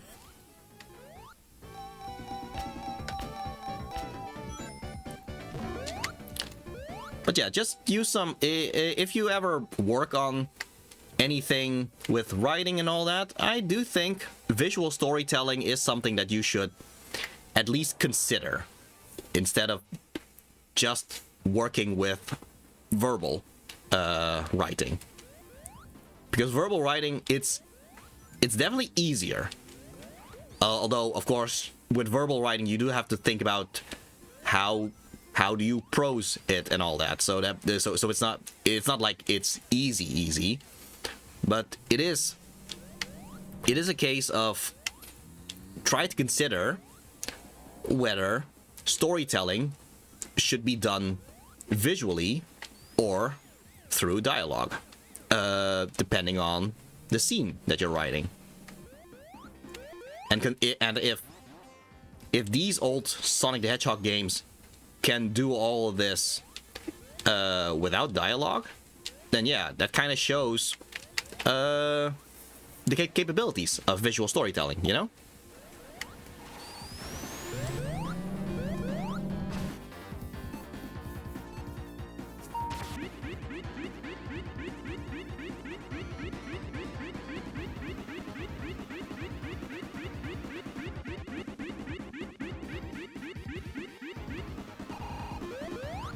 Yeah, so that was a bit of a waste of time. Oh, man.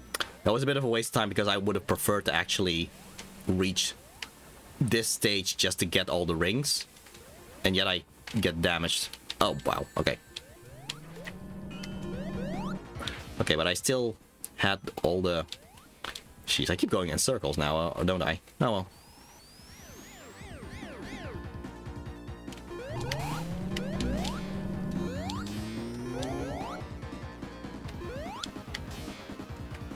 Thank you. Okay, I think the ring boxes are... There we go.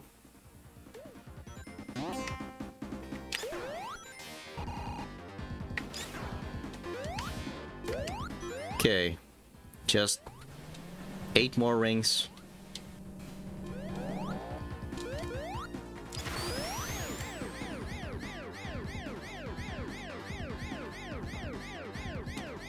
What?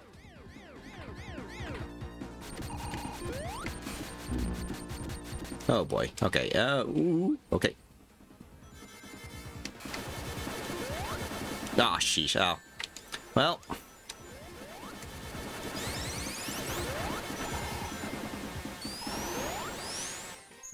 Oh, that works too.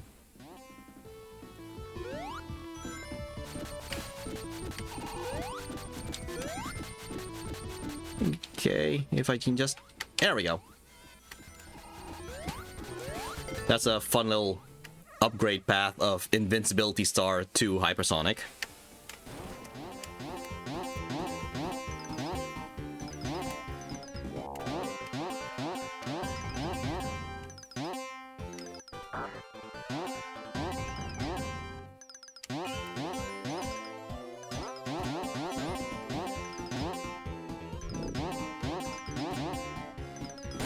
Hey, that should be enough rings.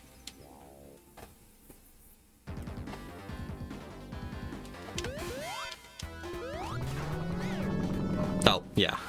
I wouldn't say this is a puzzle so much as... yeah, I'm just gonna pause right so I can... Yeah, there we go. Yeah, oh, wait. Yeah, that thing, it has like colored little orbs there.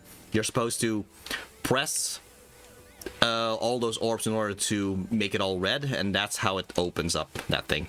I guess that means Invincibility Stars is like Kaioken. I guess it is. I mean, it is temporary, and it's yeah, the only thing is that Sonic doesn't activate it on its own, but yeah, it essentially is Kaioken if it leads to the Super Saiyan thing.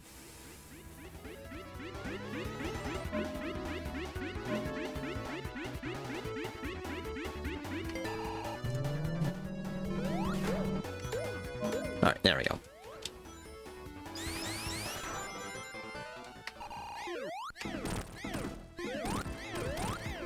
So, what's HAL 9000 doing here? I'm sorry, Dave. I'm afraid I can't do that.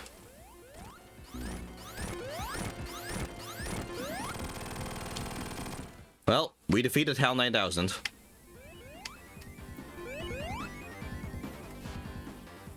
I always like to push the sign, yeah, kind of to the side. Because, yeah, something's gonna happen here. There.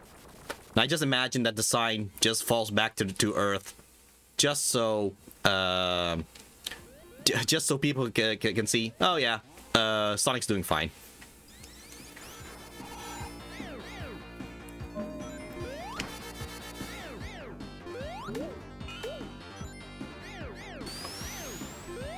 Oh, well, I already have the thing, but okay, sure.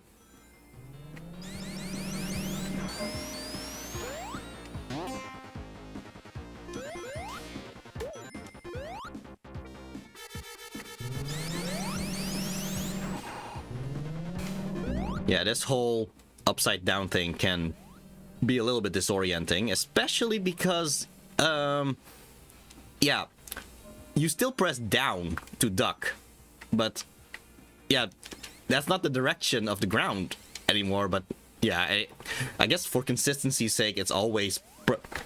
pressing down is always crouching, and pressing up is always looking away from the ground, I guess. But yeah, it can be a little bit disorienting, this whole thing.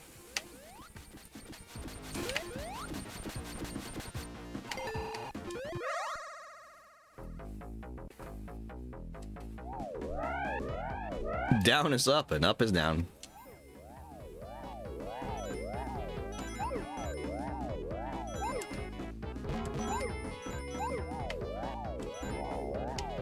How did that song go again, of Weird Al Yankovic? Everything you know is wrong. Up is down, short is long, and yeah, I don't know. It was something like that with the up is down, up and down and all around. That's another song, yes. Up and down and all around.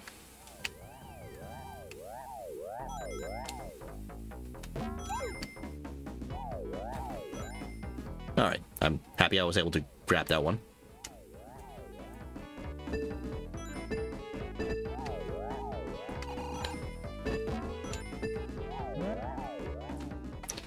This is also another stage where I kinda want to make sure I have enough rings as Hypersonic during the boss, because we are in fact going to get 2, well, maybe technically 3 bosses, one after another. And if you want to have Supersonic during each of them, yeah, you're gonna have to have enough rings. in order to stay hypersonic that long. Which is why I kind of purposely go into the bonus stages just to go out of the supersonic or the hypersonic state. Just to collect more rings, too.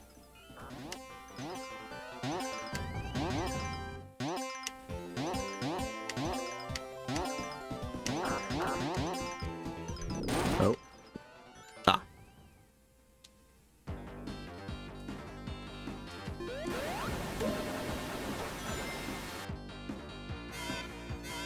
I like the little addition in this version of Sonic 3 that if you go into those warp pipes thing, Sonic actually looks in the direction that he's going to warp towards. So that's kind of a funny thing. Oh, I forget. Is there a game that lets you turn off supersonic? No, but a lot of fan games do that actually. Like even in this game, you turn supersonic not by double jumping necessarily, or not by pressing jump in the air, but by pressing a different button. In this case, Y. And some fan games already have that, and they have it so that you can just press Y while in the air as super or hypersonic, and then you just turn back into normal Sonic just to save up on rings. But yeah, it's not the case in Sonic Origins, it's not the case in Sonic Mania, so I think the intention is that Sonic can't control it himself unless the danger is gone, I believe. At least that's kind of how I figure it.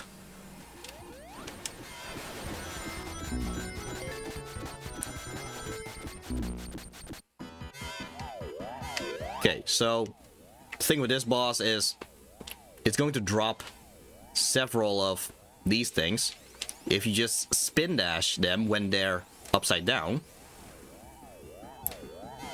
Yeah, you can hit them into this death egg-ish robot thing. But yeah, that's why you want to use these warp pipes in order to make it upside down. I can buy that. Yeah. Question for the chat. When experiencing story, do you put yourself in the protagonist position or as an observer of the plot? I definitely would like to be Supersonic. That would be very cool. I would also like to be Super Tails, if I could. If only because Super Tails can control birds, which I, as a bird, yeah, that sounds cool to me.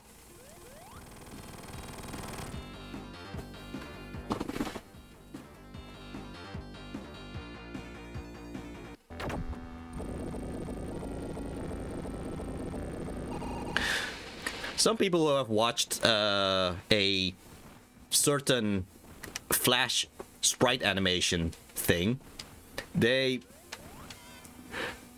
might recognize this song in the Super Mario Bros. Z animations. There, Mecha Sonic actually uses this theme as he beats the Burning Rangers. That's also because, well, yeah, this is like, or wait, was it this song? Or no, it's the next song in fact. Yeah, I have my trivias wrong.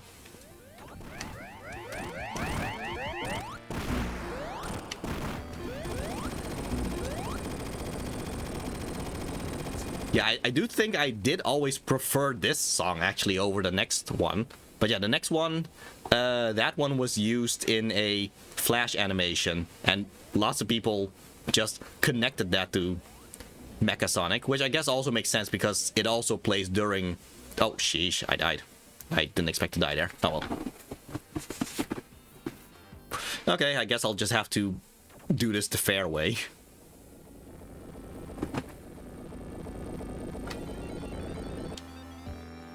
It's been a while since I watched those, but I used to love that series. Yeah, me too. I just like the animation and all that.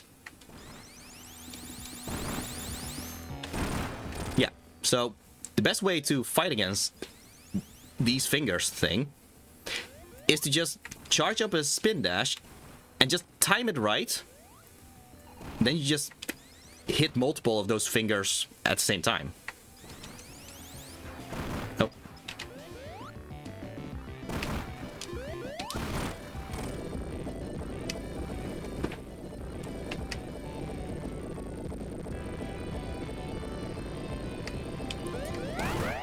Oh boy.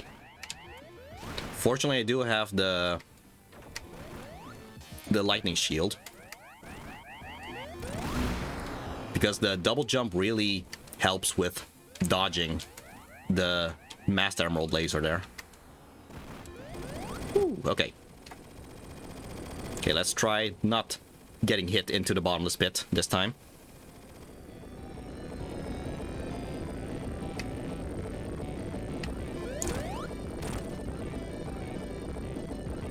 Oh. Ooh, wait.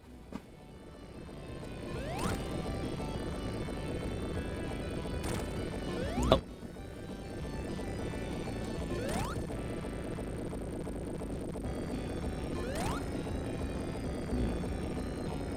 Yeah, you kind of want to hit him from the bottom. That way he bounces Sonic yeah, downwards rather than to the left. And that makes it so that he doesn't doesn't fall into the bottomless pit. But we do have all the Super Emeralds, which means we get this extra final battle. Well, the real final battle, I guess, the true final battle.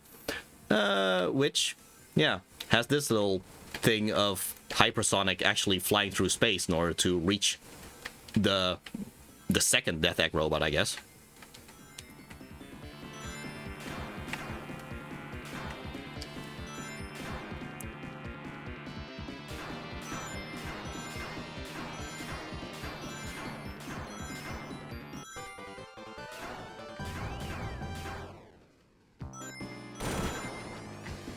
These types of final battles with Sonic in some kind of super form flying through space, or just, yeah, Super Sonic just being something for the final boss, that is going to be something of a norm with the modern Sonic games.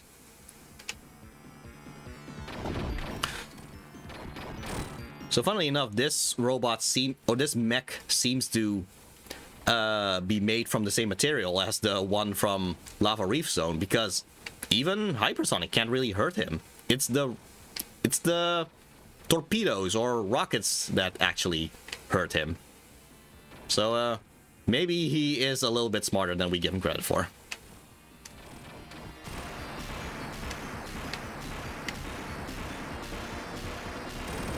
Still not enough because, well, clearly that part is going down. Yep, I was just about to bring that up. Yeah, indeed.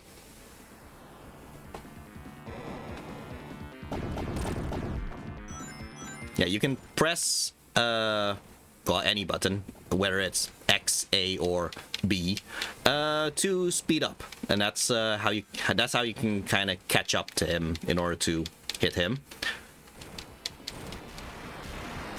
And there we go. We have beaten Sonic 3 and Knuckles, or at least Sonic and Tails' story of Sonic 3 and Knuckles.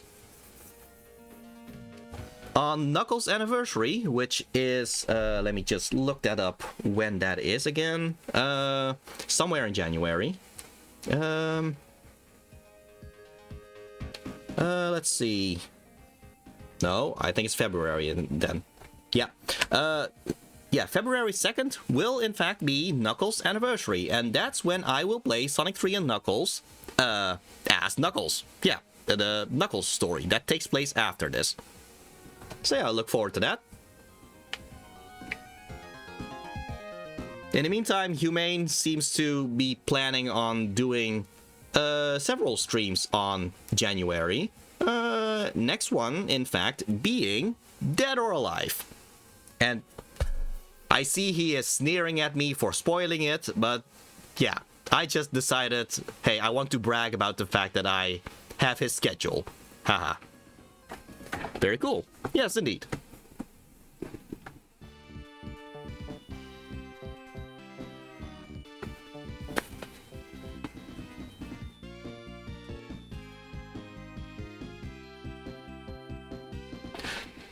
Fun fact, back in the original release of Sonic 3, the sprite of the tornado, the airplane, it would actually be flipped, which means that Sonic on the plane would actually be mirrored, which is kind of funny. It would say Kinos instead of Sonic. Better be careful, Kotaro, or you might become a cooked chicken. Ha! Joke's on you, I'm not a chicken.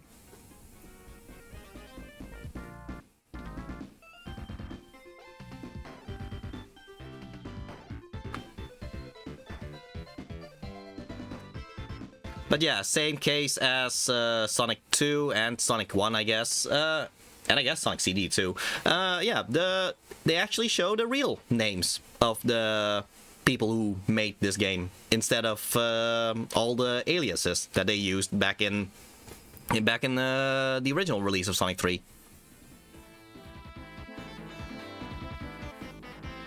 And yet again, we have a medley of all these themes.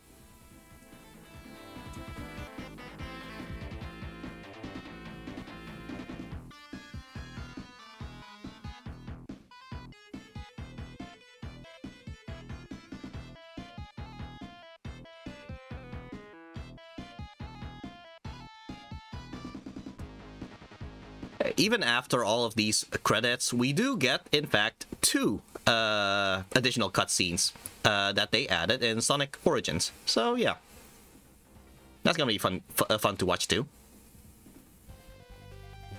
It's a nice little, I guess, reward for having beaten the story mode of Sonic Origins, which is all the classic Sonic games. Well, all the classic Sonic games from 1, CD, 2, and 3 Knuckles.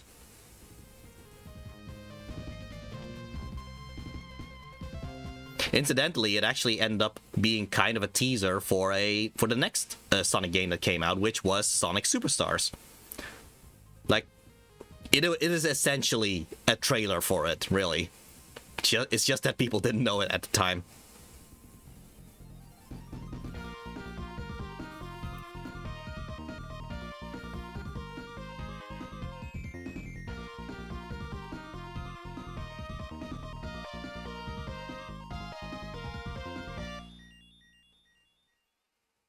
Yeah, there you go. Sonic 3 and Knuckles.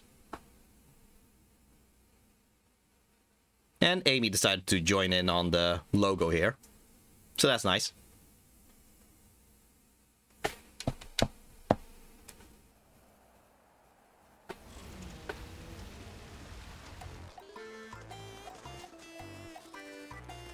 So yeah, this isn't... Amy, yes, indeed. Anyway, this is in fact the same bird that we saw in the very first cutscene of Sonic Origins. So it is funny how this whole thing is kind of bookended with this bird. Finn.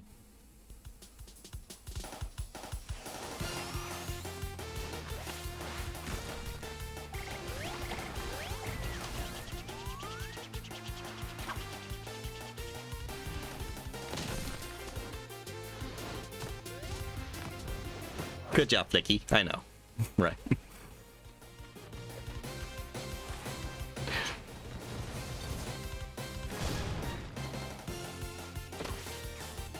But yeah, as I pointed out, this is essentially a trailer for Sonic Superstars. It's just that Sonic Superstars wasn't revealed at this time, so yeah.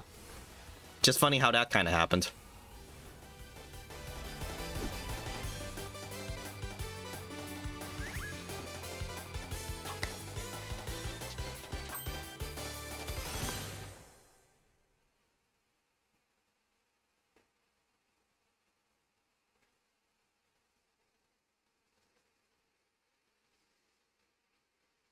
Alright then. Well, and that's Sonic Origins. I do want to show that the Sonic Origins is not just Sonic 1, 2, and CD and 3 and Knuckles, because they also added the Game Gear games.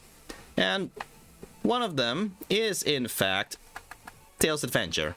So yeah, my intention is, in fact, for Tails' anniversary to play Tails Adventure. So, look forward to that.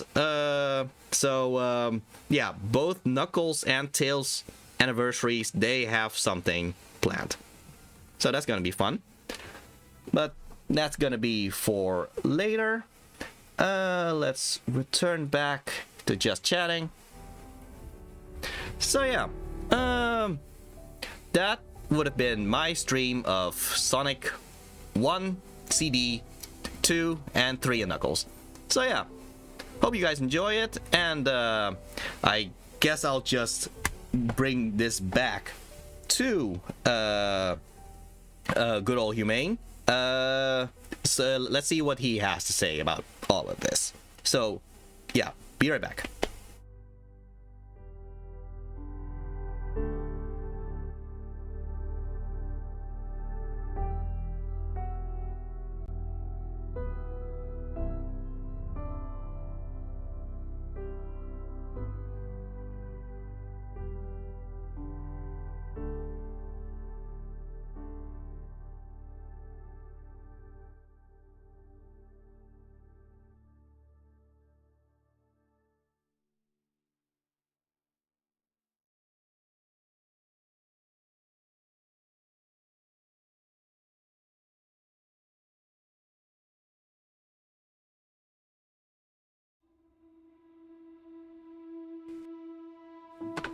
So yeah, he decided to spoil my schedule a bit, but yeah, I guess I might as well just say, indeed, next stream will in fact be Dead or Alive. But yeah, I'm happy he was able to finish Sonic Origins, and I'm happy I was not stuck in a cage this entire stream.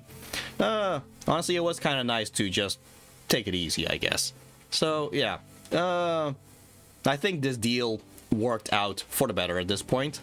Yeah, but anyway, hope you guys enjoyed this, and I guess we'll see each other next time then. Yeah, welcome back, Humane, and looking forward to Dead or Alive. Indeed, I'm also looking forward to it. I guess might as well just have this question for the chat. What do you think could have been pitfalls for this game's quality? Honestly, I think they actually did fall in some pitfalls in the original release of Sonic Origins, because some glitches that weren't in the original Sonic classic games did kind of end up in Sonic Origins, like additional glitches that weren't there. Like, for example, you could actually get stuck in the game as Tails, for example. Fortunately, they did fix that up, so I'm happy they were able to fix things. But yeah, they really shouldn't have released Sonic Origins just as it was at the time. But fortunately, things did work out. Sonic Origins probably is the most convenient way for people to play classic Sonic games now. But yeah, that's just my opinion on it. Kotaro, he will return in any future Sonic games, and he already teased about both the Knuckles playthrough in Sonic 3 and Knuckles, and also Tails Adventure. So I guess look forward to that, and I guess see each other next time. See ya.